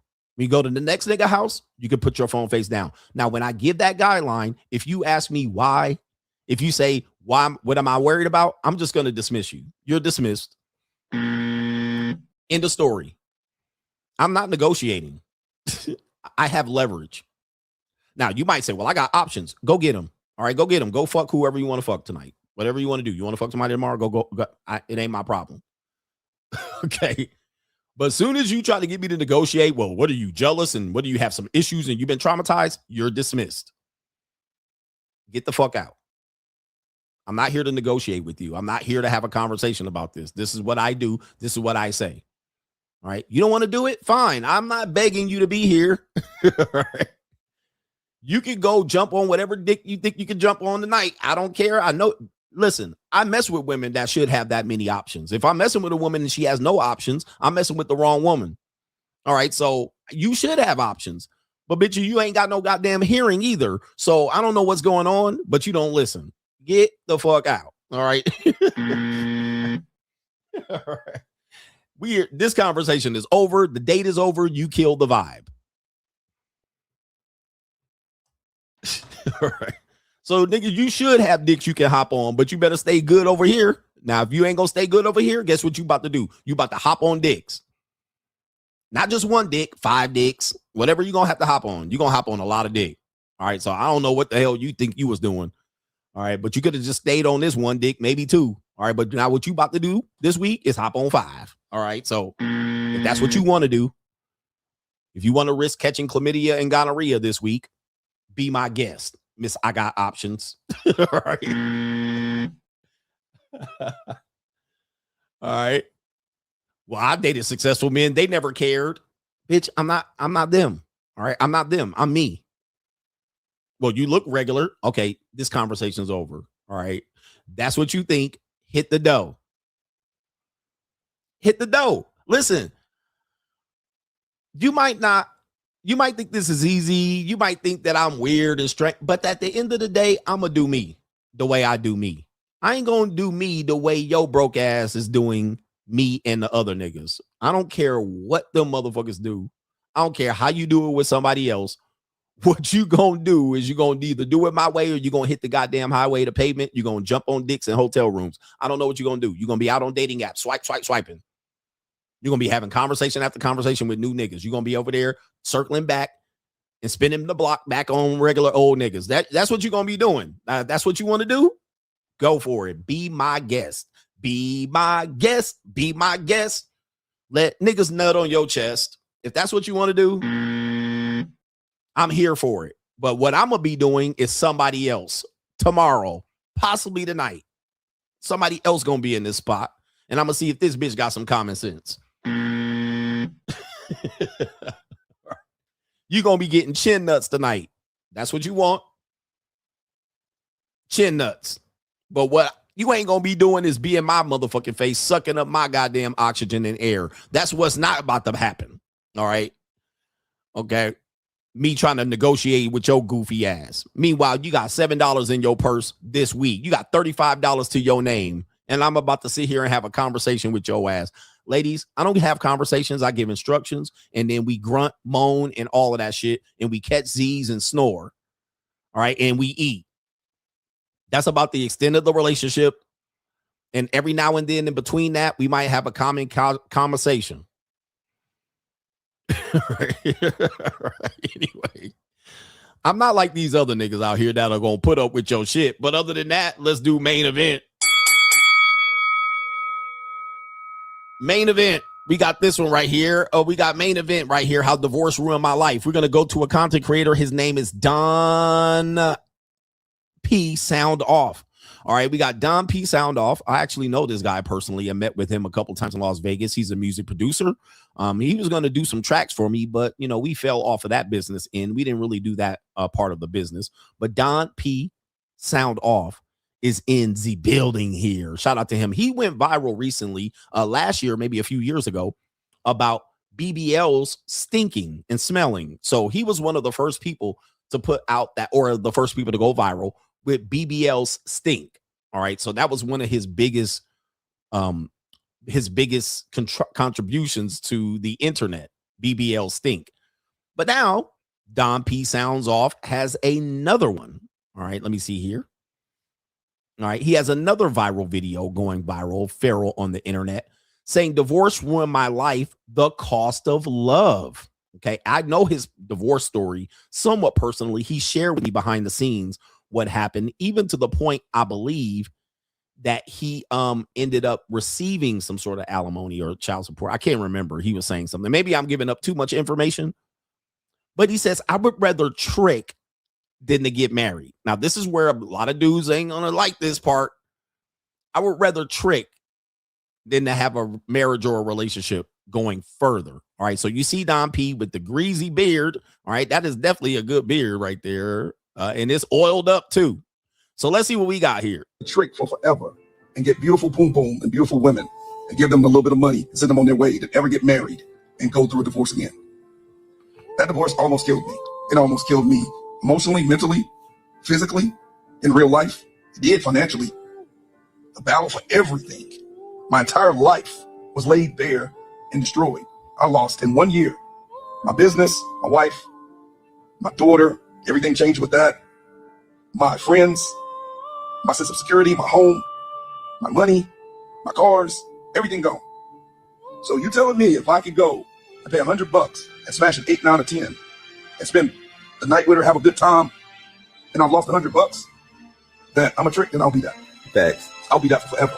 And never go to a spot where I had no access to money, no access to the things that I needed, depression, all of those things that I had to deal with in a divorce that I never filed. I'm not doing that ever again. So at the end of the day, until I find somebody that's going to be with me thick and thin, let the tricking continue. I would rather. All right, let the tricking continue. And this is something that men that have never paid the cost of a relationship, like the hidden cost, like a full-fledged divorce. Then when you go through the divorce and you start dating again, and then it starts proceeding to this type of normie marriage relationship, you know the cost already. You're like, if this goes bad, I've already paid a cost over here, the restock fee. I've already paid the pain of suffering of the post-divorce, which is going to be court battles and ex parte hearings and, you know, the stuff that men go through and women go through in the divorce. You're like, man, I ain't get married again. Like, what? So, dude, when you say I would rather trick, all right, or I'd rather pay or go to the JUCO, dudes don't get it. Why don't you fall in love? Why don't you find a woman that rocks with you? Why don't you run some game? Why don't you? Dudes are like, I ain't going to do it. Money, energy, attention, and time. It's not worth it in the end. And that's where he is going after a divorce, because it ruined his life. Not only did it ruin his life, it ruins the kid's life, his relationship with his kids. All right. It ruins a whole bunch, which I call collateral damage, that people push under the rug. They just say, well, just go to therapy and heal. Well, everybody's hurt. Everybody's damaged. Therapy can't solve that. That white liberal old woman can't solve that in therapy. All right. She ain't going to unpack all of that and it be put back together. So you do get destroyed. I always say divorce is like cancer, although I've never had cancer. So I'm feel ashamed comparing it to that, but it's a slow death. It's a slow death. It's a painful death. And sometimes the effects of it last for way longer than you think, especially if it's a bitter divorce. It's a bitter divorce, which he had a bitter divorce in that case. And the cost of love, where when I keep telling you all men pay, all women sell, people keep arguing with this concept. And I understand, because what you believe is you got something for free. I understand that. And I'm like, not really. Okay, it's not really that. Now, you might not have paid, but that doesn't mean there's not a cost. For instance, let's take this for example. If I say that the Black community more likely has a lot more men that have never paid for intimacy because they're max and players and they're charismatic and they have game. The Black community has more men like that. You would think that's a celebratory thing. All right, let's celebrate this. Let's celebrate that men are able to get intimacy from sex from women for free. Let's just say that. And we say that that's a positive. Then I say, well, look at the outcome. Single mothers, broken families, gang-infested neighborhoods, abortions. That's an example of a cost of that type of lifestyle. STIs. 1 in 4 Black women got herpes. That's an example of a cost. That's the cost of that action. So you didn't pay, but there's a long-term cost to that action to where you might as well have paid. Okay. Kids in jail, Pookie Ray Ray, broken families, lack of generational wealth building, domestic violence, right? The prison industrial complex, uneducated kids. That's called a cost, where you don't pay directly. You might pay periodically, you might pay over years, but there is a cost to everything. Now, synonymously, yeah, herpes, STIs, there's a lot of shit that goes on there, that there is always a cost to any relationship, even though that there's not a payment. Even to the point, let me give you another one. I'm going to give you another one. When you say you don't pay, I say that could be true, but what's the cost to that? You never trust women again. You think all women are whores, right? You think all women cheat. You hate women. You think women are just cum dumpsters. That's called a cost. That's the cost of you interacting with women for free. That's a cost, because that inevitably is going to happen. You're going to be like, damn, all these women just jump on here and come in here and fuck and leave, and they just all whores and ski. That's called a cost. That's a long-term cost of that activity. So there was a payment. Both people paid. And then you go about life and relationships thinking that this is how all women act. Then your relationships, you have an inability to get into relationships and treat women seriously, because this is your cost.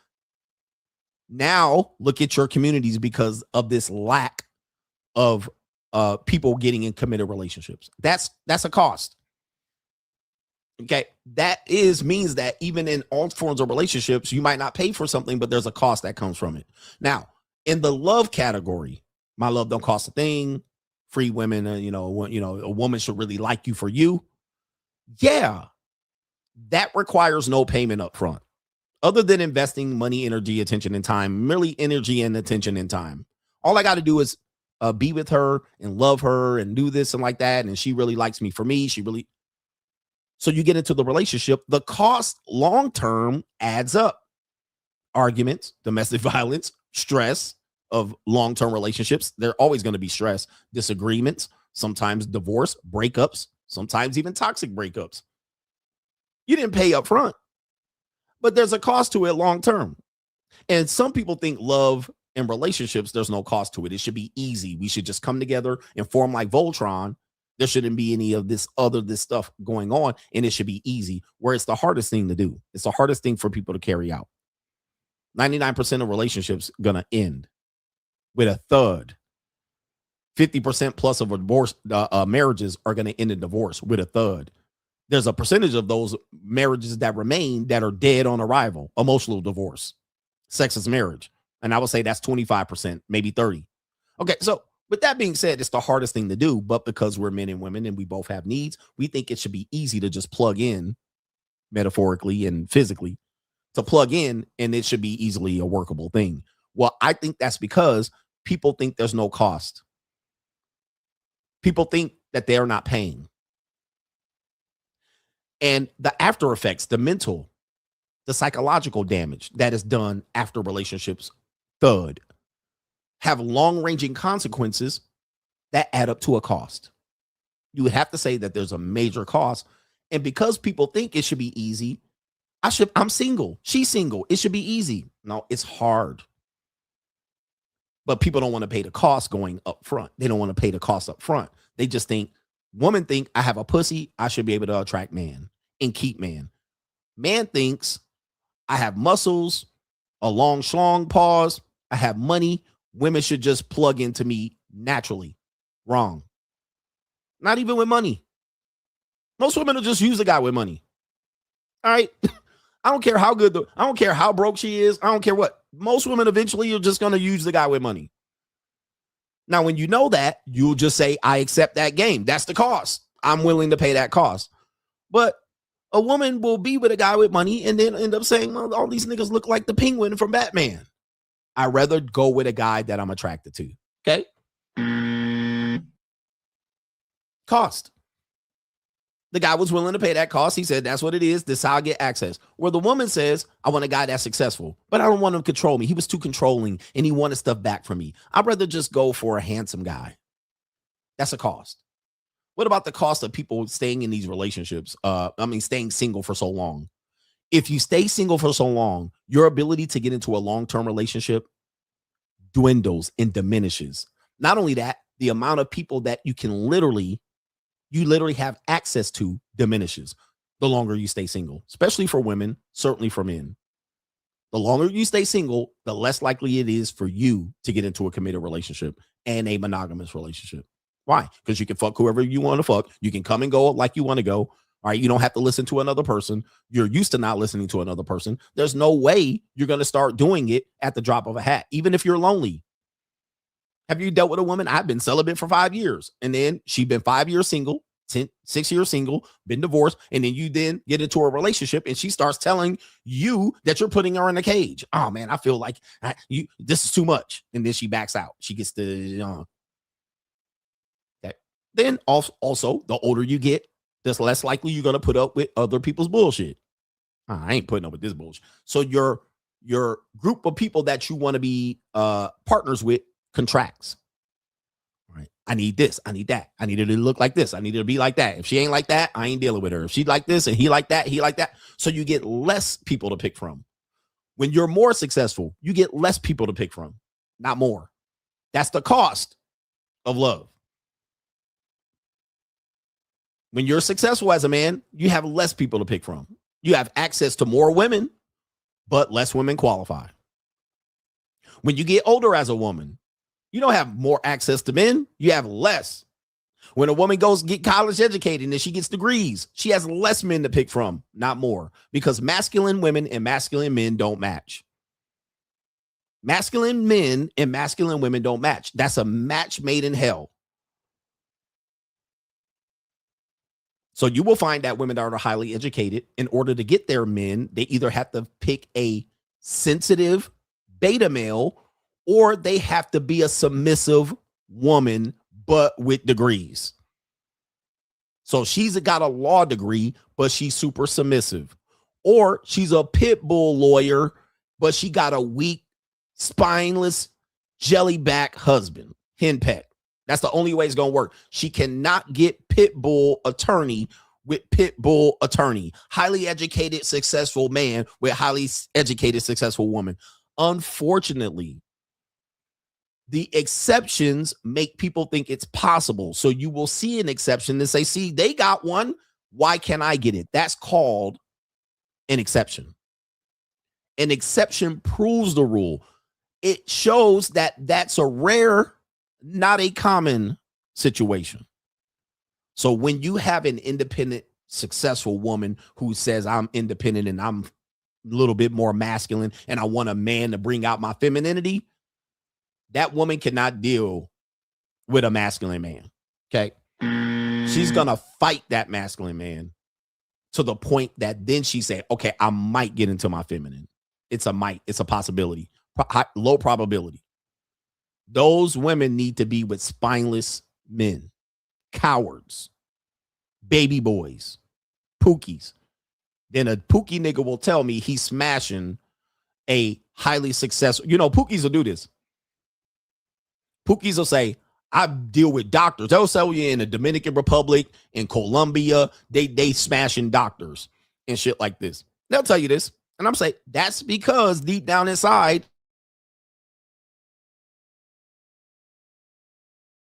cowardly man.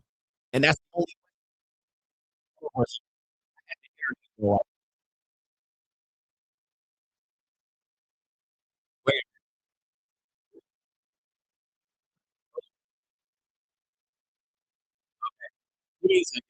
Give me a second. All right. They didn't got to my stream. I better get out of here. All right. I was doing well up until then. Let me see if I can find this. All right. So I hope you can hear me. But deep down inside, you're a cowardly guy. They don't see you as a threat to their whatever. They don't see you as a threat. And I'm going to show you this video here to kind of prove it and back it up and then get up out of here. Maybe we won't. All right, we got it. Can you hear me? Can you hear me? All right. So anyway, I thought I had the video to prove that out, but I kind of lost my train of thought related to this. But that's why that energy matches. She sees you as somebody not so much that's or she's a submissive woman. All right. She's very submissive on the back end, and she can only deal with a guy that is masculine. All right. I can't find the video, but I was going to show it to you. Anyway, enough about that. Divorce can ruin your life. And one thing that does happen is that people don't realize the cost of it. Psychologically, physically, financially, and the cost to collateral damage to others, to where when men say, I want to avoid this, people just shame you back. Just take a chance, just gamble, just roll the dice. You never know, not realizing that there's a cost that's going to go to it. I guess last point is the fact that it is proof that once a man has whatever he wants in life, he's least likely to be married, especially to a masculine woman. So when dudes say, I like educated women, these are usually less educated men, less intelligent men, typically, not always, typically. It's literally a pookie. I can live off of her. She can buy me shit, typically. But once a guy has built himself up, that means he's going to put more parameters and controls to his relationships. That's what these women are experiencing. Okay, that one woman that said these men, these providers are putting parameters to their access to their wealth. Why? Because he knows what he's going to lose if he picks the wrong woman. You have less chance of finding a woman. You have access to more women, access to younger women. They'll play with you. They'll play in a sandbox. But he knows what he's going to lose. So he's going to say prenup, non-disclosure agreement. He's going to start putting up parameters as to what she gets access to. He'll start penny pinching, maybe give her a PPM, maybe talk about allowance. And then when she spends up the allowance and she comes back and says, Daddy, I need $500 more. He said, bitch, you spent it up. Sorry. Okay. Or he starts saying, you need to give me your location. He's going to start putting parameters up to protect. Why? Because he knows what he's going to lose. Now, let's take a guy that doesn't know what he's going to lose. You have nothing. You think you get access to women for free. You don't realize the cost. You date down, low-hanging fruit, swamp busters, booger wolves, cock-eyed knock-knees. You claim it's success. You get married to her. She waits till you invest. She divorces you. And then you say you got divorce rate. She finessed you in divorce court. No, she didn't. No, she didn't. She did the marriage will. She did what I told you she was going to do. What you did was you married her before you had anything. You got into a relationship thinking it was free. But you didn't learn until you had something. Then when you had something, she took what she can get from you. Then you say you got used and finessed in divorce court. That's because you married her thinking that there was no cost. And you got with her when you had nothing. So when dudes say, I'd rather get with a woman when I have nothing so that I know she loves me for me, you don't realize the cost of love. That same woman can take from you just as a woman that can take from you when you have something and she gets into a relationship with you. It's the same thing. Don't just say I want a woman down to be with me when I'm broke so that she can appreciate when I'm up. Let me show you that happens here. I know I got time today. Okay, let me see here. Let me show you this, man. See if this is the one. This has just happened. Tell me I ain't lying, though. Tell me I ain't lying. A lot of guys are trying to figure this out. I just covered this the other day.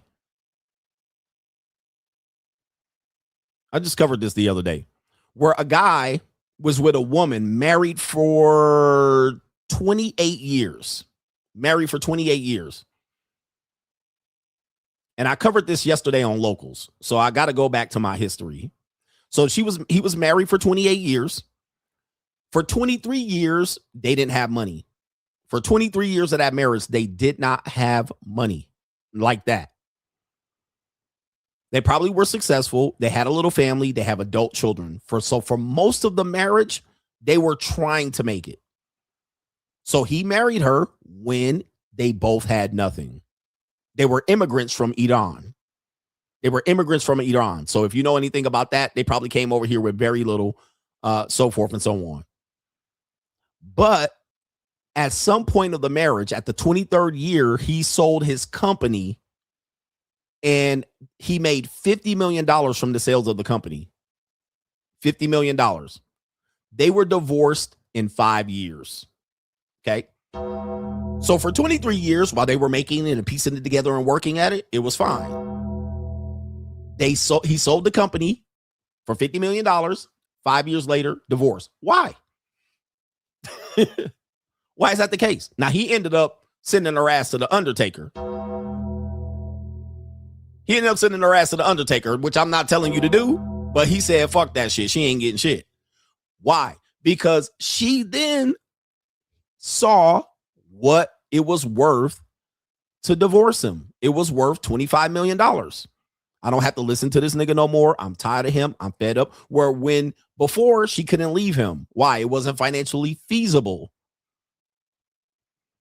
It wasn't financially make sense to leave him.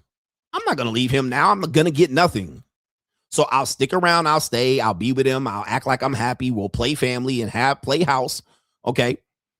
But as soon as he got that, they had financial fall. She got an apartment on her, separated from his ass, and then filed for divorce. And he promptly sent her ass to the Undertaker. And like I said, I'm not telling you to do it. Right? But there it is right there. Because it makes sense, financial sense. She knows what she's getting. He knows what he's losing. He can't post nuptial agreement. The cost of love. The cost of love. Now, that's just one example. That's an extreme example, but that's an example. Just because you get with a woman when you have nothing ensures you nothing. It ensures nothing. Let you be successful. Let her be successful. I can guarantee you that. Let her become successful. Let her become successful. And you don't become successful. I can guarantee you there's a 80, 90, 20, 98% chance she gonna dip on your ass. After 5, 10, 15, 20 years, she dipping. Let you become successful and her don't. She's either gonna sabotage you out of jealousy and or dip on your ass and take the check on the way out, the cost of love. Okay? That's what I want young men to understand. Just because you think a woman likes you and she's going to use you for money, so you rather not get money and meet the woman of your dreams when you don't have money, so that it ensures that she likes you. That's the dumbest thing. It's going to take some time. Just let time slip. Nigga, she going to dip on your motherfucking goofy ass. All right, that ensures you nothing. At some particular point, you're going to make more money. From 20, you meet your high school sweetheart at 20. At 40, you're going to be making way more money than you were at 20. See what happens. Right? The cost of love. Anyway, let me get to these super chats here. I hope this was a great show for you. I think it was a great show back. We're walking the tightrope. We're not safe here on YouTube. That's why I got to tell you. It's protocol. Immediately, we're going to go to locals. That will be the first place. So if you're not on locals, you can register for free. We did this show commercial free because people are supporting and sponsoring. Matter of fact, you know what I'm going to do? You know what I'm going to do? You guys can get the monetized dating course 50% off. I'm going to put 3 courses available for you. The monetized dating course right there. That's the, hold on for a second. All right, hold on for a second. Why can't I type that in? I'll delete something. I guess it's too long. Okay. There it is right there. There's the link to it. 3 courses, 50% off. The code is CGA is back. Once the 3 courses are gone, that is what it is, nigga. All right. That's a special gift for the people who have massively donated for this particular show today. For you guys that want to get access to the course, there's only 3 available at that. Jump in there. All right. Jump in there. I don't do this every day, but there's deals. And I'm going to be putting deals out here because, you know, shit is going crazy out here for CGA. My new website's going to premiere on Sunday or Monday. It's going to go live. And there's going to be a little bit of some cookies in there. It's going to be some, what do they call it? There's going to be some things in there that you can go in there and catch some deals on books, autographed books, and shit like that. All right. Let's get to these super chats. Thank you for your show. Thank you for the support. And thank you for being here on my debut back. All right. From YouTube jail. Some Easter eggs. That's what it is. Some breadcrumbs, some Easter eggs on my website for you to go get access to some deals, coaching call discounts, coaching autograph book discounts, all of that shit. Courses, free courses. It's going to be all of that. Shout out to Mr. Inquisitive says, this is alumni level knowledge. CGA, you're cooking today with the cost talk. You're absolutely right about the Black community wanting everything free and free love, etc. Your wisdom and understanding is on another level. Keep it coming, Mr. Inquisitive. Shout out to you. That's a sponsored shit. Shout out to you right there. Okay. Okay. Thank you for that. Thank you for that. I'm trying to get dudes to understand, but they don't want to understand. They want to fight me. I'm like, do not fight me because I got the evidence. All right. Like Frederick KC Price. I got the evidence on my side. There's a cost to everything. All right. Anyway, that's everybody. Shout out to the Coach Gang. I'm going to Ling land. All right. The rest of the day. I should be back tomorrow. What kind of fuck you give me? All right. Where's my Ling coming in from today? All right. Guess where my Ling is coming today? I had one in from Korea. All right. It went well for a time. All right. But it didn't go well to the end. I had to pull rank. All right. Where do you think this one's coming in? All right. This is going to be, let's see where y'all got. Oh, some of y'all know already. All right. Some of y'all know already. All right. But we'll see how this one works. All right. Here we go right here. And there it is.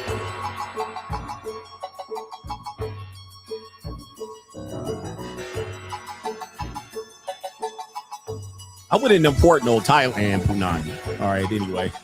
The Orientals. All right, shout out to the Orientals. Anyway, shout out to the Coach Gang. We out of here. We'll see y'all tomorrow somewhere. Peace.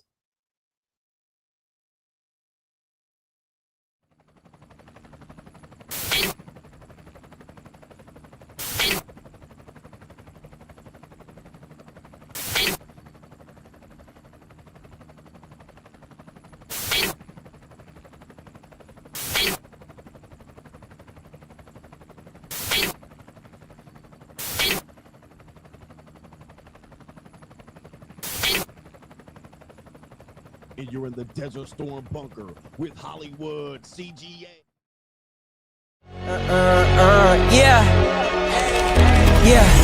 Legends ain't born, they built from the grind. From benches to banners, we sharpen the mind. We sharpen the sword and promise and swore that we going hard and leaving it all on the floor. Hey, yeah, we going hard and leaving it all on the floor. Hey, yeah, we going hard and leaving it all on the floor. Legends ain't born, they built from the grind. From benches to banners, we sharpen the mind. We sharpen the sword and promise and swore that we going hard and leaving it all on the floor.